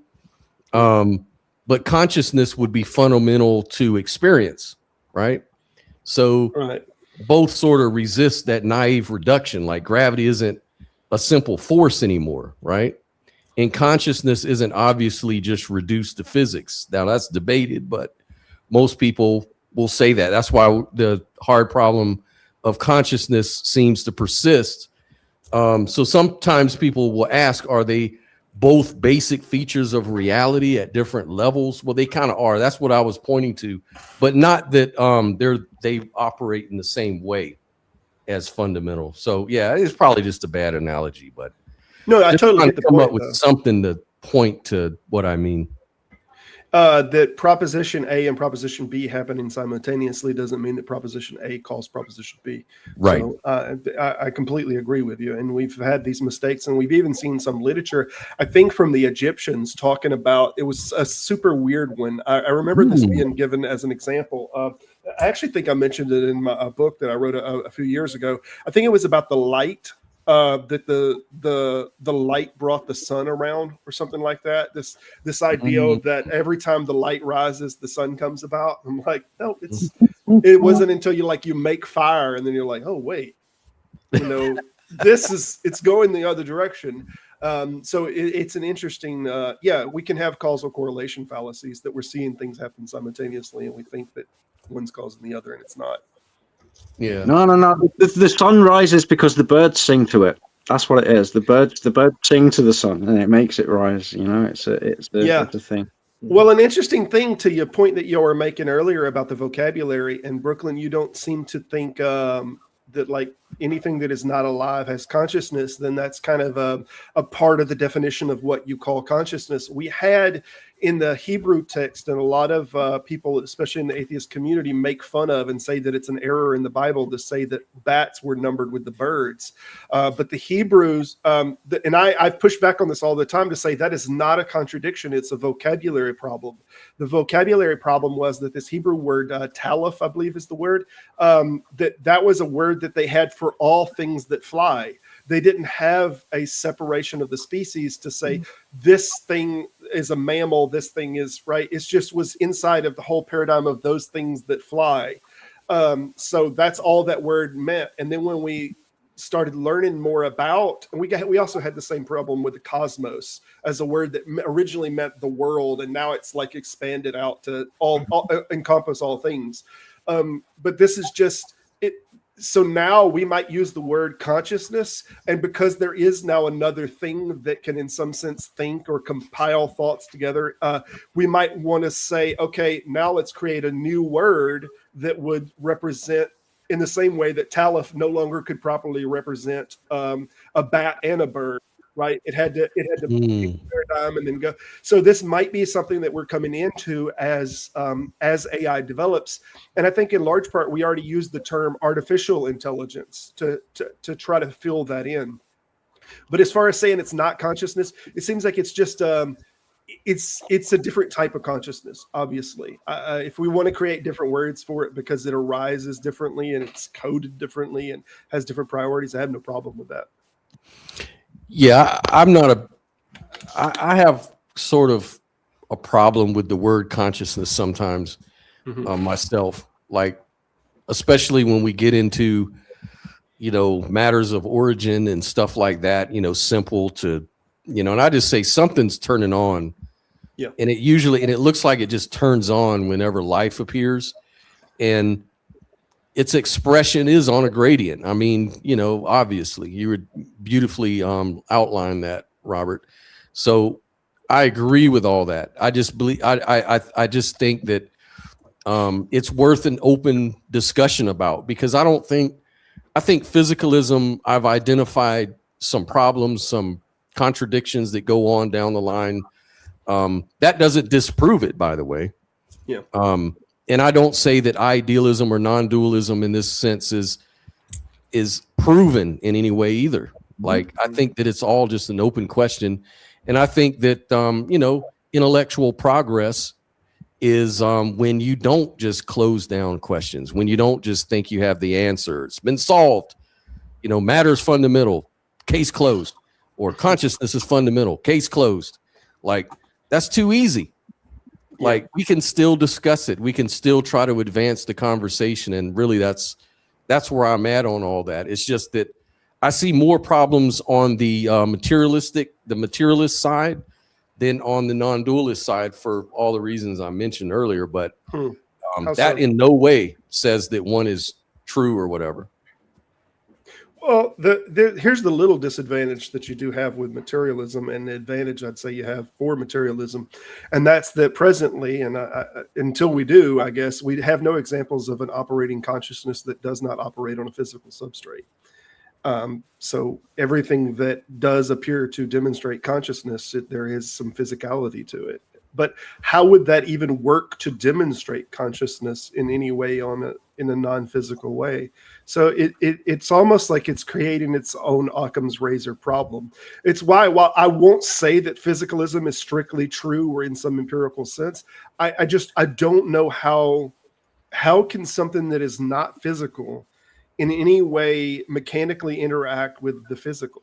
That's a barrier that is a problem explanation wise. Like, there's no way to get across from the non-physical to the physical in terms of explaining causal interactions. That's a huge jump. And that to me is why, like, physicalism is the better explanation. Will I say that it's no, that's empirically the case? I would never. But I don't know how you can get from idealism. Robert, Yeah. can I suggest a minor verbiage tweak? Okay. Because you said the examples we see of consciousness relate to a physical substrate, and I think calling it a substrate kind of prejudices emergentism already. So if you were to revise that to a slightly more neutral term and call it a physical correlate rather than a physical substrate. Sure. Because to call it a substrate, you're kind of already indicating, it's a little bit question beggy. You're sort of indicating that the physical underlines the mental, and that's the whole debate at hand. But if you call it a correlate, that doesn't really prejudice either. You know, it's more neutral thing. Do you see what I'm saying? Yep. Cool. Yep. And the fact that consciousness always appears embodied does not prove non-duality. True. But it used in non-dual philosophy to kind of just suggest that embodiment is a condition or form within experience rather than evidence of physical reality out there that we know exists. So it's kind of like, you know, the problem that we run in here is that epistemic loop. It's like we're all trapped within our subjective and intersubjective interface we call consciousness. So we can call it like a screen of perception. But to be consistent, like if you were watching a movie and the movie was supposed to explain the screen that you're watching the movie on, and within the movie you have this brain and it says this brain in this movie explains the screen. So no question, that's it. it's the brain inside the screen on the movie. Well, that would be absurd. But notice that's exactly the argument that physicalism makes. It says that what we experience out there as an experience explains the experience. We derive everything we want to say about metaphysics by the apparatus of our sense data. But even science will tell you that you don't have access to reality out there. Your brain is in the dark. It's inside of a skull. It doesn't see anything. It's just being pumped data that gets interpreted and translated through your brain. That's the story they tell. So they say you're never outside of your mind to know anything. You're just knowing what's inside your mind. And it just happens that we can talk to other people with brains like ours, and we can both agree, hey, the sun rises, in the east and sets in the west. We can all agree on that. Therefore, we just take it for granted that, oh, yeah, there's actually a sun out there that rises. But now we know it doesn't rise at all. Like if you look at it even closer, you learn so much more about the story. So, yeah. I have to push back on that, Scott. Scott, I have to push back on that. You say you're never outside your mind. You clearly didn't see me last Friday night. I was proper out of my mind, mate. Yeah. Hey, y'all know David Chalmers that coined that term and came up with it. He and by that I mean the hard problem of consciousness. He wrote about it in an essay and then later in a book. He was on a show with Neil deGrasse Tyson. I can't remember the name of that show he's on all the time. But anyway, he was pushed on the subject, and he kind of identified himself as a materialist in that he thinks still all of the consciousness does arise from the brain, but he still indicates that in the vocabulary, in the semantics, whatever you want to call it, that there's still technically a problem. But so I just wanted to say in advance, that theory is put forward by someone, that hard problem of consciousness is put forward by someone that still thinks that consciousness is totally an emergent thing of the structure of the brain. Yeah, he asked the questions like about the correlation, like what is the theory on that correlation? And I think he's sort of sympathetic to the panpsychist view. Now, panpsychists can either identify as materialist or idealist, depending on how they want to use the word. Like, panpsychism is the idea that there's a little bit of consciousness inside of everything. What's attractive to that philosophy is you get away from that strong emergence problem, right? They say, well, it isn't strong emergence because the way we see it, there's a little consciousness inside each atom. And if you just combine all the atoms together, you get specific kinds of consciousness that emerge from all that complexity in combination. But of course, he's also willing to say, but it's got its problems. It's got the interaction problem. It's got the combination problem. There's a few logical problems with panpsychism. Plus, not to mention, we've never seen a consciousness subatomic particle. In fact, Philip Goff, who is another philosopher that pushes for panpsychism and the hard problem, was confronted by this from a physicist came up and said, you keep talking about how atoms have a little consciousness in them. And he says, I'm getting the impression that you think atoms are little billiard balls. Do you still think that's what us physicists are talking about? And he goes, I don't know. What do you mean? He goes, no, atoms are not little billiard balls. We've done away with that over 100 years ago. That's not what they are. Atoms are just fields. They're just interacting fields. You know what I'm saying? So how are you getting consciousness inside atoms? I don't understand. And it just totally stumped him, and he's turned out to really, I saw one of his latest video. In fact, he told me he would try to come on my show and talk about it because he said that that one really kind of stumped him because he went and looked. Yeah, that's right. That's kind of old school right there. So I don't know if that's really going to work. So yeah, physicalists, they do have good points that they can point up to kind of shore up a lot of these assumptions. Yeah. What we were talking about earlier, I think the best example that I heard of like defining a thing once it reaches a certain point is, and I can't remember who asked it, but it was so beautifully asked. It was, how many grains of sand does it take to make it a hill? And it's just such a silly question that like it's problematic to say that a heal happens at exactly this point. But there's this great video out there, and I think it's Vertasium does it, called Do Chairs Exist? And if you just want to watch a video to understand kind of the problem of like ontology of compiled things, I think it's a great video. Do Chairs Exist? And it touches on a lot of old philosophy that is like, we just define a thing as existing when it meets, X amount of criteria, but is there amount of a thing that you could take away from it or add to it that it now no longer meets that?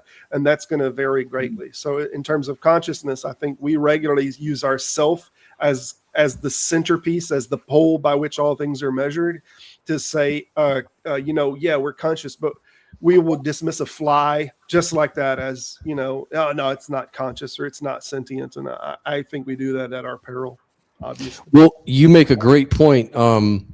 That's called mereological nihilism. And I actually incorporate that in a lot of my views about non-dualism, idealism, stuff like that. And this is how I kind of twist that one. Because if you think about it, like, I like to use the analogy, like when I'm at work, I have to, maybe swap out computer systems or do something like maybe real basic job would be like that. And then my boss would call me and say, hey, I want you to go down to the conference room on the first floor and tell me how many assets are on the desk so we know what to get it prepared to swap it out, right? And I'll say, okay, there's three things. There's a monitor, computer, and the UPS or whatever. Okay, that's three things. But I could tell my boss, there's like an infinite number of things on the desk. And I would probably get fired. But yeah, I think we had this conversation before. That was a great scenario. And so I always look at it that way. Like, like it depends on your perspective. Like from a physicist would see an infinite amount of atoms and subatomic particles and fields and God knows what to make up then they're all arranged in a computer-wise, table-wise, and chair-wise way. But an everyday person is just going to see a computer, monitor, and a chair, right? So it just depends on your perspective is what's going to determine how you talk about those things. But here's the difference. Here's where I kind of incorporated in my non-dualism. Like it's already non-dual from that perspective. We can go there. But the other thing you can say is that, well, how is consciousness different than physics, than what we call the physical appearances, right? So you could say, okay, well, let's use the same logic. Let's use that mereological logic, okay? And you could say, well, what's the difference? Okay, well, I can separate out all those things and still come to the infinite things. They're all connected. They're all one thing. There's no difference. It's just a matter of looking at it a certain kind of way. Everybody agrees. What's the difference in the mind, though?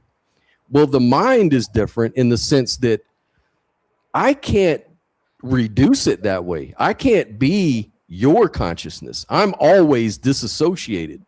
My consciousness is always independent of yours or anybody else's or anything else. It's locked in. So it's not like I can just disassemble it in that same kind of way. And so there is a big difference. I think Alex O'Connor mentioned something about that too one time, that he said there's a difference between perceiving matter in that way. Like it could be like billions and gazillions of atoms versus looking at it in a chair-wise, computer-wise way, whereas consciousness isn't like that. It's just totally different, and so there's at least a difference we can talk about there. Hey, I want to ask the panelists a question, and I'm going to go, but I want to listen to the answers because I'm curious, and that's for everybody, When it came up about a fly, being conscious, I think a fly is conscious, Right? But a fly is obviously a living thing, right? It's not dead. I would say a dead fly is not conscious, and a fly living is conscious.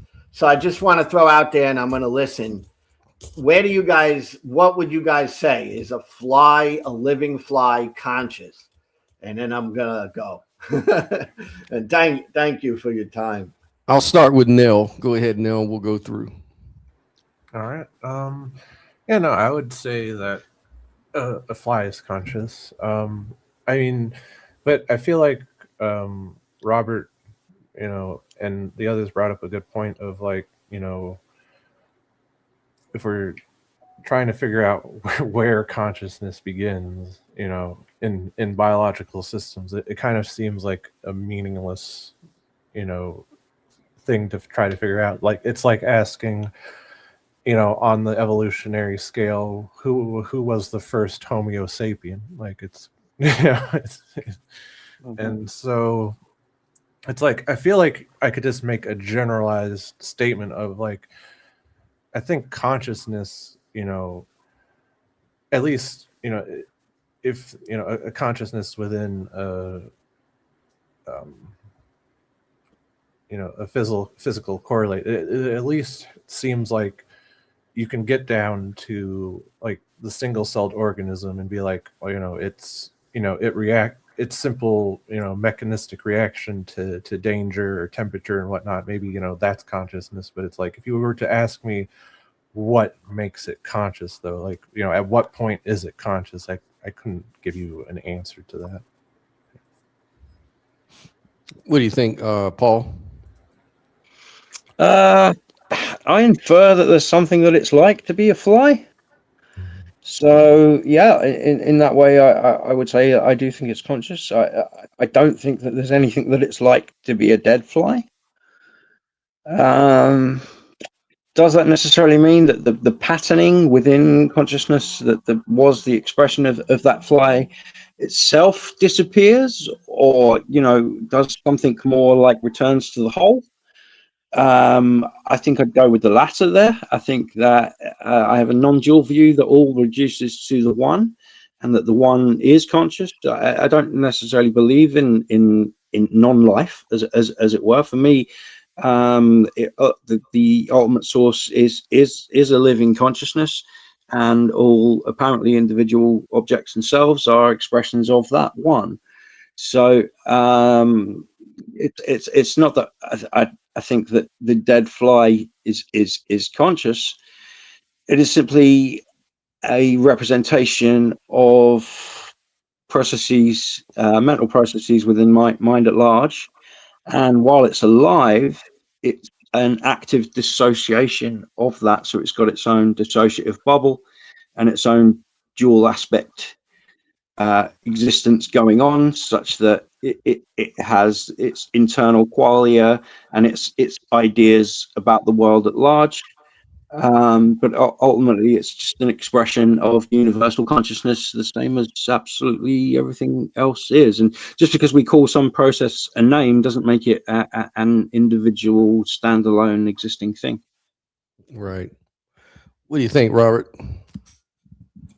I think that all words have to serve as a distinction. It's the whole point. It's the whole existence of a word, is that it has to distinguish something from another thing. So if we have a word for pen or pencil, for example, the distinction in those words are that there's a characteristic or a property that is different. And when we talk about consciousness, this is probably why people want to say this is conscious, this is not conscious, because their focus is on the distinction of the difference in the mental capacity or whatever. But if your focus is different and your focus is on the difference between that and, let's say, inanimate objects, then there's still utility inside of the word conscious, in that there is a thought function and a process that's going on inside of the fly that is distinctly different than is going on inside of my bottle cap, for example, that is more similar to me. So in that the word is still pragmatic, that it has more similarities with my frame of how thoughts arise, that there's sensory inputs and whatnot, and these thoughts are arising through sensory input, and then decisions are being made, then I think it's fair to call that consciousness, only in that it is still distinct from a thing that is not that. But if we needed to come up with more words to break down levels of consciousness, obviously I wouldn't be opposed to that either. Obviously, I think when we talk about terminating a person, we think of this in terms of moral reasoning much larger than we do think about terminating the consciousness of a fly. So there are distinctions that we clearly make, especially in moral terms, from this to that. But just in terms of defining it differently from non-conscious stuff, matter, yeah, I think consciousness works for now, but they're all just words. The words are not the landscape. They're just the map. There you go. I like that a lot. I like that a lot. I kind of feel the same way everybody else does, pretty much in their respective comments. I thought it was interesting that earlier this year they published a report in Nature. They actually mapped the entire connectome of a fruit fly, and not only did they map it and get every neuron exactly simulated, they simulated the entire connectome, all the neurons, all the functions, all the things. They combined them together into a simulation. And guess what? Well, the whole thing was that the folks who put this together said, they're AI, researchers trying to figure out sentience and intelligence and consciousness and machine learning and things like that. So they said, well, if our, the whole thing was, look, if our theory is correct, then we should be able to mimic consciousness on a computer. Because after all, why would we say that, there's something special here, like a soul or a spirit or a thing like this? Look, if we just were to replace every neuron in your brain with another neuron or another even an artificial neuron that does the exact same thing, one at a time, you're never going to lose consciousness. You're always going to just keep moving right along until you're finally all replaced, because basically that's what consciousness is. It's just your neurons firing. It's just your brain functioning a certain kind of way. And if we can just mimic that, then you're going to get consciousness. So that was the prediction. Seems kind of straightforward. So they did exactly that. And guess what? The fly did all the fly things. It did all the things a fly does. It sort of acted like a fly inside the simulation. But after running all the tests that would, test for consciousness and agency and all that, no one thought that the fly was conscious at all. No one thought that. They thought, it's not conscious. There's a missing ingredient. They moved the goalpost. Kind of reminds me of on that interview with David Chalmers and Neil deGrasse Tyson. Neil deGrasse Tyson said, yeah, but David, you guys are always moving the goalposts. First, you guys back in the 50s and 60s says it was the Turing test. That was the big thing. If it just passes the Turing test. But of course, that'll never happen for 100 years. But then we've got it to where now it's done past the Turing test 10 times over. And you guys are now saying, well, it's not consciousness. It has to be this other thing. And then we do the other thing, and you're still not satisfied. Like, when the hell are you guys gonna finally come up with that secret ingredient, And like the last one was this fly simulation thing. Just mimic all the neurons and get them to do all the things that the neurons do to a T. Then you'll have it. Well, it still isn't there. Now they're saying, well, we're still sure that it's got something to do with the function or physicality, but we just don't know exactly what it is. So all I'm saying is that I don't think the fly is conscious when it's dead. It's conscious for some mysterious reason. And I think I kind of agree with Robert in a way. I think it has to do with life. I think consciousness always expresses itself through systems that do living things like, procreate, adapt to their environment, things like that. I think consciousness works in things like that. Why Does it have to be that way? I don't know. It, like David Chalmers says, all this stuff could theoretically go on in the dark. There's no reason that consciousness has to be there. Then some people would say, well, maybe consciousness is just like nipples. It's just a byproduct of evolution, an accidental flaw that came out Can I from ask all a question about that study, Scott? Yep, go ahead. Cool. I'm just wondering to what degree of fidelity the fake neurons, that the artificial neurons, actually completely mimicked the biological ones, because I think that there's quite a lot of complexity in the functioning of a neuron that isn't so much as like an artificial system is more likely to operate on something very binary, where a particular circuit is kind of on or off, whereas the neuron itself, it tends to have much more of a gradient. Yeah, neurons are way more complicated than we think they are. So I don't think they're very subtle. So I just wondered to what extent that study would have necessarily had the technology to fully functionally replicate to the finest of detail, what a biological neuron does in terms of like the whatever artificial technology that they use. I just wonder, how close they could have got it. Yeah, the paper's out there. I'm trying to pull it out now. Paper on the fly brain simulation. But I'm sort of skeptical myself, because that brings up a good question. Mm-hmm. How do we know that they really simulated a neuron, even one neuron, correctly? Because what I understand, neurons are very super duper complex. Mm-hmm. They're not as little transistors. Like they're not just on-off transistors like that. They may be, but according to the paper, that's all you really need. Because it's like neurons aren't just a one function thing, and so to me, it's like if you were to truly replicate what a neuron was doing with all its complexity, then you're just talking about a neuron. It's no longer just a simulation.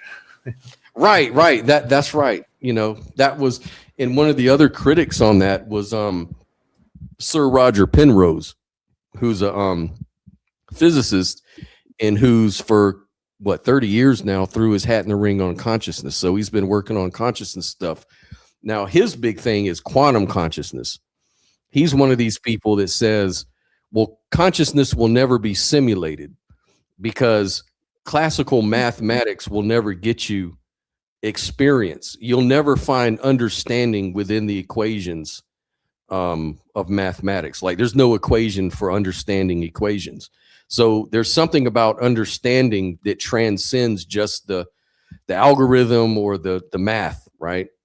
He says it kind of goes back to that Stephen Hawking's quote, what breathes the fire into the equations that we use to describe them?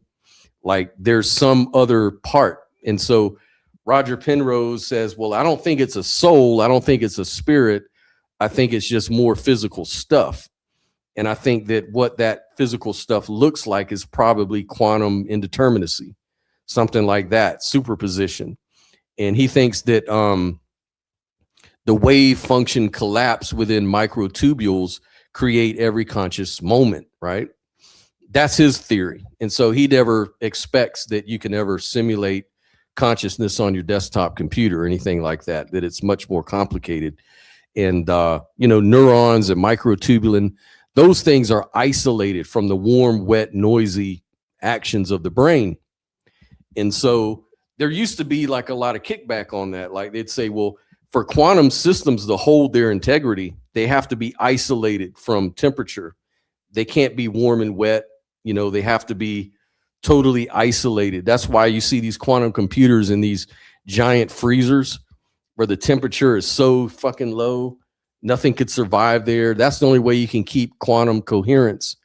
And they say, so how the hell does he think that you're going to get quantum mind in a brain when the brain is too hot and noisy to have consciousness come out of the quantum system? But now quantum biology is a thing. Now we have quantum biology where we now know that photosynthesis operates from quantum tunneling and entanglement. The same thing with the experience of smell. The same thing with DNA. The same thing with a lot of different biological functions. They've correlated that with quantum behaviors, you know. And so now that's kind of opened the door to Penrose's idea that it could be some sort of quantum energy at work or something like that. I don't know if any of that's true, but the one point he's making is that, you know, when these guys are trying to, you know, mimic neurons, they don't know what the fuck they're doing, because there's so many quantum variables at play. There's so many, it goes deep, man. It goes the material world goes deep. Could I just pass a quick comment on Penrose? Yep. So I do wish him the very best of luck with that research enterprise and the microtubules and everything. I got to say, my impression of it, it sounds to me like an epicycle. Yeah. So, yeah, I think you know what I'm getting at with that, right? Yep. Yep. Hey, just real quick, I got to bail. I got somebody else that's wanting to talk to me on something a little more important and a little less abstract in these conversations. And the only reason that I say that on the abstract, I just want to say, I think while these things are very fascinating, there are people who have dedicated their whole lives to fields of physics that are scratching the surface on this. Folks like us that have nowhere near that time and dedication into it. I don't think that we're going to make any big leap forwards in the subject. But that having been said, I appreciate the science and stuff that is working on these kind of things. I don't know that there's a lot of, to some degree, I'm almost like for G.E. Moore kind of position, that there's a certain amount of pragmatism to assuming the things that we physically interact with are the things that are outside of the things that we physically interact with, whether they're real or they're not real. I don't know how much pragmatism there is in assuming them, right? So that's where I'm at on it. They're real enough, man. I'm with that. All right. But I enjoyed talking to y'all. I'd love to come back sometime. Thank you, Robert. Come back anytime, man. Enjoy and appreciate you 100%, brother. Yes, sir. Y'all have a good one. Take care. All right. And I posted up the link to the Nature article I was referring to. Okay. Cool. But yeah. So go ahead, Paul. Were you in the middle of saying something? Oh no, I was just saying cheerio to Robert. Just while he was, saying his goodbyes, I was just saying. I may have been talking about something else before that, but I don't recall. Yeah. So yeah, it's interesting stuff, man. I thought we solved the philosophy just now. I'm kind of bummed out. I thought we do it every week. Every week we solve it all every week, and then we come back again over and over. People just don't get it.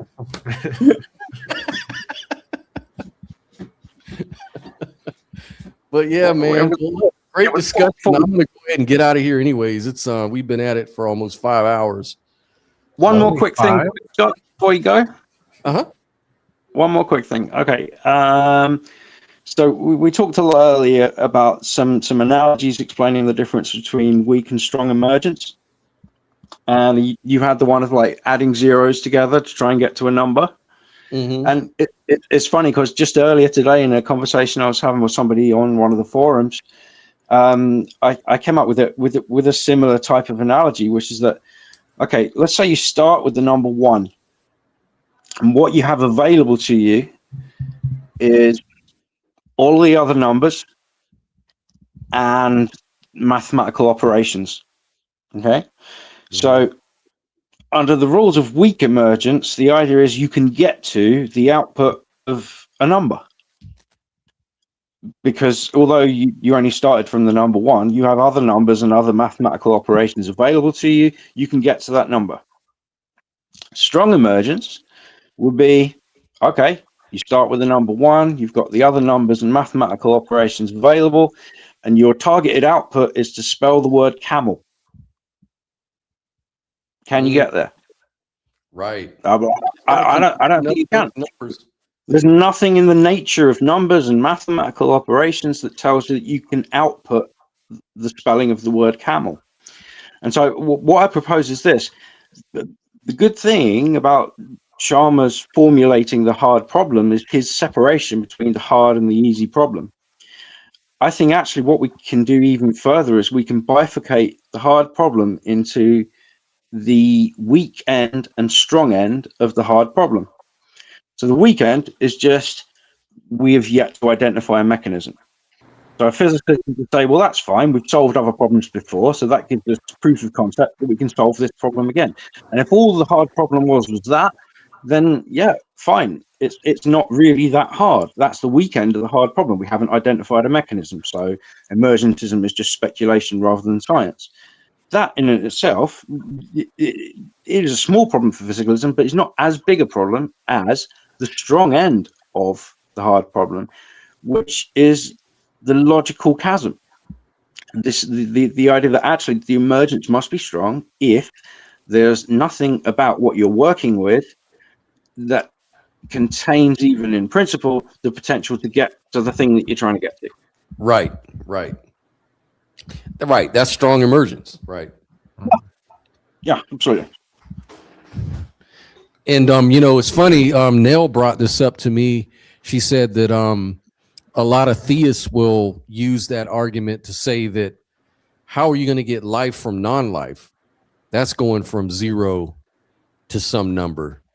But yet we see life emerging on this planet, and it didn't just come out of the blue.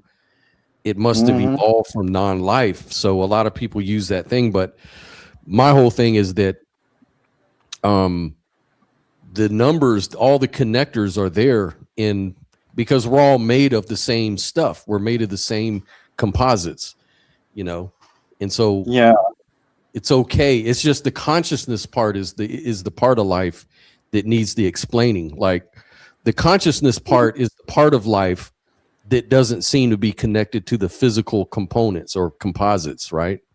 Because those composites are defined as non-experiential. So how do you get experience from non-experience? That's an open question, but how you get life from non-life, that's not as hard to explain. Well, yeah, I don't have to get life from non-life because I don't believe in non-life.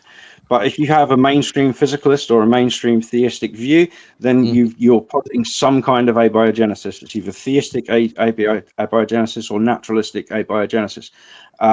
In my view, non-life isn't really a thing. It's what we consider to be non-life is an appearance. It's representation. Right. Well, yeah, because number one, we can see that's probably the case because even life is poorly defined. Like nothing is consistent. Yes, that is a good point to bring up. Even among biologists and experts who talk about life, defining life is not clear cut at all.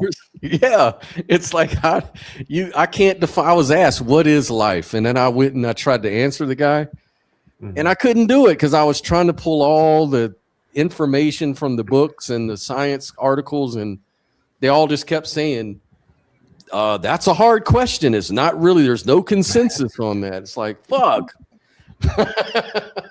I think the best definition we've got is that it's metabolism. Yeah, we can, because that's one thing that's in common, right? And I know, hey, Alex K, what's up, brother? And I know, isn't that Bernardo Kastrup's line of reasoning too, that it begins with metabolism? Yeah, that's correct. Yeah, in case you didn't know, I'm a quiet kind of acolyte initiate of Kastrup. Man, I love Bernardo Kastrup, man, because and I'm not one who picks out favorite people. I'm not that kind of person. Like I'm not a joiner anymore or anything. But it's like when I started this whole thing, dude, like when I first became an atheist back in the 90s, we didn't have the internet. We didn't have a whole lot of things. So my thing was Bertrand Russell. And then, finally YouTube, the internet blew up. So I used to watch the Atheist Horsemen, I guess. Sam Harris and all them. I used to really like, what's the guy, he passed away? Damn, I can't remember his name.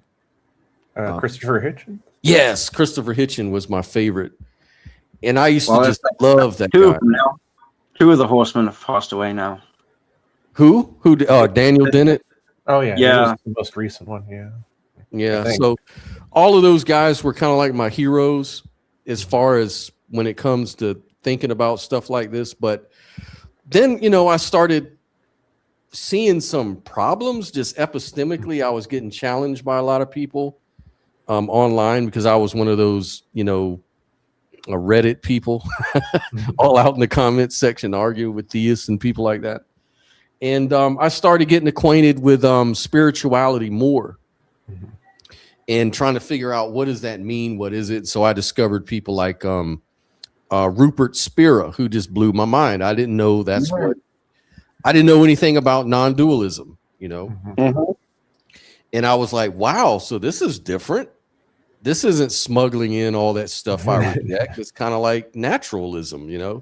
I started getting very attracted to that. And then I started going through my own meaning crisis, and that was kind of like a perfect answer for it. It's like spirituality for atheists is the way I was looking at it back then, Yeah. And then from there, I discovered was like a gateway drug. Bernardo Castro. Was Spira your gateway drug? Yeah, and then it was my gateway drug. I became a panpsychist, and then eventually became an idealist. You may have heard of my gateway drug then. It's the guy they call Muji. Who? Muji. Yeah. He's like a guru type. He does like these satsangs where like a whole bunch of people go a black dude, sit on the right? retreat. He's a Jamaican dude from Brixton, but he yes, travels like I know that guy. Yeah, Muji was my gateway drug. I remember seeing things him about too. self-inquiry, and I got into it that way. Yep. But Bernardo Castro did it for me because he kind of gave me permission. He gave me permission because for me, Castro was a later finding, and what happened is I'd been arguing non-duality and idealism on the internet for a couple of years, or at least a couple of years, like probably even longer. And then I discovered Castro, and so it's not that he changed my opinion. He just changed my idea of how is the best way to argue for my opinion, because I was like, wow, this guy is just saying the same things I'm saying, but he's just like a billion times more convincing. So I started to kind of give my own interpretation of his arguments, and like the entire sixth chapter of my book is called Parsimony, and it basically just gives Castrop in a nutshell, as it were, as part of the argument for this whole, all this one idea. Yeah.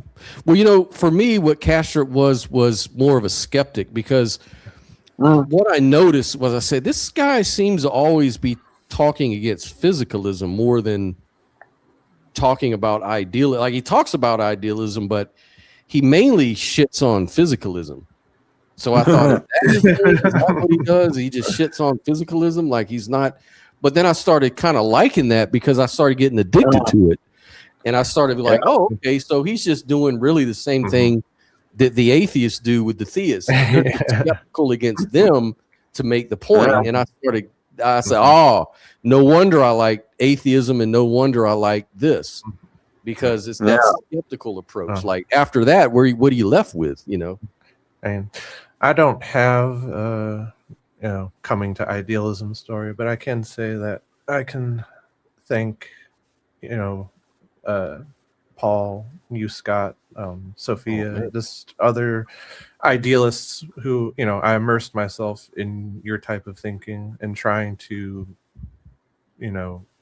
come at it from your place, and it really helped me not become a hard materialist. It's like it made me realize, it's like, man, these assumptions I've been making, they're not as strong as I thought they were. Yeah, and that's the only point that I like to make. I'm not really trying to say one thing is true over another. My thing is, like, questioning assumptions and being skeptical. Yeah. And so, that brought me to where I am today. Yeah. Being more agnostic about just the whole thing. Yeah. Yeah. And hey, Maxed Out and Alex, how are you guys doing? Hey, Maxed Out, how are you doing? Pretty good, man. How's everything going? Going really well. How are you doing, Alex, brother? Yo, what's up, everybody? Just waiting on GTA 6 to come out. It'll be out one day. Yeah, they keep saying that. Man, you missed it when Quran Girl came back on. Remember the one that told you that you were wasting your atheist life? Yeah. How'd that go? Oh, same as usual. She was shitting on us in the live chat, crying. But she challenged me to a debate, sent me an email, and wants me to set it up. Oh, really? Okay. Yeah. What kind of debate? Like some kind of formal or what? Yeah, like a formal debate. That might be interesting. Yeah. BPA is another really good way to talk about existentialism and representationalism. Absolutely. Was she? What is she, a theist? I mean, what does she want to debate you on? Oh yeah. So that actually I haven't even looked at. She told me, she sent me the email. Let me just look at it real quick, just to see what the hell she's talking about. She claims to be an agnostic, but she acts like a theist. So yeah, now I remember. Mm-hmm. Yeah, she was like, I'm agnostic, and she was like, you're wasting your atheist life. What? Huh? Well, if we're going to put a noun to it, I think what she is a troll. Yeah. Obviously. There you go. Yeah. Obviously, man. But yeah, she was just down there talking about, the Abrahamic God is the only solution for immorality, and Sharia law is perfect. But I'm an agnostic, so don't even ask me about God. I don't know if he's true. But the old agnostic theist, eh? Yeah. Interesting. Yeah. Yep. Just she uses it as a way to hide. She doesn't have the courage to stand up for her convictions. It's like whatever. I have this little hobby where I create words that don't exist, just to try and explain things that don't have a word for them. So one of the ones I come up with was demi-gnostic. So like this idea, like the Gnostics appeal to direct experience and revelation, and like I'm all down with that. But also at the same time, there are certain other components to theism that religious folks will suggest, and I'm not necessarily rejecting them. I'm just not finding reasons to accept them. So in that regard, I remain agnostic. So do I describe myself as a Gnostic? Do I describe myself as an agnostic? Neither really seems to fit. So I made my own word. I'm demi-Gnostic. Yeah, it's I just think it's funny how people troll. I wonder, because she's like, this is a waste of time, and I don't understand why you guys keep talking about things like this. It's like, dude, you've been on here for over an hour watching this whole thing. So it's like you're wasting your own time. If you don't like it, then turn the channel. It's just amazing. But Maxed Out, man, how you doing today, sir? Pretty good, man. Just going through the motions, doing some research. I got a guy coming on tomorrow. He is a psychic intuitive researcher. A really deep guy. I had a good conversation with him today. Knows a lot of people. Actually he said he met Bill Cooper, the guy who wrote Behold the Pale Horse. Yeah. So he's older. He's in his, I would say, mid-60s, maybe late 60s. And hopefully have a good conversation. He was, they took the Dendera light bulb, the hieroglyph that looked like that, and created an actual working model. Yeah, so, he's really into science and metaphysics and stuff like that. Yeah, man. Really Is he like a paranormal researcher, as they say? Well, I wouldn't say paranormal researcher. I would say more of a metaphysical, like philosophy. yeah, like he gets deep into reality. So it's like, it's going beyond what most people would like when they get stuck in some type of belief system. We kind of go a lot further than that. Mhm. Just with science and research, and it's really good to meet people that are scientists that understand evolution is not scientific. It's very rare to meet those people. So I appreciate them when I do. So yeah, I know last time we spoke a few times you had said that you reject the theory of evolution by natural selection. So the way, I don't know, I'm going to let everybody kind of talk about that a little bit, because I know that it seems like that's a hot topic for you, right? Evolution. Well, it's not really I don't reject it. Science rejects it. So when I speak with other people and they say, well, I agree with that, you want to test it. Well, you're not agreeing with me. We're both agreeing with the scientific evidence, because when you really study it, you start to see how, and this is nothing against people that believe in the religion of evolution. It is to say that the inference, you see somebody going to the beach with a towel. Somebody will infer that they're going in the water. That is not necessarily true. Some will infer that they will lay the blanket on the sand and just take in the sun.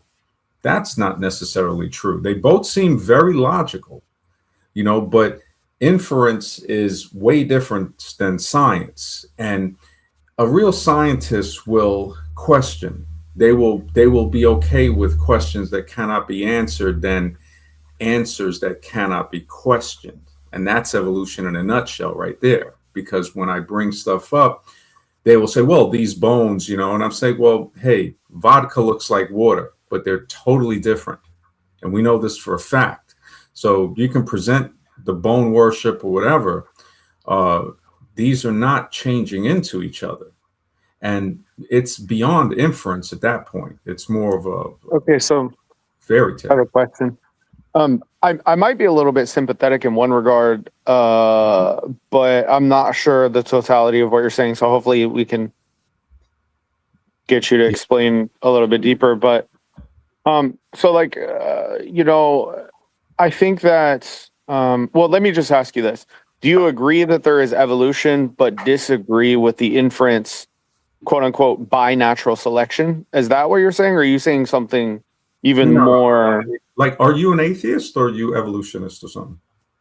I'm not sure that's a true dichotomy. I mean, I am an atheist, yes. I think that evolution by natural selection well, I should say, look, here's what I'm trying to say. I think that we can see evolution, right, throughout the fossil record. But I would agree in the sense that I think by natural selection, adding that little part is an inference that's not necessarily justified by the evidence. But that's as far as I would go personally, right? I think that evolution has been shown. Well, I would say that that's unscientific. I mean, I know it's your belief, but here's the science that disproves it. The fossil record doesn't show evolution in the form of what they think it is, like change. Evolution comes from the Latin word that means to unfold. So things that unfold, like a situation, an event. That word was used to paste over on top of adaptation. So in real biology, that empirical science, we can look at like bacteria, certain mammals and reptiles, birds, they will adapt, like the finches that Darwin claimed to evolve. They adapted to different islands and then readapted when they went back to other islands. So the beak form, and we can see adaptation happen very quickly, very quickly. Now, when evolution is studied and you go through the centuries and you start to say, okay, before Darwin, there were theories. And a lot of those theories, you got to remember, this is a very tumultuous time during westernization, the 15, 16, 1700s, brutality, and not just against what people would say African or Native Americans, but also against a lot of people coming from Western Asia or what they call Europe. And we see that when people were forced to be Christians, taught, okay, obey your masters, that eventually they started taking the Christian doctrine more serious than the slavers did. So they would forgive. They would treat people kind under the whip. And when they started to separate people in a pseudoscientific way by race, the invention, I would implore you to read books like The Invention of Whiteness, how the Irish became white, how the Jewish became white, how Italians became white. Because in Europe, when you go there, people don't say that. Now, in the modern day, some of them fall into it. You ask somebody what you are, they'll say, I'm Italian, I'm Spanish, I'm Russian, I'm German, I'm Norwegian. This people, well, let me just explain, because it's going forward to show that what you asked about the fossil record showing evolution, well, looking at bones, right, does not show an organism changing into another organism. I agree. Okay, so then it cannot explain that. It doesn't explain that, basically. So I agree. Question, yeah, okay. So, but here's the thing: like Chihuahuas used to be wolves. That's not science. Right? You're guessing that. You see, there is no proof of that. Yeah, there is. We used selective breeding over thousands of years. There's history. Did you see that? Did you live thousands of years? There is no today, right? If you could prove today, if you could take wolves and breed them, and this is the beauty of the evolutionary lie, because you cannot check it with empirical science. They will say, well, it takes thousands of years to breed these wolves. It's like, wow, that's convenient. That's very convenient. So that is inference right there. It's actually less than inference, because it's sort of like saying, this is what I want. Why is it a bad inference? That's what I need to know. Yeah, I'll be there in a couple minutes. Oh, yeah. Can you hear me? Yeah. We can hear you. A couple minutes. Oh. Yeah, I'm going to come. All right. Yeah. Oh, okay. Okay, about 15 minutes. Okay, all right. Okay. My apologies for that. Yeah. So when I look at, people say, well, dogs can be breeded into different breeds, right? Now, a Chihuahua and a Great Dane, if you look it up, you get to where you're bred to a point with these dogs where it will be hard to breed them together again. There's a lot of genetic manipulation there, like we see in certain plants. We see that when you breed certain things, thoroughbreds, it weakens the gene. We see that in Mendelian genetics, so-called Mendelian genetics with certain plants. The wild version of plants contain more nutrients in many species.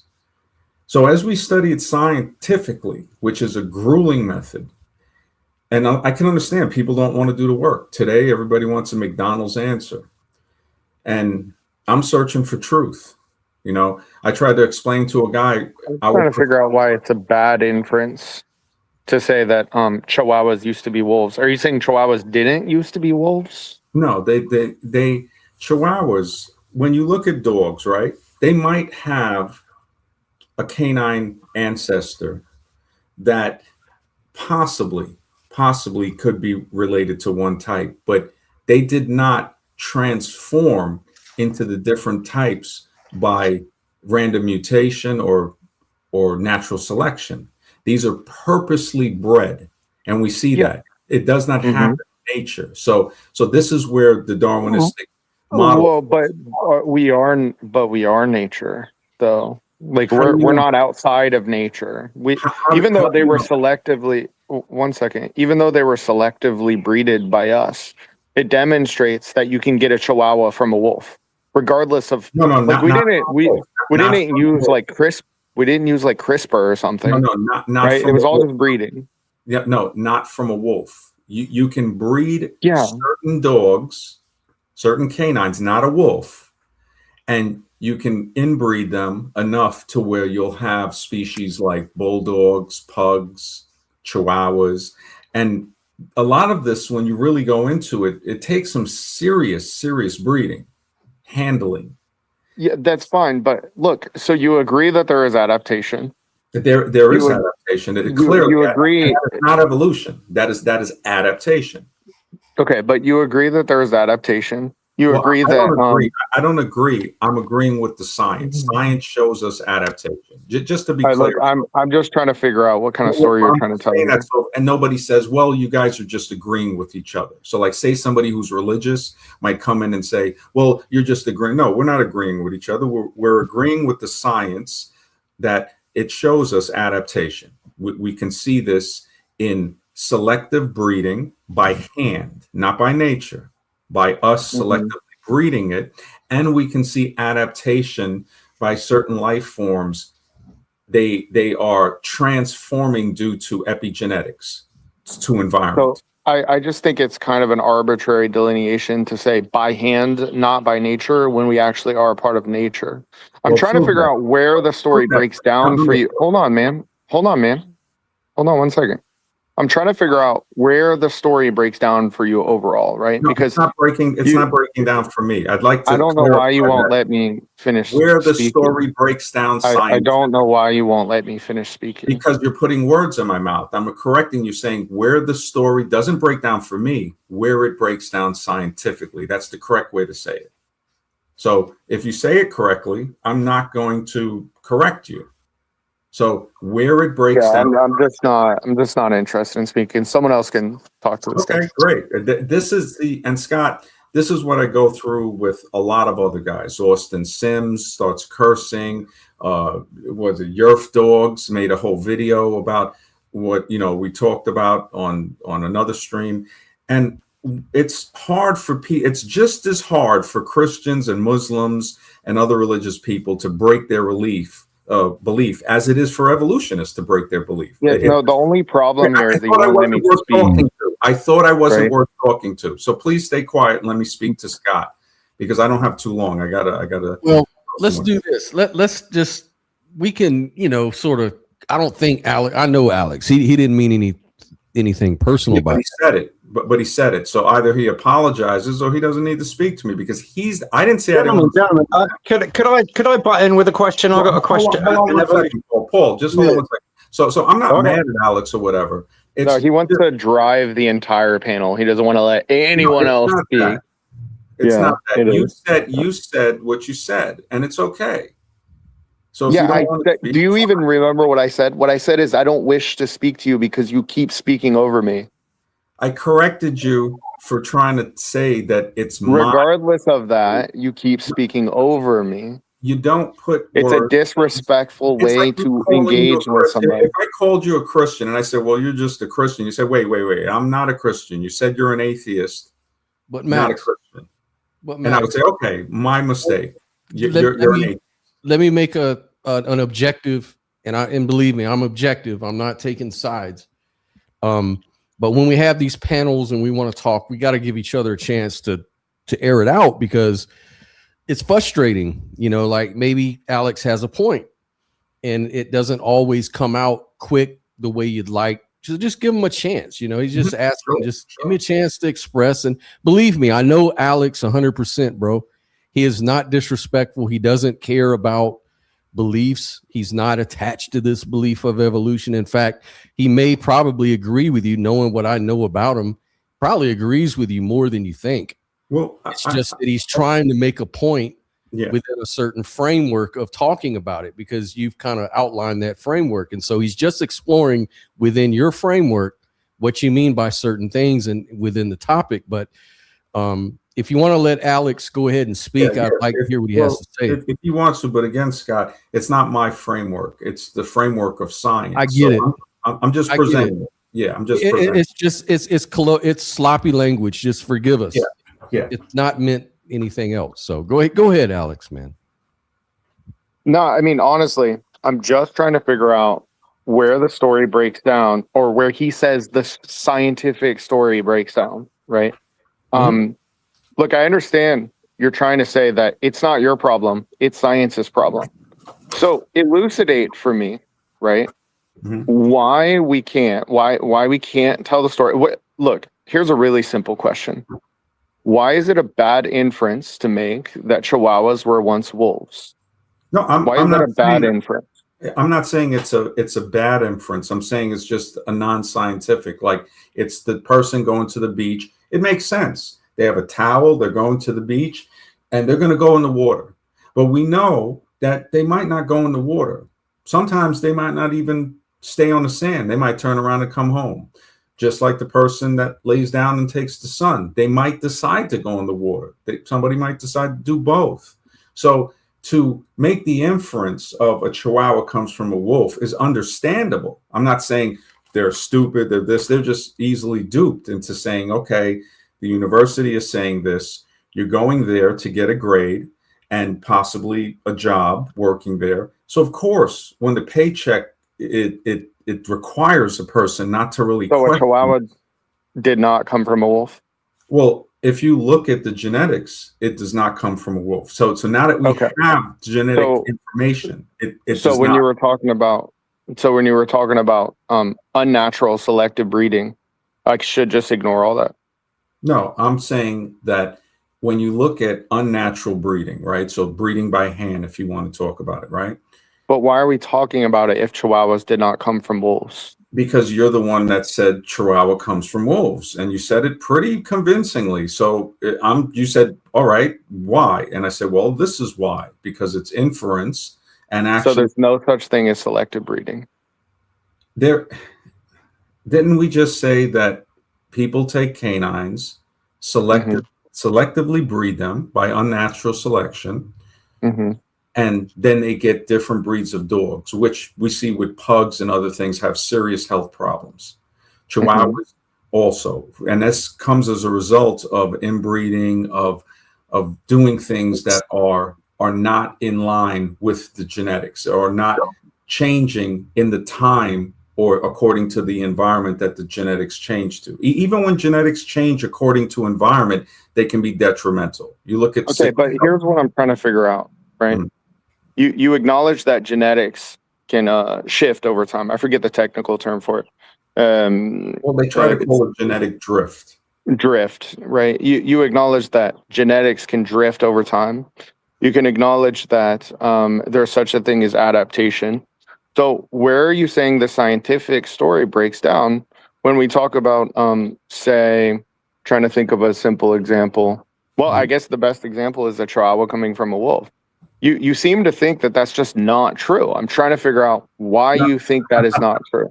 I'm not saying that I think it's not true. It doesn't show scientifically to be true, because people are breeding and they're saying, okay, guess what? These Chihuahuas must have come from wolves. Now that is clear inference. And I could see, okay, yeah, the wolf is a very wild looking, tremendously big canine, but it's not right. It's like saying vodka and water are the same, but they're very different. They even have different weights. Yeah. Look, it's why is it a bad inference? You still haven't answered that question. Because it's not based on science. Okay, so any inference that you make has to be based on science? No, inference will not totally be based on science, but when you look at it and you say to yourself, the towel in the beach, all right, I can understand that, but we can see where it's wrong. The Chihuahua. Yeah, look, I can obviously see where the towel on the beach is wrong. Let me answer the question. When the Chihuahua is such an extreme one. Now, I can if somebody said the German Shepherd comes from wolf, I would say, all right, I understand. I see the inference on that. It's not scientific, but I understand that. Personal incredulity. That's all this is. You're saying it's way too different. I can't see it directly, so it's not true. Not that I can't see it directly. I said that's why it's a bad inference compared to just an inference of the German Shepherd. How inferences work. So I looked up that the question. I just threw it out there on ChatGPT. Oh, ChatGPT, by the way, Scott, is extremely biased toward evolution, because I had to talk with ChatGPT for 80 pages. Right. And so would Google And well, remember, these are, it's like going to a university in a science class. But for us that don't have the time or the opportunity, it seems like everything on the internet is pointing, to that. Yeah. Yeah, Scott. So my apologies for that. I still have not and I was just saying that I think that it's warranted. I'm just saying if all the information that we have privy to is on Google or Wikipedia or the chats or whatever the case is, books, encyclopedias, and they all say, yes, Chihuahuas came from wolves. There's a genetic link. There's a link right there. Okay, let me give an example. We are at least warranted to assume that, if the consensus is there. I mean, evolution is the bedrock of biology is what it says here. It should just be a really simple answer. When I ask you, why is it a bad inference to say that Chihuahuas come from? There should just be like a really simple answer. I explained it to you about 3 times, but according to Scott, before ChatGPT, before the theory internet, all that, was created, right? When they didn't have that, right? And people said, well, wait a minute. All of these religious books are saying that this thing about religion is true. And there's nothing else that's opposing that. Now, we know that there's other things that changed over time and says, you know what, I'm not sure if that book is totally true. I think some people might have adulterated some of the words. And we started to go on and say, well, wow, there's a motive behind this now. The same thing is true of the evolutionary books. So just the way in principle, I don't disagree with you. Like in principle, there, you should always seek out the evidence, not an authority or a book. Exactly. Right? Exactly. So you just said definitely the book, right? A principle that we can all agree to. But if all we have is access to a science book, and we have consensus among scientists, and science is a method, there is a peer review process to where everyone's trying to falsify each other or disprove each other through rigorous examination and questioning, and because everybody wants to be, they make money. They make money when they can disprove another theory. No, they don't. There are scientists that have not been published when they showed stuff against evolution scientifically, and also they have been scientists that have been silenced when they show scientific evidence against certain medical procedures that aren't healthy. So now the dollar comes in. That in mind, though, if we're not thinking about, I'm just saying, most people, your average people out here, all we have access to is the science. We all go to school, we all go to high school, we learn how the scientific method works, we do experiments. And we know how peer review works. We see people like Einstein that overturned, the paradigm of his day. He got rewarded for that, and on and on and on. If that is what people assume is the case, then it seems like they may be warranted to, assume that the science is correct when it says wolves, Chihuahuas came from wolves. And I could see where somebody might believe that, because they're assuming, like you said, they assume. But when you go further and you say, okay, let me look a bit further. Let me see if we can do these experiments. So that I don't mean to cut you off.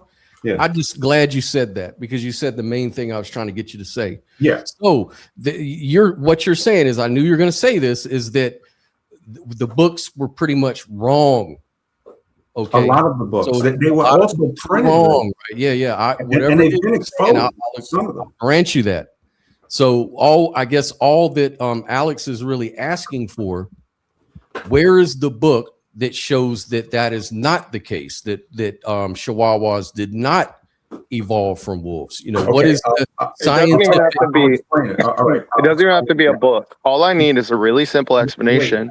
Or replacement. Let me answer Scott's question, because I'm going to try to hop back on. I know you've been streaming for 5 hours, but I'll be back. The reason I asked for a book and a source is because I want to be able to look it up myself. I don't want to just make it. Now there are certain things you don't have the time to do, and this is how evolution fools people.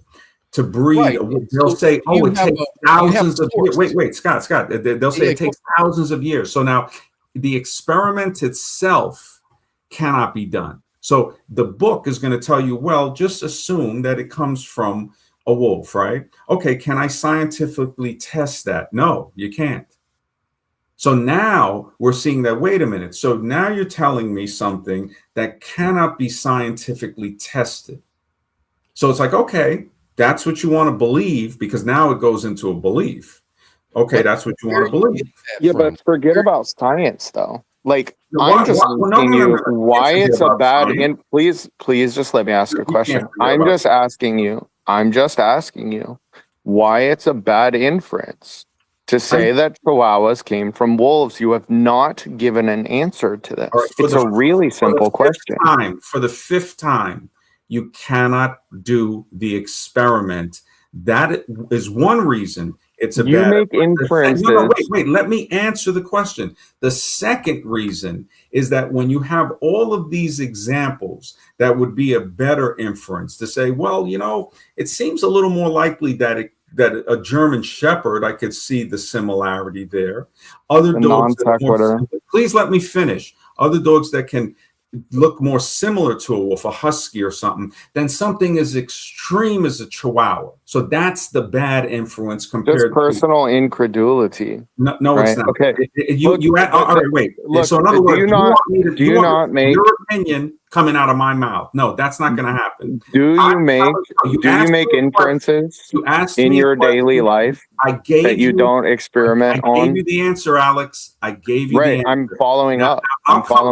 I'll come back. If you can stay quiet for a second, I'll come back. I hopped on for a second, say what's up, because I saw the 5 hours in, and I know sometimes, that's a long stream. But if you're here when I come back, Scott, I'll hop back on. It might be 20 minutes or something, but I'll try to. It might be sooner. I just gotta, it's Saturday. I promised a few people. So just before you go, I just want to summarize what you're saying. Is that basically you're saying that breeding something like a Chihuahua from a wolf would probably not be practically done. It couldn't be done. So if that's the truth, if that's the case, that you can't really breed a Chihuahua from a wolf, then it's a bad inference to think that it evolved from a wolf. Yes, that's what you're saying. Well, it's what science would show. That's what the science shows. Now somebody might say, hey, you know what? And we should look into this. How about breeding a husky from a wolf? Now, wolves are extremely large if you see them in comparison to a husky. We would think they're like, size of a big Saint Bernard. They are tremendous. Well, and now we look into other things with the wolf, the blood type, the other things, fur type, the resilience. But I'm going to run and I'm going to come back, Scott, because I want to continue this. All right, brother? We'll talk. Yeah, do that. Like 15, 20. All right. Discuss it. Yeah, no problem. Yeah, I mean, couldn't it just be that I don't want to discuss already ran the wolf to Chihuahua experiment, so repeating it from scratch would take too long? I mean, look, that's my thought. When it comes from, of course it would take a long time. We're talking about hundreds, millions of iterations going from possibly even billions of iteration, probably even billions of iterations going from a wolf to a Chihuahua, right? To get from A to B. It's not something that's going to be obvious. That's the whole point of evolution. Is that it happens incrementally over time.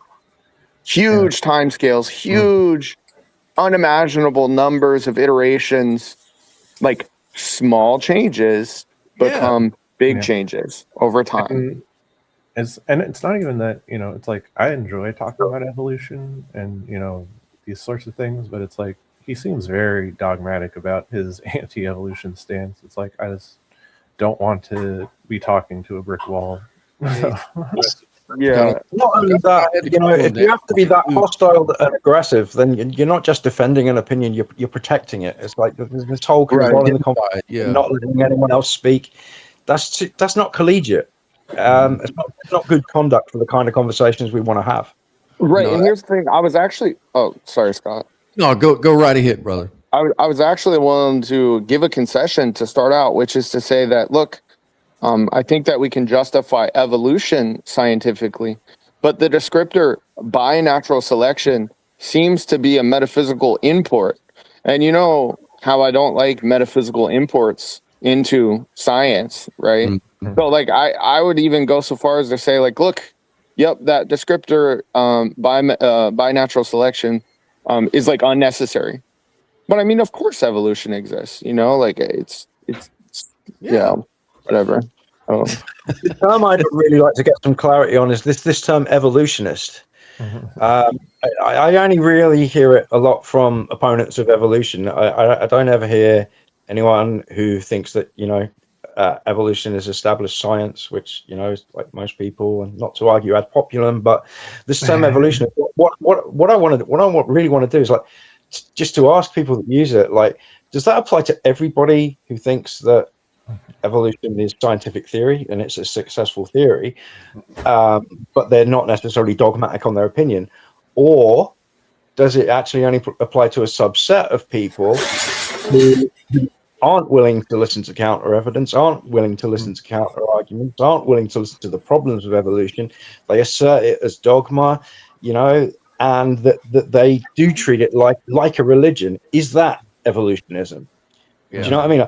I'd like to try and establish whether or not there's a divide between those who accept the science of evolution and those who are generally skeptical but accept the consensus because maybe they're just like, hey, it's not my area, I don't know enough about it to accept the consensus. Well, and I mean, he was trying to make it sound like that, you know, evolution is in serious scientific doubt, and you know, like you said, you don't want to fall into, you know, ad populum or you know the majority, you know, fallacy, but it's like, you know, around 97% of, you know, scientists, you know, agree that evolution is happening. It's like the argument or the contentions of evolution is evolution happening? It's over the mechanisms. It's like that's where the debate is. It's like, you know, it is. I also didn't hear an alternative proposed.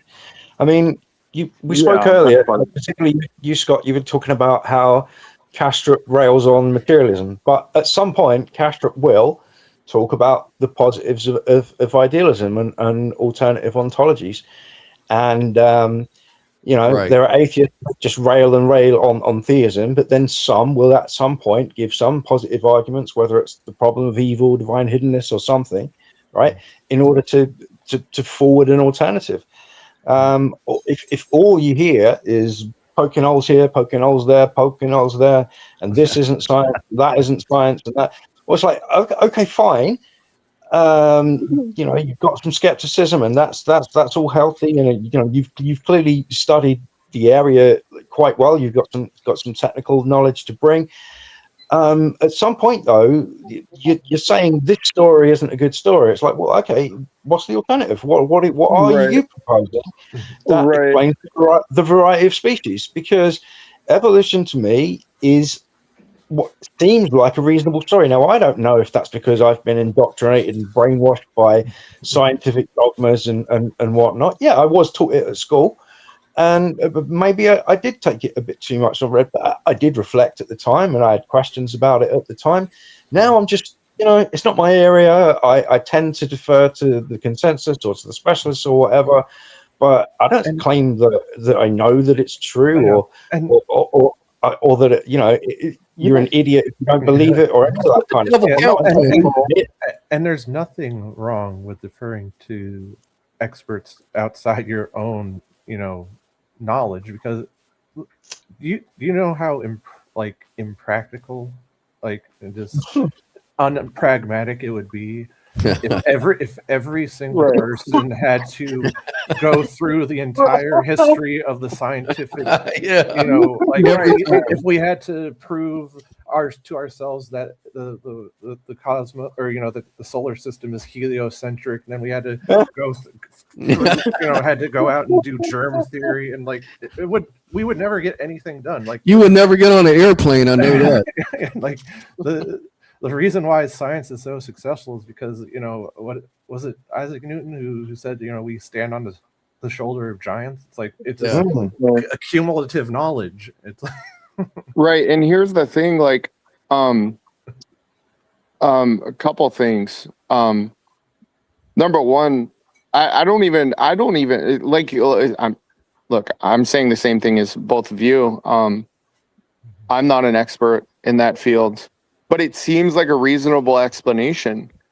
And so in the absence of some reason to reject that explanation, it's just a nothing burger of a conversation. Like it just doesn't click. There was this, and look, if brother wants to come back, I don't want to talk about him behind his back, but unfortunately I couldn't really get a word out on the actual points that were substantive. So like this analogy of, when you see someone going to the beach with a towel, you make the inference that they're going to get in the water, but they might not. So it's a bad inference. Look, we're doing induction, right? We're generalizing based on past observations. So we're doing something like, look, when people go to the beach and they have a towel, sometimes it is the case that they get in the water. Therefore, this person is going to get in the water. Yeah, that would be a bad inference. Like, I agree, but I don't think that's the same thing as what we're doing when we say chihuahuas came from wolves. It's just a bad analogy. It just doesn't connect in any meaningful way. When we look at a chihuahua, we look at their genetic structure. We can see those which correspond to the genetic structure of a wolf, and then we can tell a historical story about how humans enacted selective breeding and yada, yada, yada, and whatnot. And like all of that is not even, we're just talking, I don't know how many years. It's not even that grand of a time scale, I don't see why it's a bad inference. That's all I was trying to get, was an answer to that question. How is this a bad inference? Exactly. Yeah, you were making the point about common ancestry. You're saying that wolves and chihuahuas have a canine ancestor in common. Yeah. And the questions you were putting were really trying to get to the heart of, like you say, where in your interpretation of the science does the story break down? And because there were certain acceptances there, there was like, okay, adaptation is a thing. But yes, like selective breeding that we do is a thing. I'm pretty sure. I was planning on asking a question at some point about like, is there a hierarchy of fitness and adaptability within members of a species? Do those more adapted members of that species have a greater chance of passing on their genes? Asking really, really focused questions to try and get at which part of the overall story is this giant scientific. But chihuahuas were made by hand. Yeah. They were made What's by crazy hand. is, and I don't want to put. Go on, Alex. Sorry, I was just gonna say, what's crazy is we are a panel full of skeptics right now. We're some of the most skeptical people that you can meet. Right. And we're still like, we're like, huh, bro? Where are you getting that? What are you talking? Yeah, and I don't want to put words in his mouth, but it sounds like he's like, he seems to think that evolution is things change into other things, and it's like, and it's like, like humans evolved from chimpanzees, but it's like that's not what evolution is saying. It's like it says that both humans and chimps evolved from a common ancestor, one that was neither a human nor a chimp. It's like, and although I guess to our human eyes, that common ancestor probably would look more like a chimp than a human. But if we all came from monkeys, why monkeys? It's like, I got a great answer to that one, Scott. I can tell you exactly why they're a still monkey. Do you want to know why? Why? Sometimes monkeys need a rest. Monkeys are very active creatures. They're so busy. They're swinging around. They're playing. They're fighting. They're doing all of their games and everything. Like, what about the fact that we've never seen a dog give birth to a non-dog? I can confirm I'm a monkey. I do indeed sometimes need a rest. Yeah. So like still monkeys. Yeah, absolutely. Those. I'm understanding that right. That's what they're asking. Yeah. Now, see, this is an interesting comment. That Miss Gonatonic, I probably butchered that. Evolution is just a random process that's not satisfied. There's obviously a motivating force behind it. Now, see, this is something that you can actually engage with and break down. Like, that's an interesting, kind of thing there. And I'm not saying that, like, it's true. I don't think it's true. But it's at least something that you can put your teeth in and actually dig into, rather than just saying, no, chihuahuas didn't come from wolves. You're all brainwashed. Yeah. So you know what I think is the most interesting part of evolution? Opponents of it generally tend to oppose evolution by natural selection, or they might accept it partially, and they'll say, oh well, that's microevolution. It's not macroevolution. There's a hard line between the micro and the macro. But also, evolution by natural selection isn't necessarily the only method by which evolution occurs. Exactly. Even like now, there's a lot of promising research into DNA as a problem-solving molecule. Now, yeah. The weird thing is, I was actually introduced to this research by a creationist, which is ironic because he was thinking that it supports creationism, but it doesn't. All it's pointing at is like maybe there is another vehicle by which evolution occurs that's more local. And it can happen over shorter periods of time. Because if DNA does function in some way like a problem-solving molecule, then adaptation and genetics may be more flexible than we think. We think of it as the genome as like this blueprint that's static and stays the same. But if actually the organism itself evolves, and that might not seem possible because you think, well, okay, it would have to affect every single cell. But our DNA initially was in a single cell, right? In zygote form.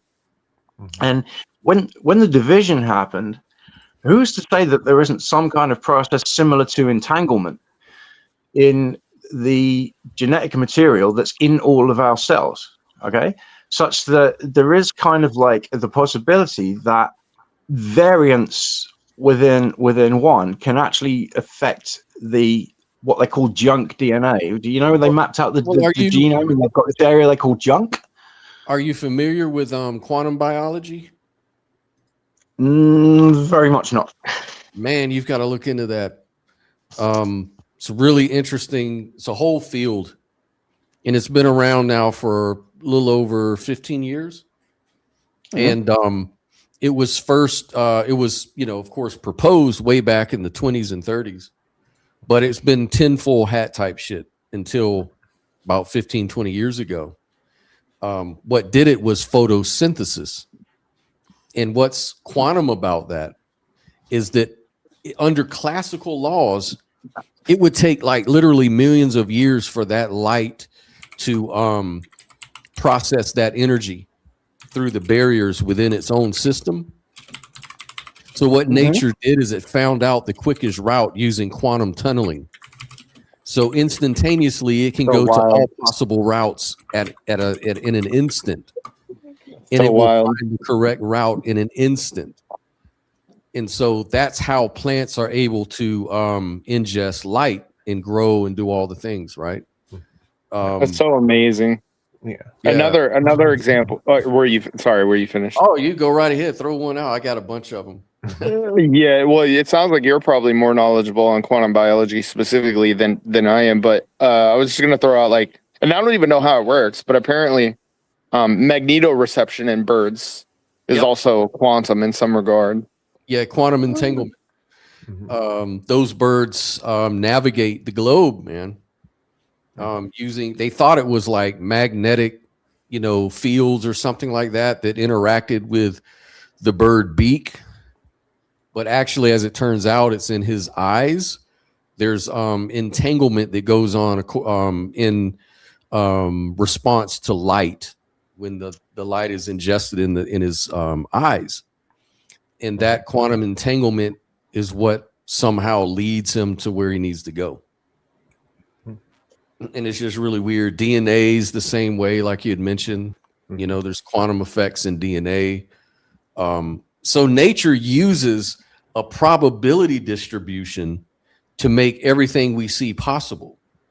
And so for me, that sounds an awful like a thought at work, you know, ideas at work. You know, a field of probability is like the condition for all experiences and everything else, you know. No, So yeah, quantum biology is fascinating, man.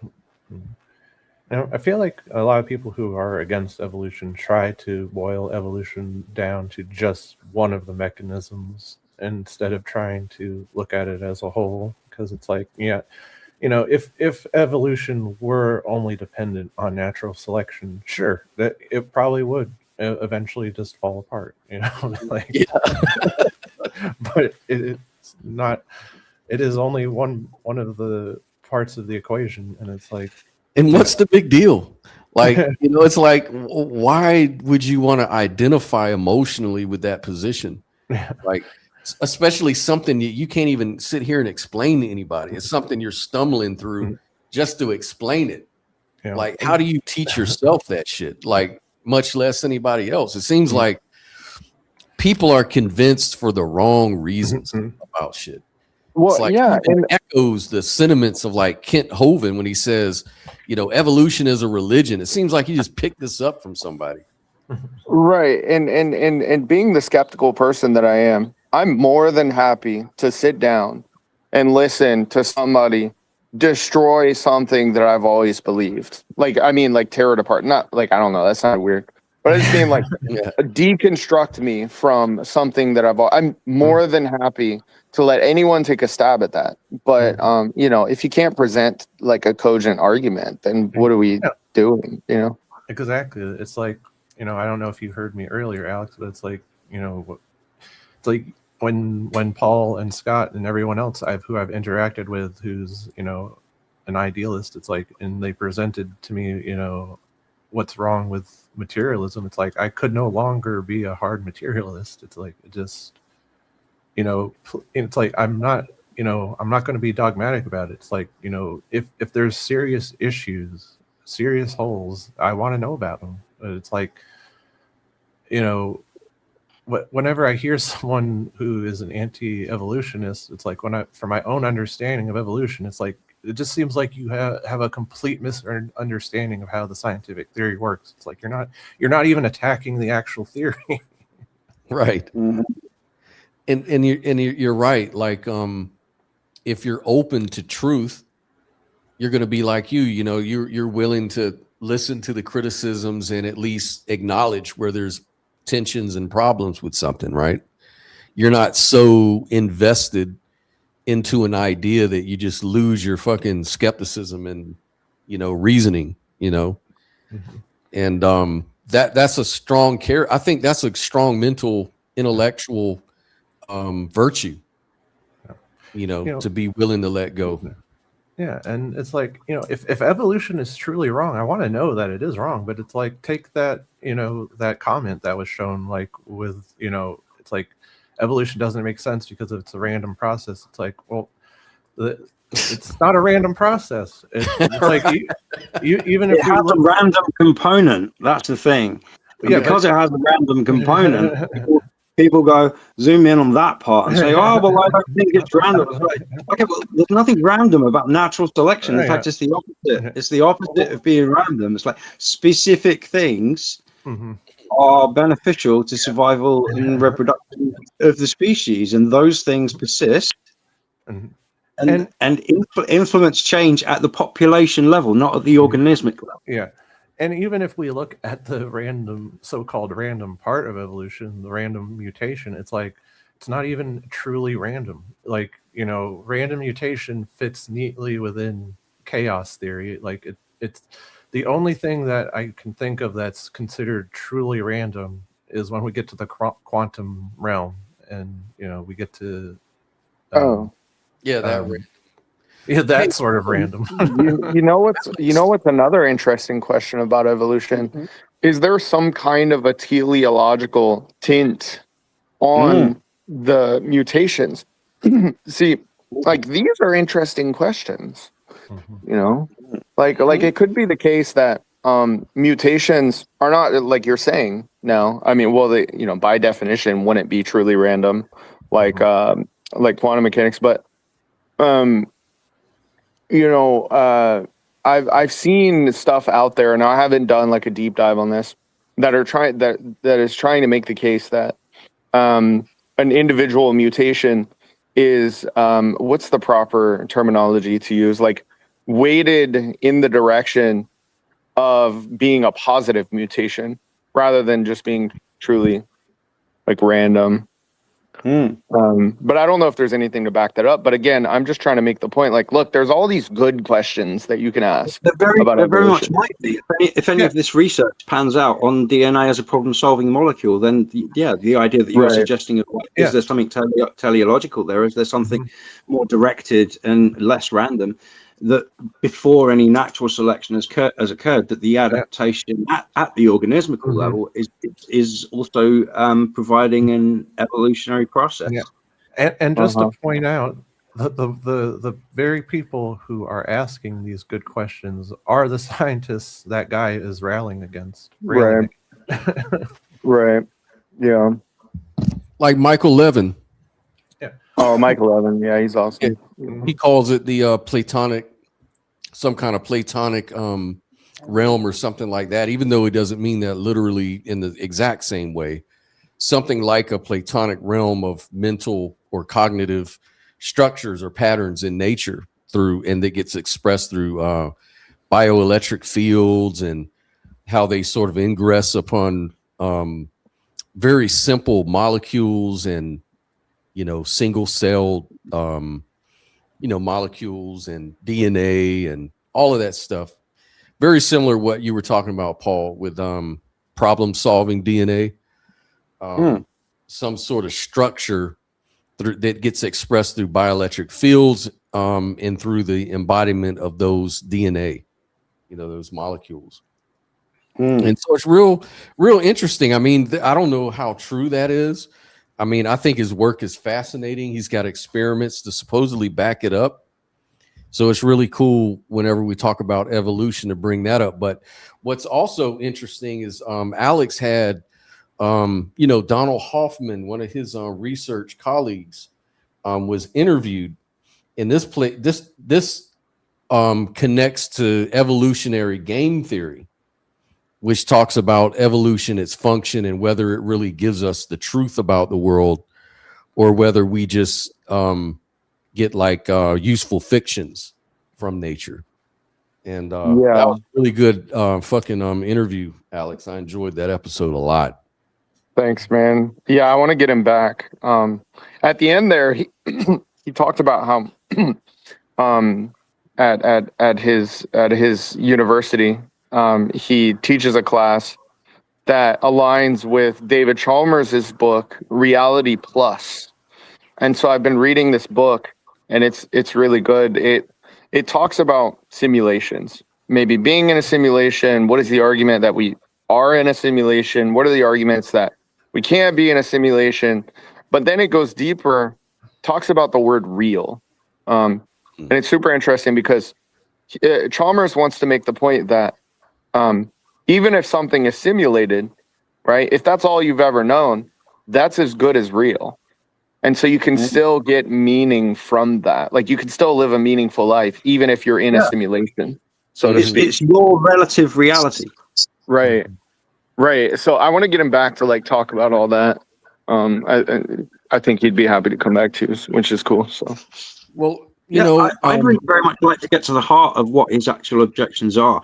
But the thing is, that's going to involve some kind of direction, I think, at the meta level of the communication strategies, because he seems not to want to let anybody else talk, and that's a problem, because it means that we're not really going to get to the heart of what his objections are and to a proper mutual understanding. So well, that's the whole game. That's the point. That you didn't see that strategy. That is the strategy. Right. To not actually defend the idea, but to defend the defending of the idea. like to stay at the meta level. That is the strategy. So, you know, there's this recent study about simulations, and this was, I think, a collaborative work from AI experts and psychologists and sociologists and people like that. Like it was a real holistic sort of study. And what they proposed is we need to start working on making simulations now of life and get people into the simulations as soon as possible. And they said this is important, which this doesn't make any sense to me though, to be honest with you. But they say that we should do this in order to find meaning, because people need to have challenges. They need to have identity, hierarchy in their life so they know where they fit in. And they need novelty, which means they need to always learn new things and never get done learning, right? So those are like the three pillars of human life is how they find it. I guess they're trying to make the point that in our modern society, we don't get those. Right. Yeah. And it makes sense. I mean, yeah, and it's going to get to the point where AI is going to do everything anyways. We're going to lose work. We're going to lose. So they were saying that to carve out a society, we need to think about that now. So they were saying, you know, we can have physical spaces where people, if they don't choose to, they don't have to live in a simulation. And what they kind of predict is people will probably spend a little bit of time in the simulation in a balanced time in the real world, like on some fucking island somewhere where you have nothing to do because everything's done for you. But yeah, it was just kind of interesting that, you know, when we think about that simulation theory, how do we know we're not already in that?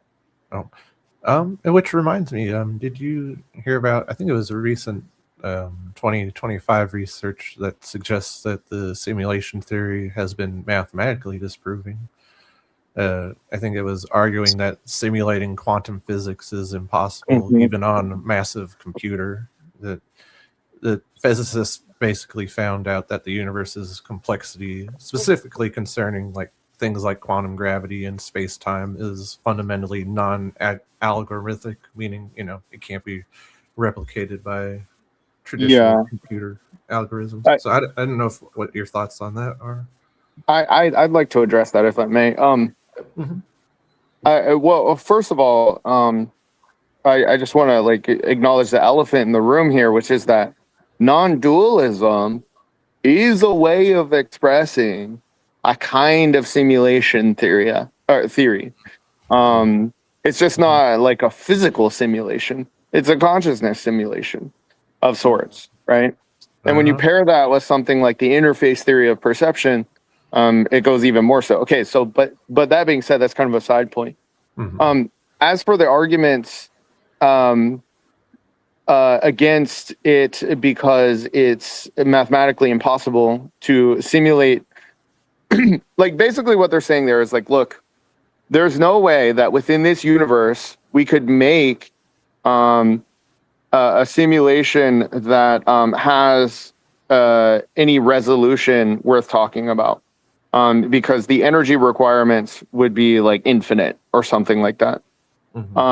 Now, of course, I'm like representing this really sloppy, but I think the philosophical issues are like sort of easy to point out, which is that number one, there's no reason to think that the universe above ours, so to speak, has the same laws of physics as this one. And so, you know, you can view it as like a nested situation. Like, okay, let's imagine that I have some image on a piece of paper, and I put that image into a copy machine, right? Now, and I hit the copy button. And so when I get the copy, obviously it's going to be missing some detail. Like, it's like impossible to make a perfect copy. And that's just trivially true, right? There's going to be, you know, if you zoom in at the microscopic level, there's going to be something missing, right, from the copy that was present in the image. But, you you know, so that's one thing, right? The universe above ours could have like totally different laws of physics and different constraints entirely, which would make it possible to simulate this universe, right? That's number one. Number two, if you existed in a simulation and that's all you had ever known, it could be the most shit simulation of the universe above it that you could possibly imagine, and it would still be totally and utterly convincing to you because that's all you've ever known. Right? So imagine that I was born with a VR headset on, but it was like, I don't know, really bad graphics. But that's all I'd ever known. So that just would be my reality. Like the people in Plato's cave, right? The shadows on the wall just are their reality. They don't know anything else. There's no reason to question it. So when we get down to the Planck scale, Planck length, and space-time, you know, doesn't make sense to talk about anymore. I'm trying to land the point here. I think you guys, you guys and girls, understand what I'm trying to say. What I'm trying to say is this, okay? There's no reason to think that we would have to simulate this universe in perfect detail in order for it to be convincing to simulated peoples, right? Mm-hmm. Does that make sense? Right. Right. No, I get what you're saying. And I you think know, there's another objection that we can cover here, which is the argument for simulation theory is based on like the probability mechanics and this assumption that we are able to make, you know, digital simulations and such. But the thing is, like, can we make digital simulations such that the sprites and stuff within them experience qualia? Like, there's absolutely no evidence whatsoever that we can achieve that kind of simulation. And I the whole wholeheartedly agree. argument is based on the premise that we can. Yeah. I was like, okay. Not exactly. Is Mario I mean, conscious? Is Sonic the Hedgehog conscious? Like, what are you talking about? Yeah, no, I wholeheartedly agree. I don't think that we're in a physical simulation. I don't think that makes sense for that reason that you just pointed out, right? I don't think that a physical simulation can instantiate qualia or consciousness. No, I'm skeptical of that too. But I think that simulation theory can be metaphorically true, if that makes sense. To point at some sort of non-dual, fractal mind within a mind type situation. Now, I don't know if that's true, but you know, metaphorically. With dual aspect idealism? I think so.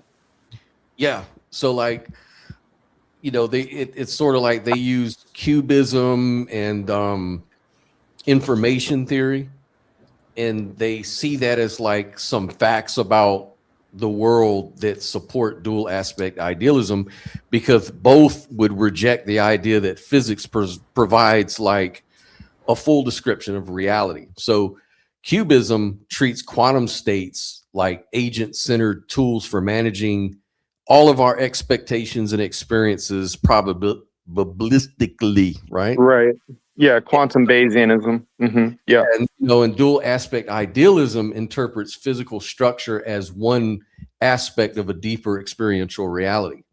So they kind of think that, you know, the source code is information, you know, and it's sort of expressed through consciousness.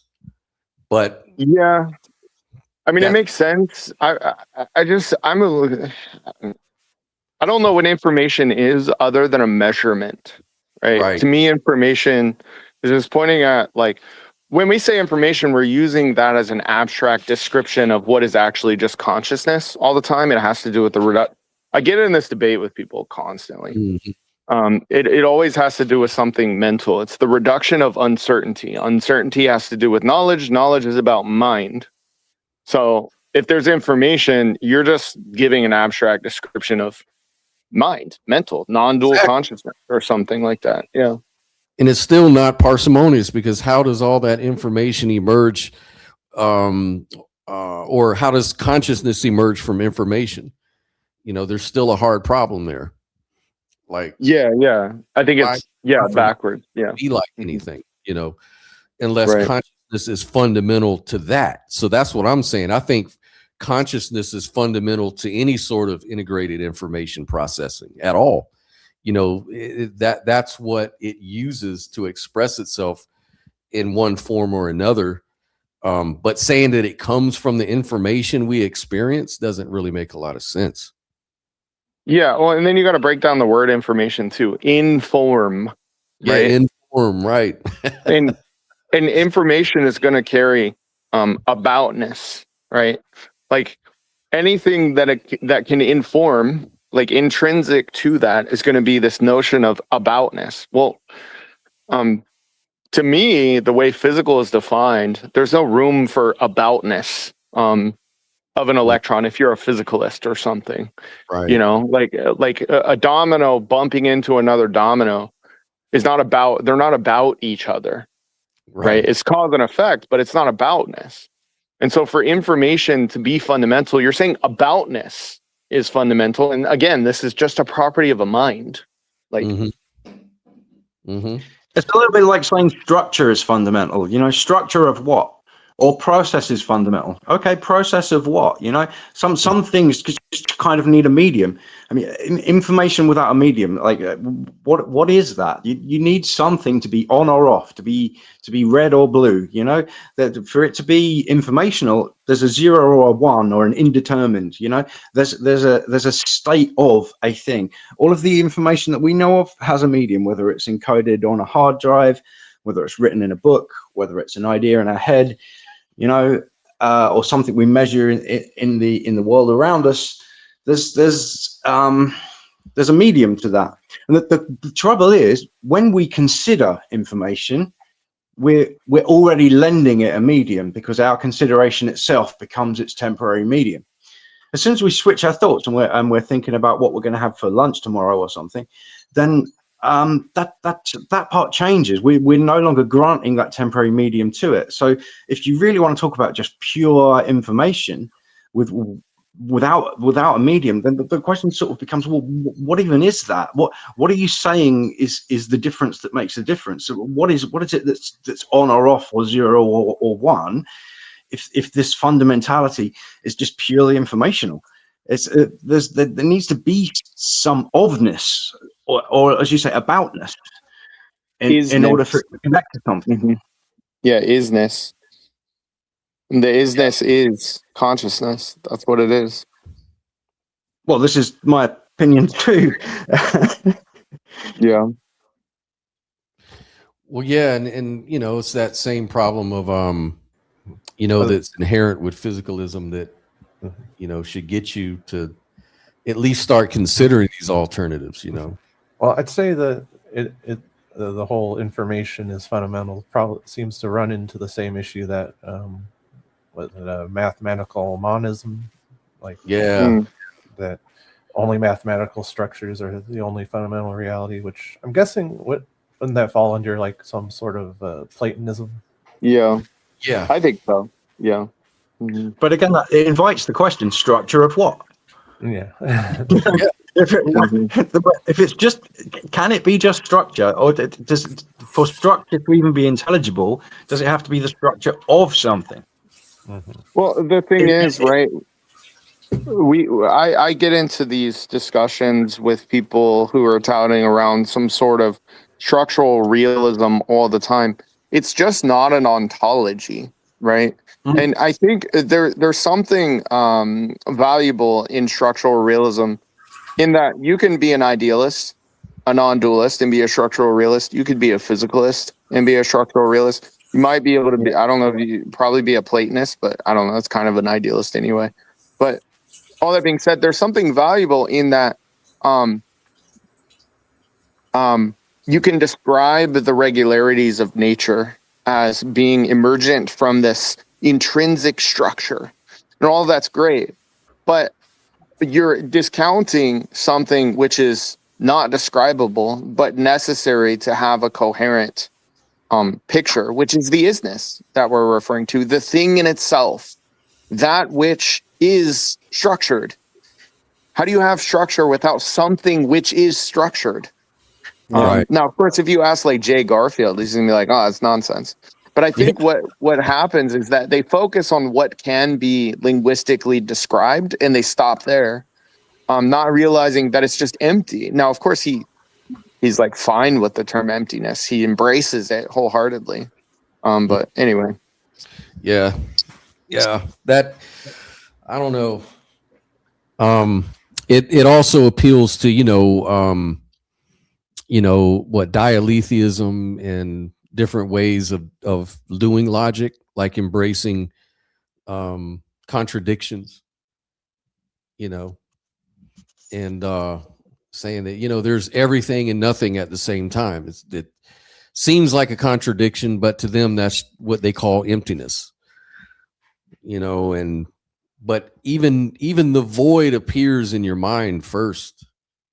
That's how you know it, through your conscious interface.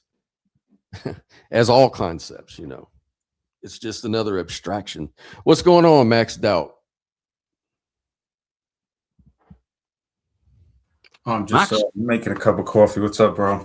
All I just got back in. I had to run to the store real quick before it gets too late, so let's do that now. I'm glad you're still streaming. Yeah, man. What did I miss?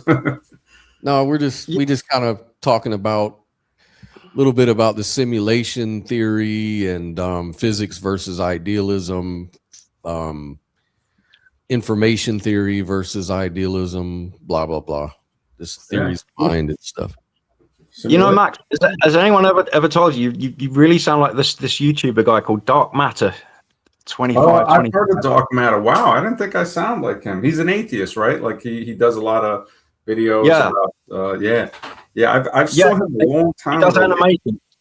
Wow, I didn't know. Yeah, I thought I was a little unique there, but I guess I haven't heard him in a long time. He had a few vids that were kind of funny. Yeah, he just I mean, I look at it as I've studied words for so long, and I don't know if you guys have looked into double speak and new speak, and so it's like Orwellian. I say everybody's an agnostic. Nobody knows for sure. Like simulation theory has more substance than atheism or monotheistic religion or even polytheistic religion. I mean, I think it was in Minecraft. They said somebody built a computer and it worked in the game. It's like, so it's like, the thinking and just, I see, because I'm Generation X, I see the death of critical thinking. I see the evaporation of it. And some of the younger guys see it, but yeah. What's funny? What you just said, you were saying that simulation theory still is outweighs atheism, stuff like that. Mm-hmm. The funny thing that I've come to realize is that it seems like simulation theory is kind of the new religion for atheists. Like a lot of atheists I notice gravitate towards stuff like simulation theory. Some. I think most of them, the religion is evolution for the atheist. And I've noticed from speaking with a lot, the reason that I did a stream a while ago, everyone is agnostic, is because honestly, nobody knows. We can know what it isn't. Simulation theory is a little different though, because it's not really a scientific sort of theory. It's it's a logical theory, like a reasonable, like when you look at water, right, and you say, okay, it wouldn't make sense to create a cup before the water is created. The water is created first, and then vessels to carry the water, buckets, water, phases. The same thing with matter. The consciousness seems to really have come first. And this guy that I'm going to interview tomorrow I don't look at everything as the same as he does. I mean, it's very different. Even my co-host, I mean, one of them is kind of religious. Like whenever I go into science, he's like, oh, you know, it points toward a creator. I'm like, okay, Mr. X, you're a cool guy, but I don't want anybody to get religious connotations about what I'm trying to present, but I respect the way you feel. Could be several creators, could be something we don't know, but the power of logical, reasonable thinking, scientific method is that we can know for sure what it isn't. So that's a very important thing that people miss. It's like walking down a dark hallway and you don't want to trip. So you touch to find the wall. Now you're using the wall to guide you down the hallway. What is not the hallway? To guide you down the dark hallway where you don't know where it's leading, but at least you know that you have a little more stability. If in case you stub your toe or you go to trip, you can press against the wall. What is not the hallway? So to know that that life doesn't form by chance using mathematics. And when I brought that up on a stream, a guy actually was like, oh, he's using mathematics. And I'm like, whoa, did you just say that? You know, it's like, isn't that, you know, that doesn't, you know, you're supposed to be an evolutionist. I think it was on Ethics stream. Objective Ethics did a stream with me. He's one of the best guests I've ever had on, man. That guy is so cool, man, so real. And, you know, we had a stream. I know we got to do another one because we didn't get to the subjective, objective morality and ethics. We talked about it a little, but there were a few things we talked about when he brought up hunter-gatherers and stuff. And I showed him some artifacts that I took pictures of in the museum. And I said, okay, as a machinist, you know, because he says he made a kayak and sold the patent. I said, could these artifacts or these things I'm showing you be created by hand, by, say, a hand tool? And when he looked at them, and I said, so I'm getting a professional opinion here. He said, no. He goes, honestly, they would use like computer guided stuff today to make that. And I said, okay. So because these things push back like the date of civilization very, very far back. It dispels the hunter-gatherer. Graham Hancock. No, not just Graham Hancock, because Graham Hancock still people like Graham Hancock that have alternative models and stuff about human evolution and he still, evolution is so powerful. It's like the church. It's the new church. It's the religion of the state. So he knows to stay within the parameters, or they're going to dismiss him as pseudoscience. But he makes a little jokes here and there. I know about that. Within the framework of science, I'm still not sure where do you derive your information that would go against the consensus? Is it just your own inference and kind of common sense, or are you appealing to science itself, like some sort of counterfactual? Science itself. It's one, science, and then two, detective work. So as a detective looking through it, saying, okay, like, let's look at 9/11. And I spoke with the guy today about that. I said, look, man, he was there in New York. I was there, not in Manhattan, but we were here. But he couldn't get to the site. He got close to it. And I said, if you remove anything from a crime scene, I said, that's a crime. I said, that's a chargeable offense. And he goes, yeah. He goes, a lot of that stuff was shipped off, I think, to Boston and then China. He goes, yeah, they definitely moved the crime scene. I said, yeah. And he goes, what about Building 7? I said, yeah, man. I said, now you have people that believe the official story in the face of what you see that doesn't match what they're saying. It's very similar with evolution. In the face of the evidence that we see throughout fossils, throughout biology, we see the lie, the official story. Now, scientists have come out and talked about this. They've been blackballed. They won't publish them in Nature magazine. They've had to go to other methods of publishers to try to even get published, and they would be shown on things like UFO TV and stuff. So it's like, wow, they really know how to prevent this from coming out. When you do the scientific experiments and when you do math, especially, So mathematics, when evolutionists try to say, well, Charles Darwin didn't talk about the puddle theory. Yes, he did in personal letters. So it's just like a religious person, say a Christian or a Muslim, and you present stuff in their own book. And you say, no, right here it says that. I get it. I get what you're saying. So but it brings up questions, so I would ask, like, because we were talking about this after you first left, we were talking about like the deep genetic similarities that are sort of shared across species, like including like conserved genes and shared molecular, structures or machinery rather. How do you explain that? How do you explain those similarities? Oh, those similarities we see in things that we know are totally different. Like when I gave the example of vodka, water, formaldehyde, different types of rubbing alcohol, they're all clear liquids that look not just similar, but exactly the same. Some of them will even smell the same. Certain alcohols, so formaldehyde will have a different smell, and water. Some water that looks clear that might have bacteria in it will smell the same as water without bacteria. But how do you know genetics works the same way? Well, genetics, when you look at them, right, you say, okay, we see the genetics that look similar, and then we see different systems in those organisms. So it has similar, not the same genetics, like in the example I just provided.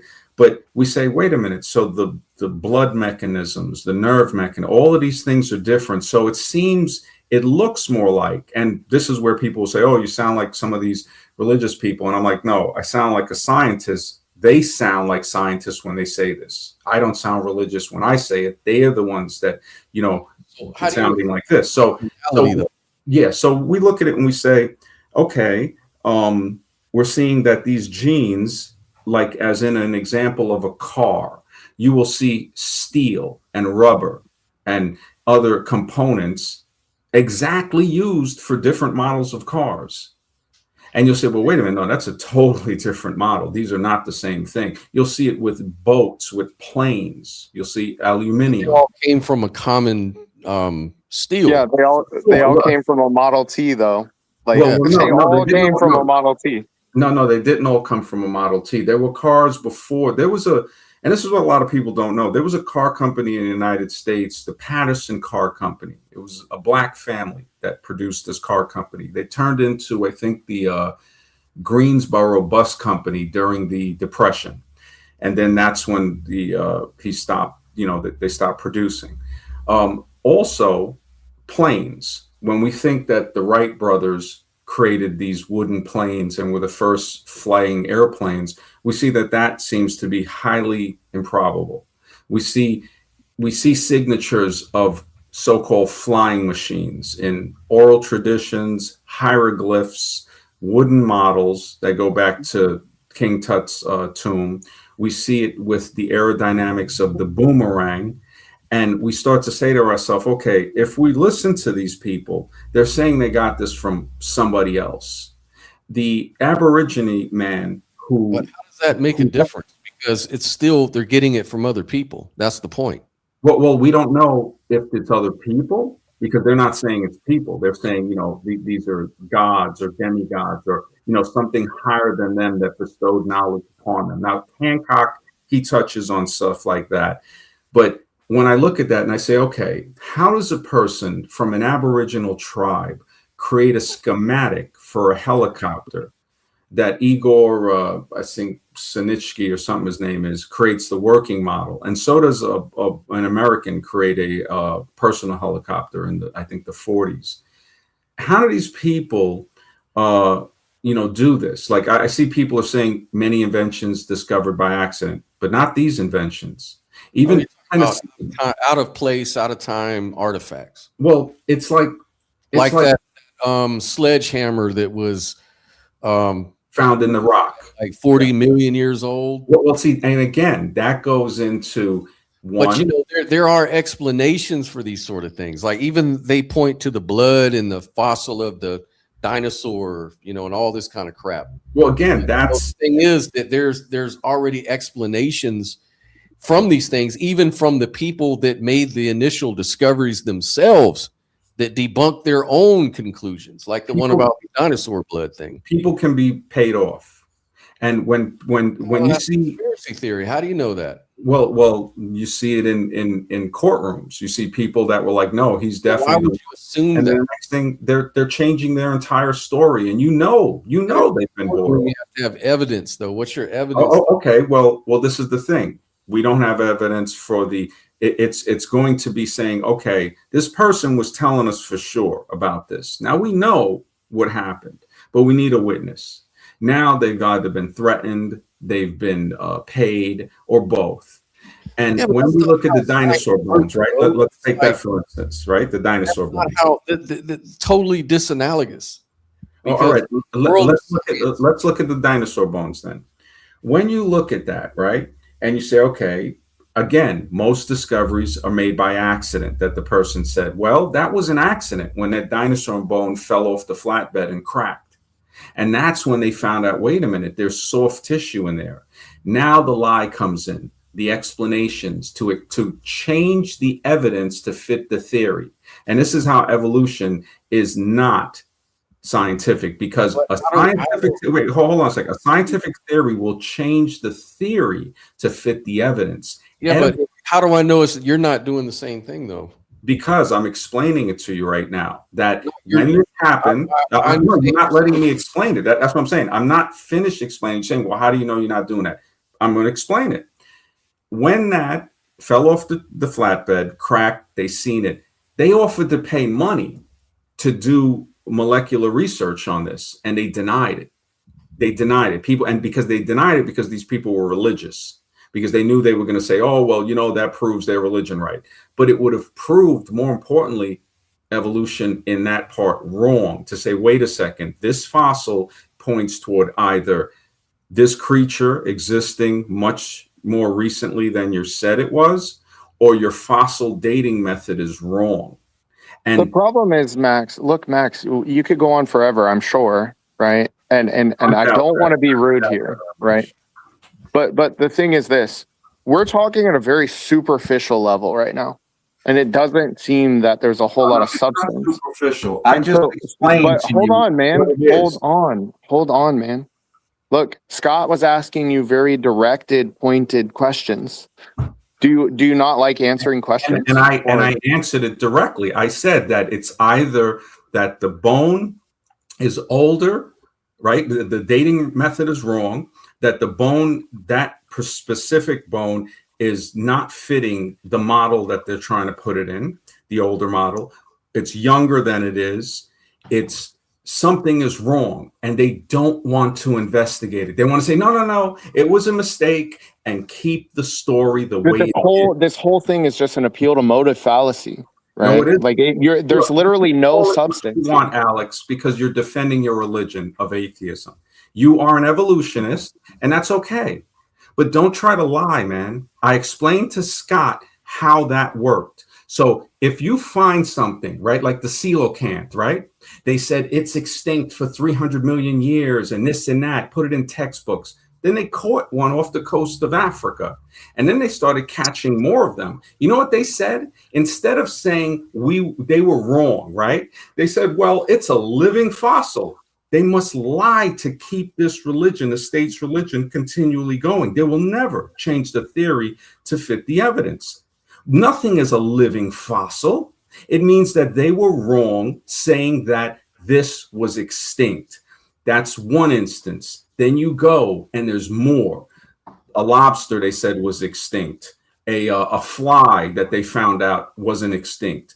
The Laotian rat, they said, oh, it was extinct for like 8 or 12 million years. They find it in an Asian market. They check the genetic. They're like, yeah, we update our beliefs as new evidence arises. Yeah, right. Yeah, sure. What's the problem with that? Yeah, you're right, Alex. Go ahead. What's the issue? I tell you what. What's the issue? Why does that mean evolution is false? Keep believing that, because we're just trying to get one cogent argument out of you that is not an appeal to motive. The evidence, just like the average. You think you're the first guy I talked to who has a mental problem? Most evolution. Brother, I've been very polite to you. Okay, No, the fact that you're so hostile because I know means that there's no substance underneath what you're saying. You guys use. I know this. We're just asking for an argument, dude. No. Just asking for an argument. Look, I gave you like 5 times I had to explain the Chihuahua thing. All you're doing is appealing to motive. The biggest problem on this planet is mental disease, because if we could solve that, we could easily solve the problem. Show your narcissism a little bit more, if you would. Psychobabble. Throw it out there. Throw it out there, bro. Throw it out there. Now, Scott says, all right, he knows you, right? That can't dismiss your behavior. So I don't care. You know, what you want to believe is what you want to believe, but it's not science. Am I special, or do you gaslight everybody? Hey, it is not science, bro. You say that to make yourself feel comfortable. I'm presenting the science, and it's hard for people to. You've not presented a single piece of science. Imagine somebody saying, wow, that goes against the theory of evolution. Hey, Max, would you be open to take a little criticism, though? Sure, go right ahead. I mean, with your permission. Hey, I just want to let you know, you do come off a lot dogmatic. And I could see people, I can understand why people think that. I could definitely understand it, because if somebody is to, and this is where I say evolution is a religion, if somebody is to present evidence that can shatter the world of their belief, it will seem like the person is dogmatic. It's like saying, hey, you know what?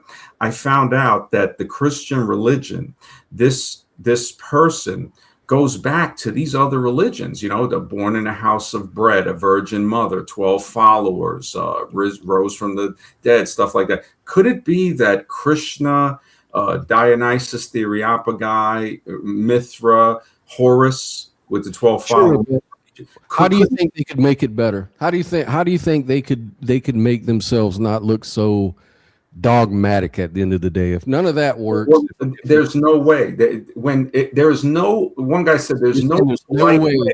All right, I'm going to answer how it can't. Can I give you some advice though? With your okay, I just want to make this one statement. What this guy really said. He said there's no polite way to tell somebody that they have dedicated their lives to an illusion. There's really no polite way to say that. I don't think anyone here has dedicated their life to evolution, and I don't think anyone here is really what you would call an evolutionist. Well, Alex, definitely, he's adherent. Anybody who's an atheist, right? They don't realize they're an agnostic. We're all agnostics, right? But when you present evidence against something and they don't even want to look at it, they'll say, well, you know, you're making this up. You know, give me another example. A lot of claims about people. Yeah, look. Can I say one thing? You're just going to hog the panel. Listen, just relax. Let someone else speak. All right. Let someone else speak, man. Relax. Just relax. Look, if saying that a Chihuahua came from a wolf is a bad inference, then anything that follows from anyone who's an atheist is also going to be a bad inference. What are you on about, my dude? What are you? What's your explanation for all of that? I'll give you another example. If the guy is going to the beach with clothes, my God. Can I explain? All right, and a coat. To say he's going in the water is a very bad inference. I agree, but it's disanalogous. All right, as opposed to the person going in swim trunks and a towel. So the Chihuahua is the guy with the coat. The husky is the person with the swim trunks. To say, okay, I can clearly. No, that's superficial. No, you're analyzing it based on how it looks to you at the surface level. That's your opinion then. Okay. Right? There are genetic things that are beyond what you can comprehend with your eyeballs. Right? You're giving it a superficial level of conceptual analysis and saying that a Chihuahua is completely different from a wolf. But at the genetic level, it's not. Did I say it was completely different? I'm telling you why your analogy fails. Did I say it was? Because anybody can rewind and see that I did not say. Anytime anyone argues against you, it's a straw man, right? Hey, that's a straw man. The analogy, Max. It's a bad analogy. That's the point. Look, the Chihuahua is not as a good inference as the husky. So if you can't see that, there's not really much I can say. I could say, look, if you would have picked the husky And I could still see you using the Chihuahua. Yeah, but why is the Chihuahua not a good inference? Still don't have this answer from you. Holy smokes! Didn't I just give you the coat? I don't want an analogy. I want you to tell me precisely why that analogy applies to this situation. I just explained in an analogy form that when you look at something, all right, I'll give you a better way, all right, since you're not understanding this. The Chihuahua is very, very different from a wolf. It has short hair, smaller. Superficial differences on the surface level. You see, you're not, and this is why Paul, you see why I call him an evolutionist. There's nothing he will change. No, there's zero substance underneath what you're saying. You're pointing out some superficial differences that are like 0.01% of the genetic code of that animal. I get you wouldn't even let me finish to give you the explanation. You don't let anyone else speak. Go right ahead, Alex. Say what you want. Right. So a Chihuahua, yes, appears on the surface to be very different from a husky or a wolf. But this can be explained by I'm no expert, but something in the range of 0.1% of a genetic difference, probably less than that, between a Chihuahua and a wolf. Can all be, all of the coat, color, the body shape, the size, all of that kind of stuff. To say that a Chihuahua is very different from a wolf is to take an arbitrary level of conceptual analysis, basically what you can see with your eyes, and to completely reject anything that goes beyond what you can see with your eyes. Now, you're telling me you're not doing that. I'm not seeing why that's not the case. No, Alex, I gave you your explanation, and the way you brought up just now about the Chihuahua and the Husky being different, when you just previously asked me to explain it, shows me you're playing games. So can you just respond to what I just said, please? Somebody else. No, because I really think we could get off Chihuahua. So you don't have a response. So you don't have a response. Entertain your BS. Yeah, so you don't have a response. Okay. No, I have a response, but anything I give to you, you will never change your belief in evolution. Yeah, okay. You don't have a response. Okay, and that's what it is. That's what it is. So if I present to you, why do they still call the coelacanth a living fossil? Why do they call these animals that they say what? A living? First of all, they call it that? Why? What a living all a living fossil is a living species. Like they know it's a living species. They're not trying to fool you into thinking it's an undead like. You're not answering the question. Wow, maybe you should let me finish. Why do How about you let me finish? Yeah, come on, Max. You're being really intense, man. Like Alex said, can you try and relax a bit more? We're trying to get a collegiate environment going on here. All a living fossil means is that the organism has remained remarkably unchanged over millions of years, closely resembling ancestors known only from the fossil record. It's like an alligator is considered a living fossil. It's not like it's biologists and scientists aren't trying to convince you that it's a inanimate fossil that's alive or something. I don't know what you're going on. But why don't they call a human a living fossil? It's a non sequitur to the issue anyways, I think.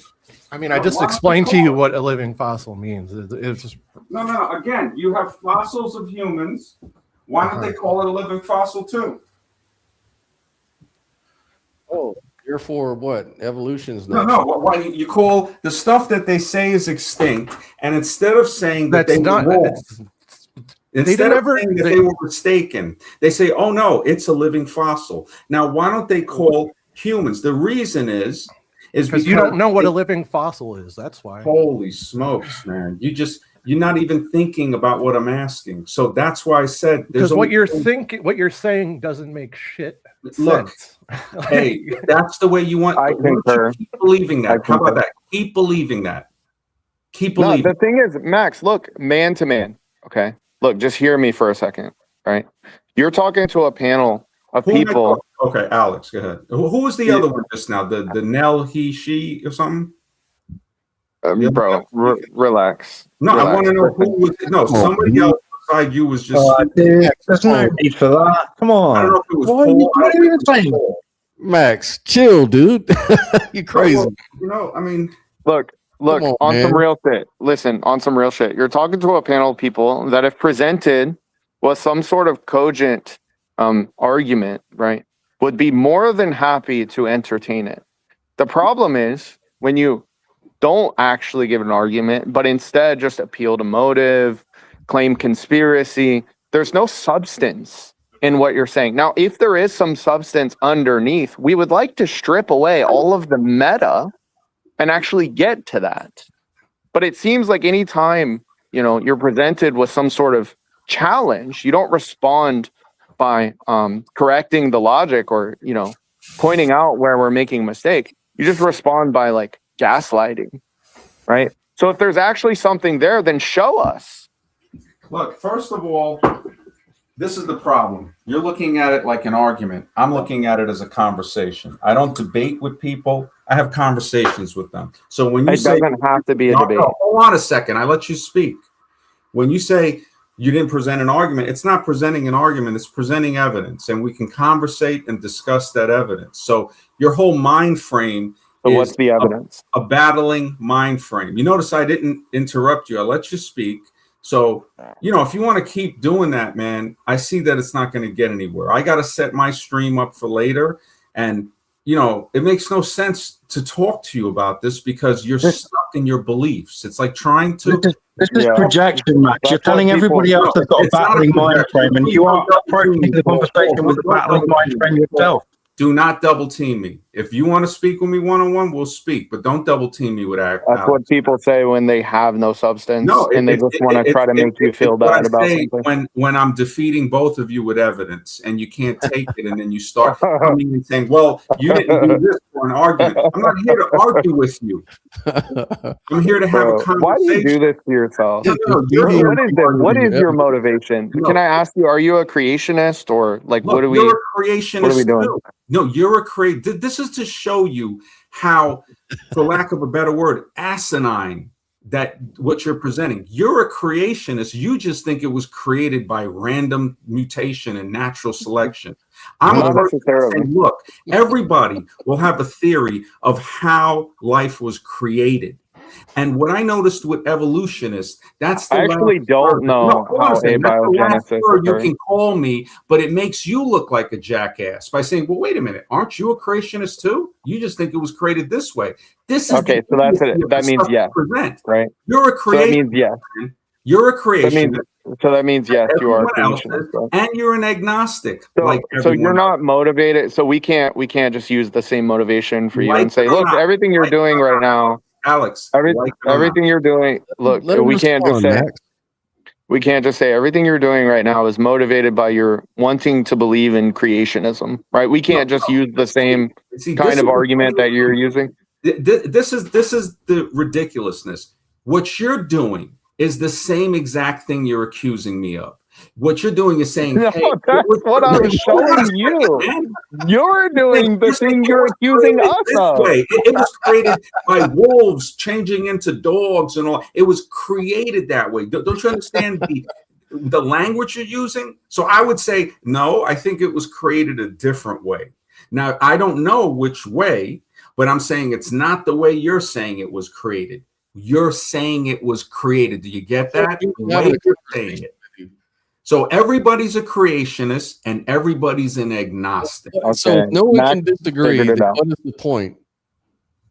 Well, he called me a creationist. About anything. He called me because I did not call you a creationist. I asked you, and you freaked out. I am a creationist, just like everyone else. I don't know how it was created. Now, I'll admit that. I don't know how it was created. But I know from science, what I'm seeing is that it wasn't created in this way of random mutation, natural selection by magical but that's forming together. But that's the question. That's the question. All right. How about this? Look at math. I'm pretty sure. But that's the question, Max. 1 second. Look, that's the question. You're saying you know that it's non-natural selection. We're just trying to figure out whether you want to put it into an argument or not, or you just want to have a conversation. We're just trying to figure out how you are so sure about this. Okay, and I presented scientific evidence. Now, I'll present you did not. I'll present something that you might grasp. That's a lie. All right, hold on. You're lying. Alex, this is called lying. Alex, hang on. So mathematics, right? When you look at, say, 20 amino acids, we'll make it easy. Forming a protein, right? You're looking at 10 to the 20th, and that's just to form a protein. That's not the lipids. That's not the carbohydrates, the nucleus, the cell wall.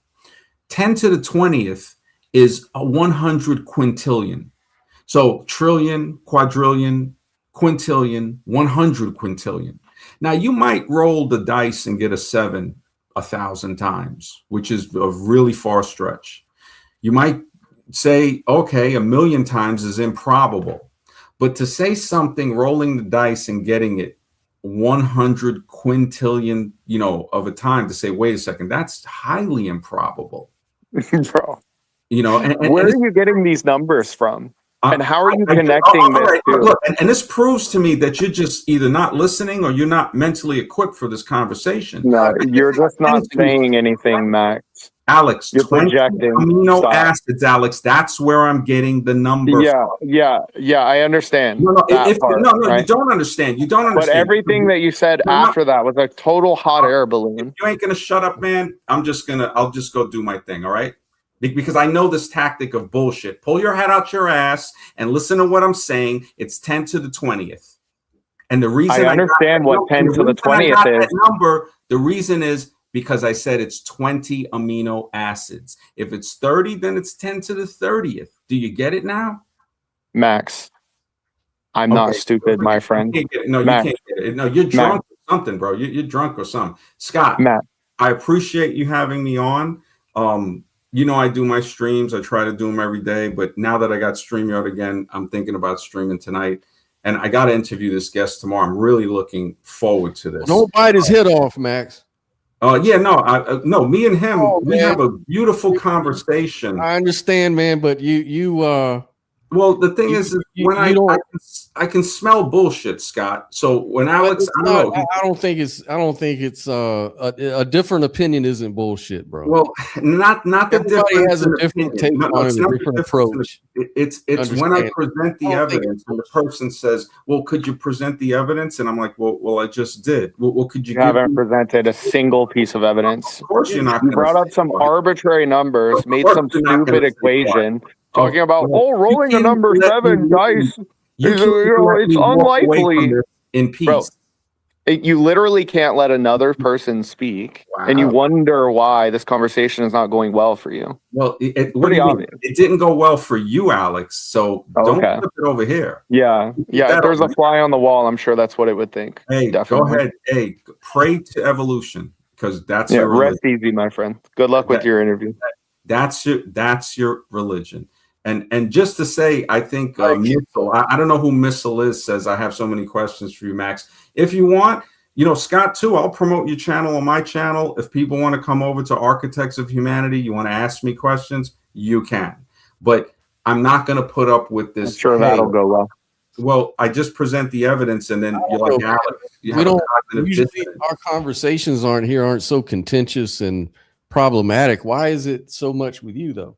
Well, it's not problematic. It's the fact that I presented evidence over and over and over. And then I realized, like, wow, this ain't going to get through to this guy. But we've been presented evidence from other people as well, but it went great. Oh, the evidence that agrees with evolution, right? No, I mean, just any evidence for anything. Like, okay. Give me an example. Give me an example of. I don't think bro knows what evidence is. Hold on, Alex. Give me an example of people presenting evidence against evolution. The entirely solid evidence for evolution. What are you asking me? No, against that shows evolution is not scientific. Who has presented that and it went over well? I don't see anybody's presented any evidence that evolution is not true. Including you, Max. Including you. You have not presented a single piece of evidence. Hold on for a second. So you can't say that anybody has presented evidence that went over well, like you just said, because there is no evidence that you said somebody presented against evolution, right? You said nobody has presented that. So There's no evidence of somebody doing that. I'm the first one doing that, and it is not going. You are not doing that. What planet do you live on? You know, and this is the thing. Alex can't even contain himself because what it's doing is it's making him think, and he doesn't want to think. He doesn't want to think. What galaxy do you live in, my friend? Would be good. Yeah, and this is the thing that I spoke of earlier. There's people that can't get not just published in Nature, they can't get published in medical. Oh my God, here we go again. If you look at medical peer reviews, what I noticed Probably a flat earther. They will go and support anything the state says. You could look at certain. So are you critical about the shape of the earth as well? No, I'm not.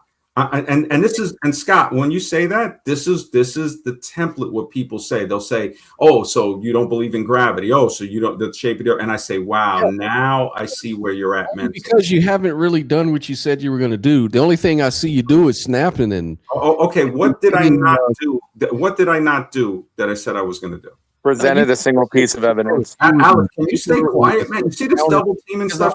You have not presented a single piece of evidence. I showed you just now how to do math, and you don't want to do it. Wow. You don't want to do it. It doesn't apply. Scott, what evidence did you ask that you're telling me that I didn't produce what you asked? I asked you if the entire scientific community says that chihuahuas are related to wolves, and here you come saying that that's a lie. That's not true. No, I'm saying chihuahuas did not come from wolves. Right, they didn't come from wolves, exactly. Now, so relation, like things that look similar. Was where do you base that on? Is your inference, or is that science itself? You said science itself. Science. So I said, okay, so is there a source that you can cite, like a book or there's experiments. The experiments, Scott, to back this up. All right, the logic and reason, the fact that you cannot produce the experiment shows you that this is not empirical science, because the wolves would take the category mistake of all category mistakes. Shut up for a second, Alex. God damn it, man. The final boss of category mistakes. Smokes, man. Holy, you know what, man? Scott, you have a great night, man, because Alex, I already know where he's at, bro. I presented you the evidence to show you that the test cannot be done. That's scientific. The final boss of category mistakes. It's saying, look, you can't do that, and that's a perfect way to hide a lie. To say, hey, they come from wolves. Well, can you do the experiment? No, you can't, because it takes thousands of years. I get your point. We got your point. When you get your evidence together, come back in. I just got it together and I presented it to you, but I mean, for something else, like in the form you're on the same side, and it's cool, brother. That's what you believe. It's not science. You take care and have a great night. All right, Mr. Max. That dude, man. Oh, wow. We are all dumber now for having listened to that. Good Lord. What happened there? Oh. Yeah. I was telling you, Nell, that the last few times he called into the show, it always ended with him calling in and talking about this evolution denial. The only thing he talks about. Yeah, it's like I've been avoiding this conversation every time. Just give me some reason to think that chihuahuas didn't come from wolves. It's really simple. Very. Because he doesn't deny the genetic commonalities. And you brought up a decent observation of, it's like, he'll accept relativity, he'll accept germ theory. It's just evolution. And it's like, but hold on. The scientific theory of evolution is like the most well-established scientific theory we have to date. So if you're going to doubt evolution, if you're going to be logically consistent, you have to doubt everything else. They literally mathematized evolution, evolutionary game theory. Like it's one of the, it's ubiquitous, widely accepted. Yeah, it's just amazing, and it's funny how this guy is so emotional. He can't let anybody talk. he jumps in front of you as soon as you start saying some things that trigger his ass. Like as soon as Nell started talking, he started jumping all over and top of It's sad because like I have empathy for people and I really would like to make some connection, but some people it's not possible. It's unfortunate. Yeah, it's wild, man. Wild stuff, man. Well, You've been live for a long time, man. Yeah. Yeah, I'm gonna log off, man. It's been a long hours. All right. It's been real, folks. Y'all have a nice day. Enjoy your Saturday. You too. All right, you too, man.